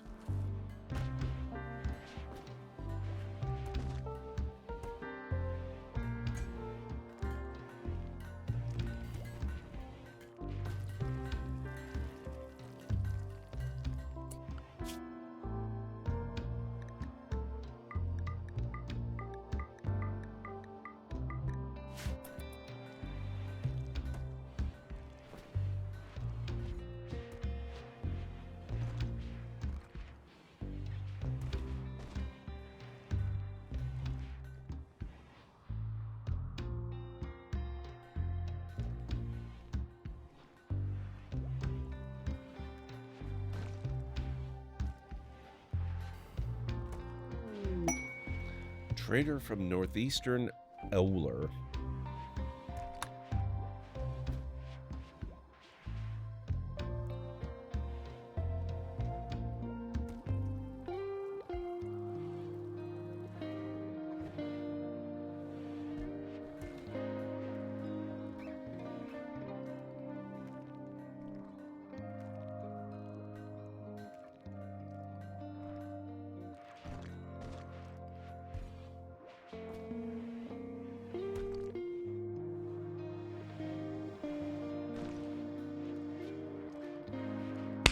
Ow. My right kidney. What the heck, Raz? Coming in with the raid. How are you doing tonight, sir? It's so good to see you. I hope you're doing well.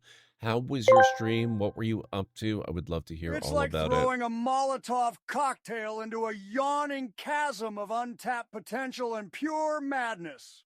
The Library of Lore is now ablaze with the energy of these 9 intrepid raiders. Picture a cyclone made entirely of fire-breathing ferrets, and you're close to understanding the chaos and power they've unleashed. Every fact becomes a tempest, every story a roller coaster without brakes. The universe stands in awe. Fire-breathing ferrets is terrifying. Nick is on such a roll tonight. Thank you so much for the follow. An anonymous newcomer just became the Library of Lore's newest lore seeker. Just working through Moonrise Tower, cleared out the first floor, and figured that was a good place to stop for the night. I have not heard of that game. I would love to hear more. Guys, if you're not following Razgriz, we know Raz through Ultra's channel. Please make sure you go check him out. He's a really awesome content creator and good friend of the channel, and well deserving of all the attention and support that you can throw his way. If you happen to be new here in this channel, my name is GordMcLeod. I'm a variety streamer here on Twitch. I play a wide variety of mostly single-player, story-driven games with excellent character and narrative development, as well as some strategy games, sandboxy games, retro RPGs, classic adventure games, and every once in a while, I do throw in a Lego builder too as well. So if any of that sounds good to you, please do feel free to hit the follow button. I do have a little bit of a video to welcome you in properly. Hopefully it won't scare too many of you away. Good afternoon, folks. Welcome back to the Library of Lore. I'm going to put a bit of a rush on this, which means we might not actually get to out. Wow.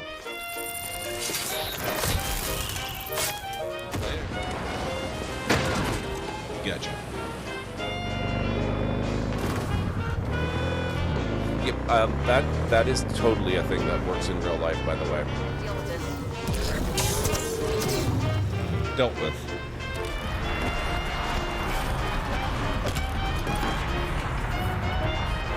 Who'd have thunk? Great, let's go. Whoops. Sorry. Boom. How did I do that? What the heck? In all the worst places, there are mushrooms. Coincidence. Oh, good.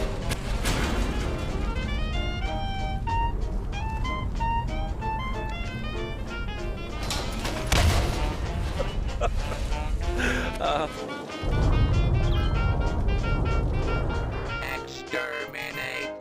Exterminate! Oh my god. And cut that out. Oh, that. Oh my. Ow.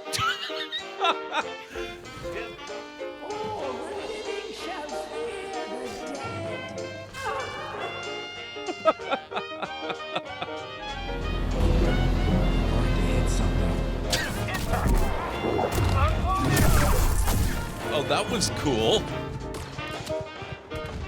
There we go, finally. Oh my.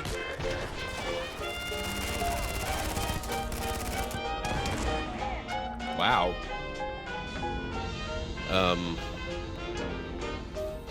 Nope. Ah.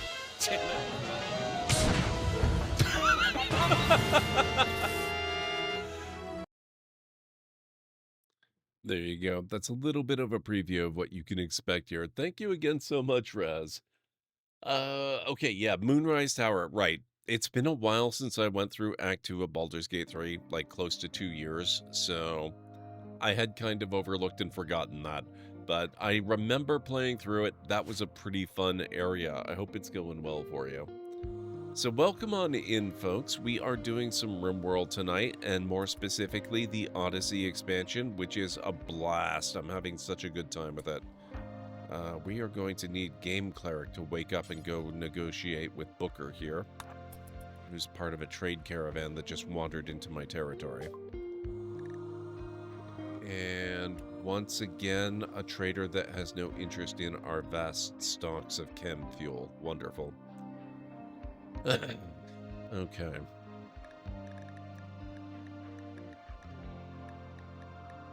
Just see if they've got anything. Oh, they have Gravlite panels for sale. I will actually take all of those.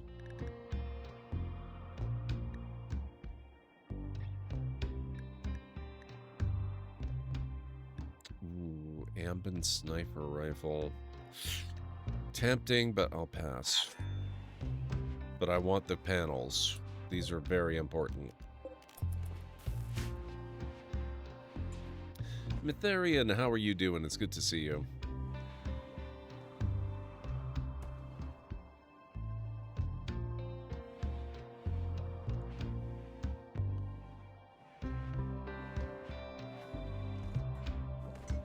There we go. 126 grav light panels. Beautiful.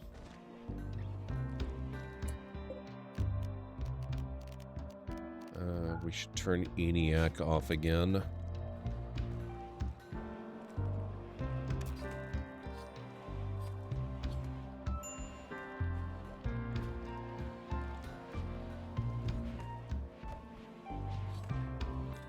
How are things going with Arian? It's good to see you. I hope you're doing well tonight.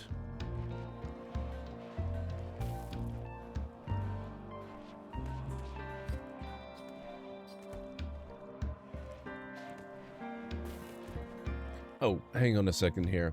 And Final Fantasy has recently adapted to a more action RPG style in recent games. I believe the criticism you're trying to make towards Skyrim is you wish they would lean more into the RPG and world-building elements of their past games instead of moving to a more action-based combat system. I have no problem with the action-based combat system as long as they keep the other core RPG elements. If I had a significant complaint about Skyrim, it would be that I would like to see something more closely resembling the magic systems in Daggerfall and Morrowind. I am less concerned about the combat, or the other elements of combat, I suppose.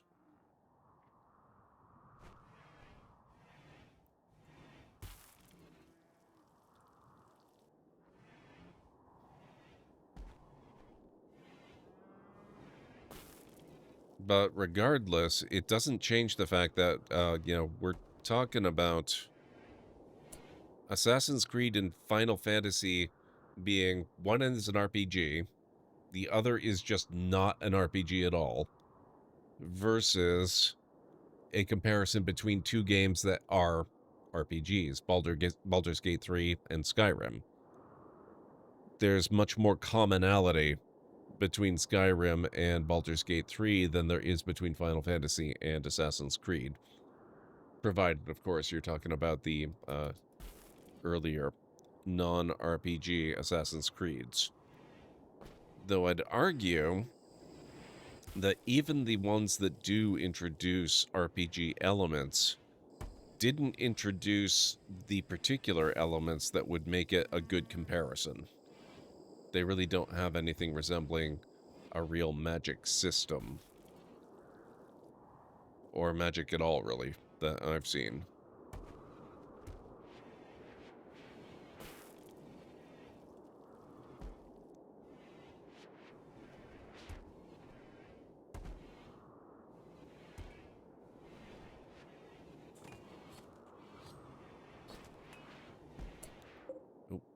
We can probably turn that back on now.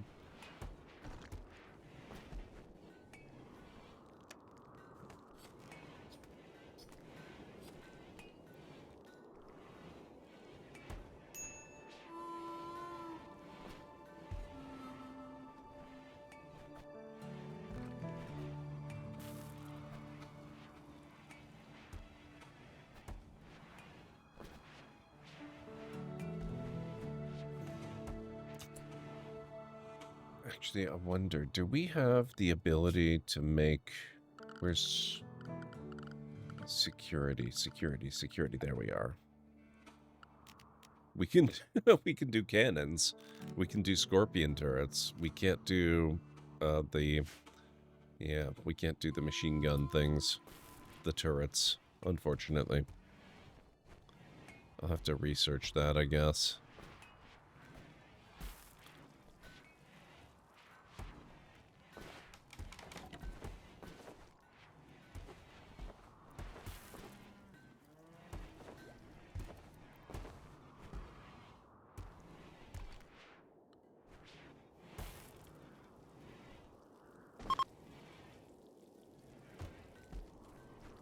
Has he got the cube?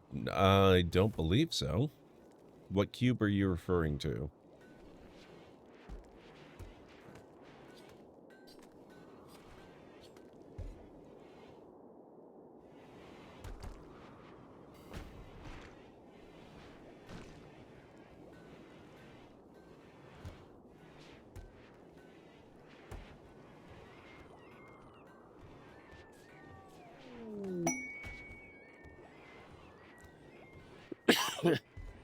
Inspired research, the game cleric.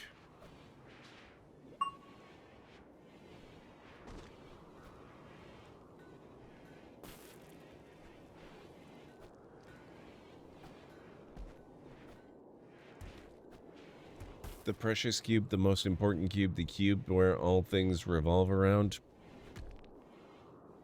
Sadly, that's not helping me much. Cassowary.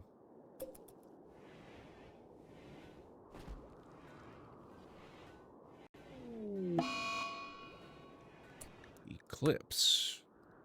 Let's turn ENIAC off again then.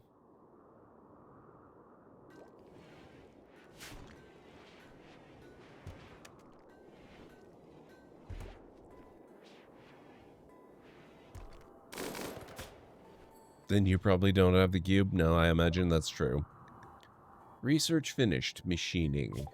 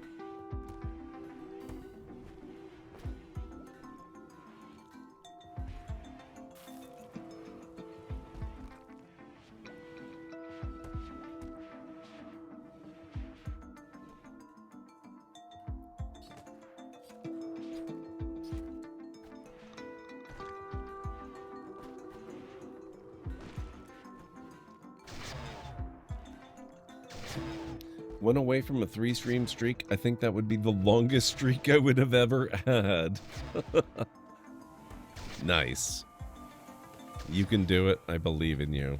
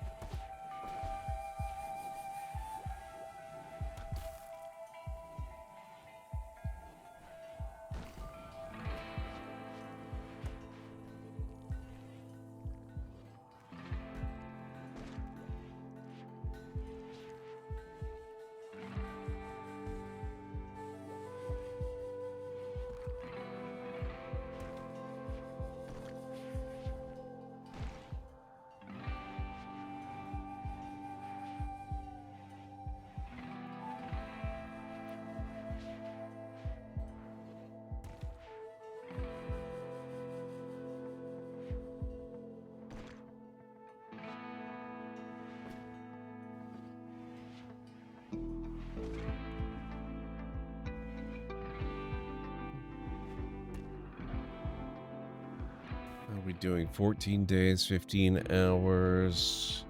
The neutroflowers, they're coming along. They do take a while to grow.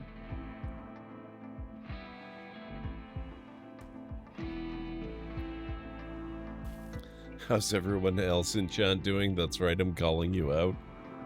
How dare you, Mr. Soggy Ramen? How very dare you?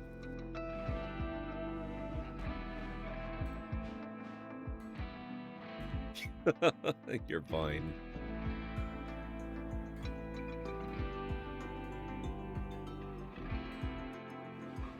Doing your leg exercises? Nice.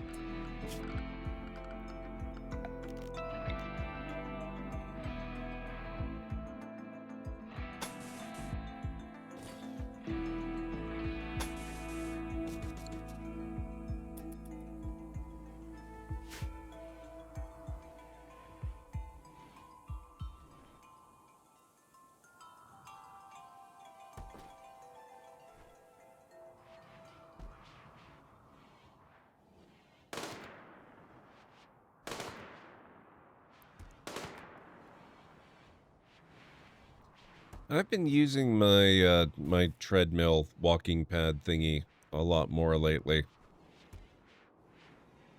Speaking of leg exercises, I've been using it to do, what do they do it? What do they call it? Like, high intensity interval training or something. Which is basically a half-hour thing where you walk really, really fast for 3 minutes and then at a much more relaxed pace for 3 minutes and do that 5 times for a half-hour total. And it's supposed to be really, really good for you. So, here's hoping. Treadmills used to be a form of torture. I can believe it. If you're not allowed to stop, then they would be. But the thing is, having it in your own home, using it at your own pace for as long as you're comfortable using it, it's great.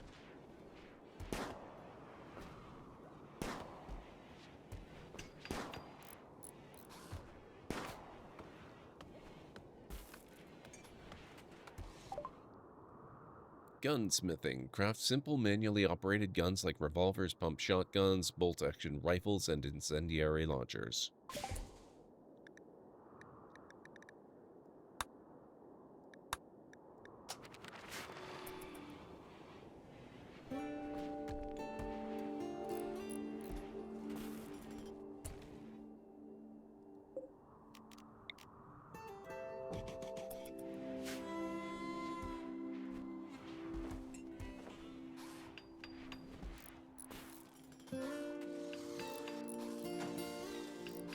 Hey, it even snapped into its intended design. I love it.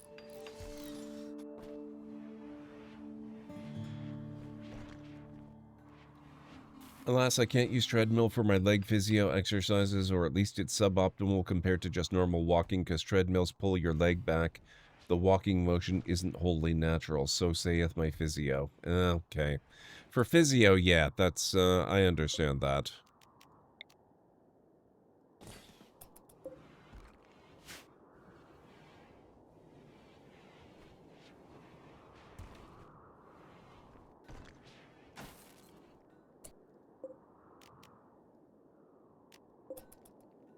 There we go. I can probably get away with using ENIAC more now, when we're not in Eclipse mode.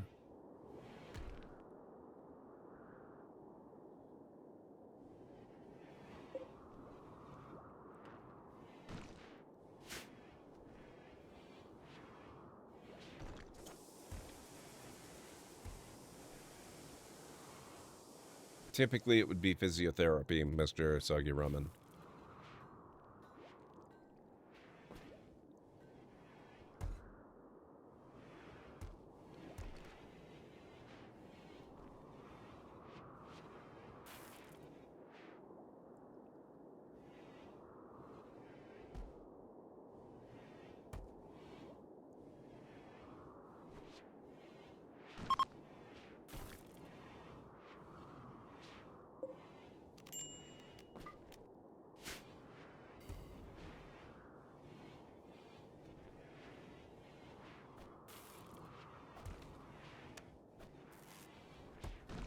Oh, my timing sucks. It's sundown, not sun up.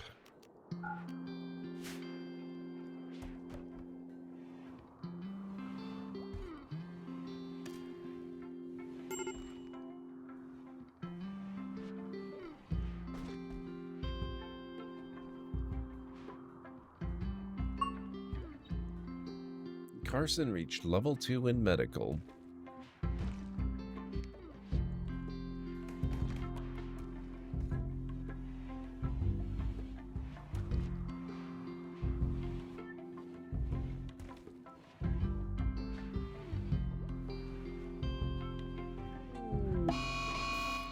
Smoke leaf binge, Tony. I mean, she's welcome to try, but I don't believe we actually have any, so good luck with that.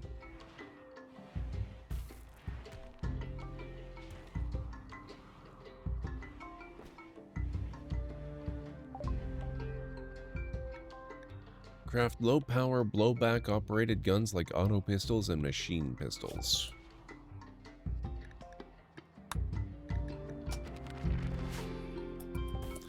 Oh, now, we did have... Where was...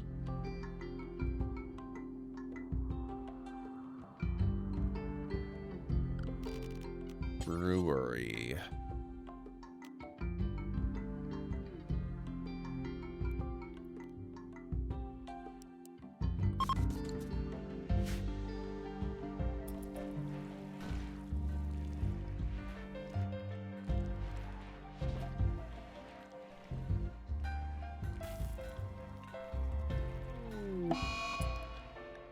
Tony has developed an addiction to opium.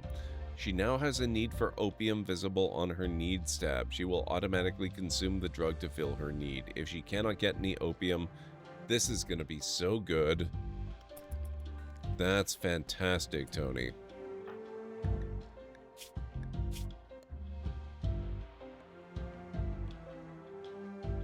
What the heck did we have that allowed her to get high on opium and get dependent on it? Ugh. You couldn't have held out just a little bit longer until we actually managed to get the brewery set up so you can have beer. Oh, and apparently we did have smoke leaf. Great.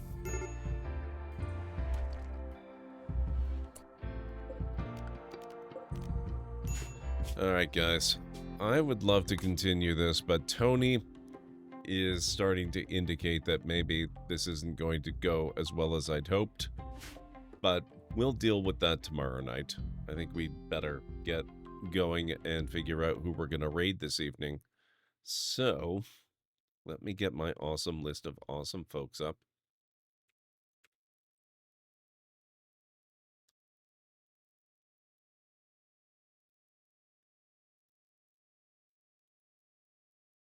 Yes. We do have several excellent candidates. Quite a few, actually. Looks like Hodon Kane is playing some Baldur's Gate 3. Catfish Wins is playing Abiotic Factor, which looks really, really good. Fat Sack Fails is playing Grounded. Mama CVT is playing 7 Days to Die. Greenie is playing Cyberpunk 2077. Hidden Rainbows is playing Visage.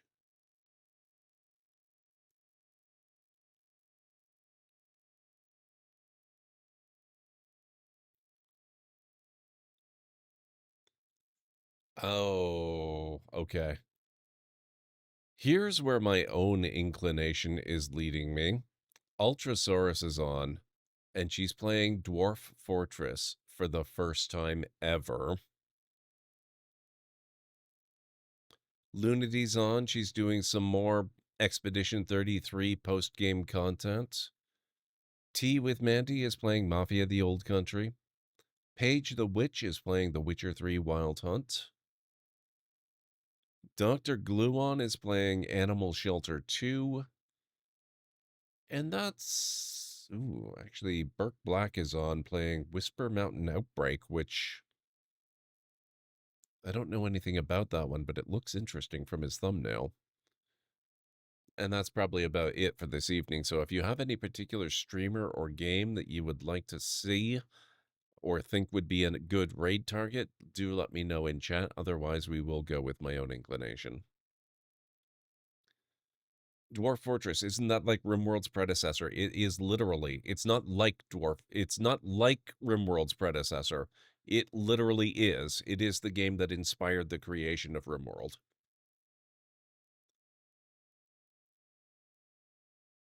I'm going to take that as a vote for it, especially because I was leaning that way myself. We're going to go visit Ultra tonight and see how Dwarf Fortress is treating her, because she likes to play RimWorld at times 500 naked brutality to make it as difficult as humanly possible.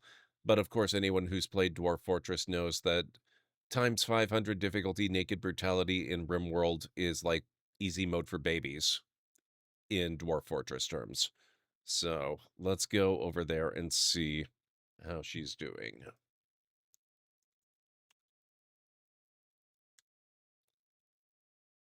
There's her link.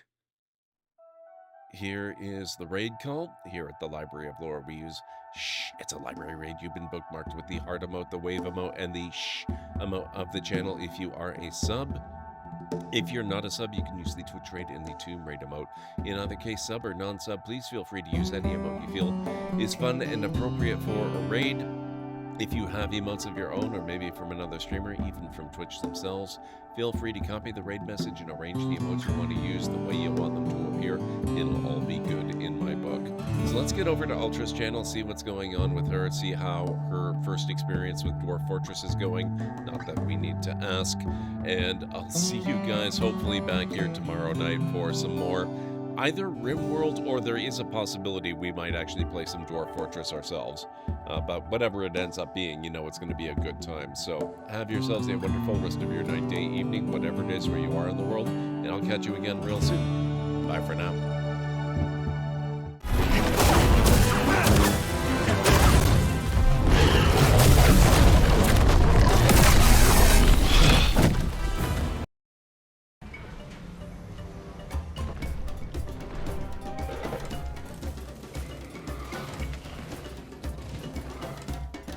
Oh my god.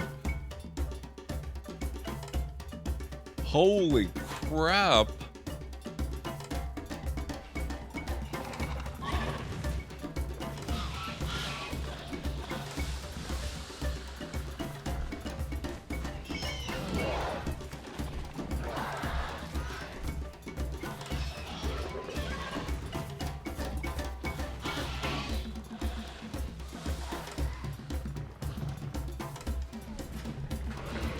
Wow.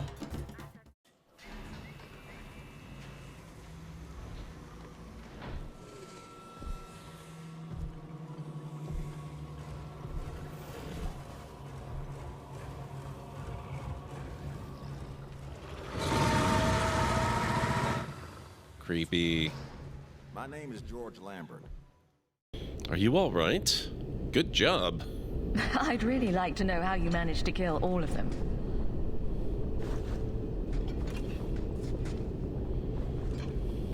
Boom! And how did you do that?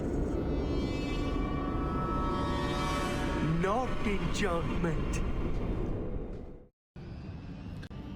I love the really close-up view.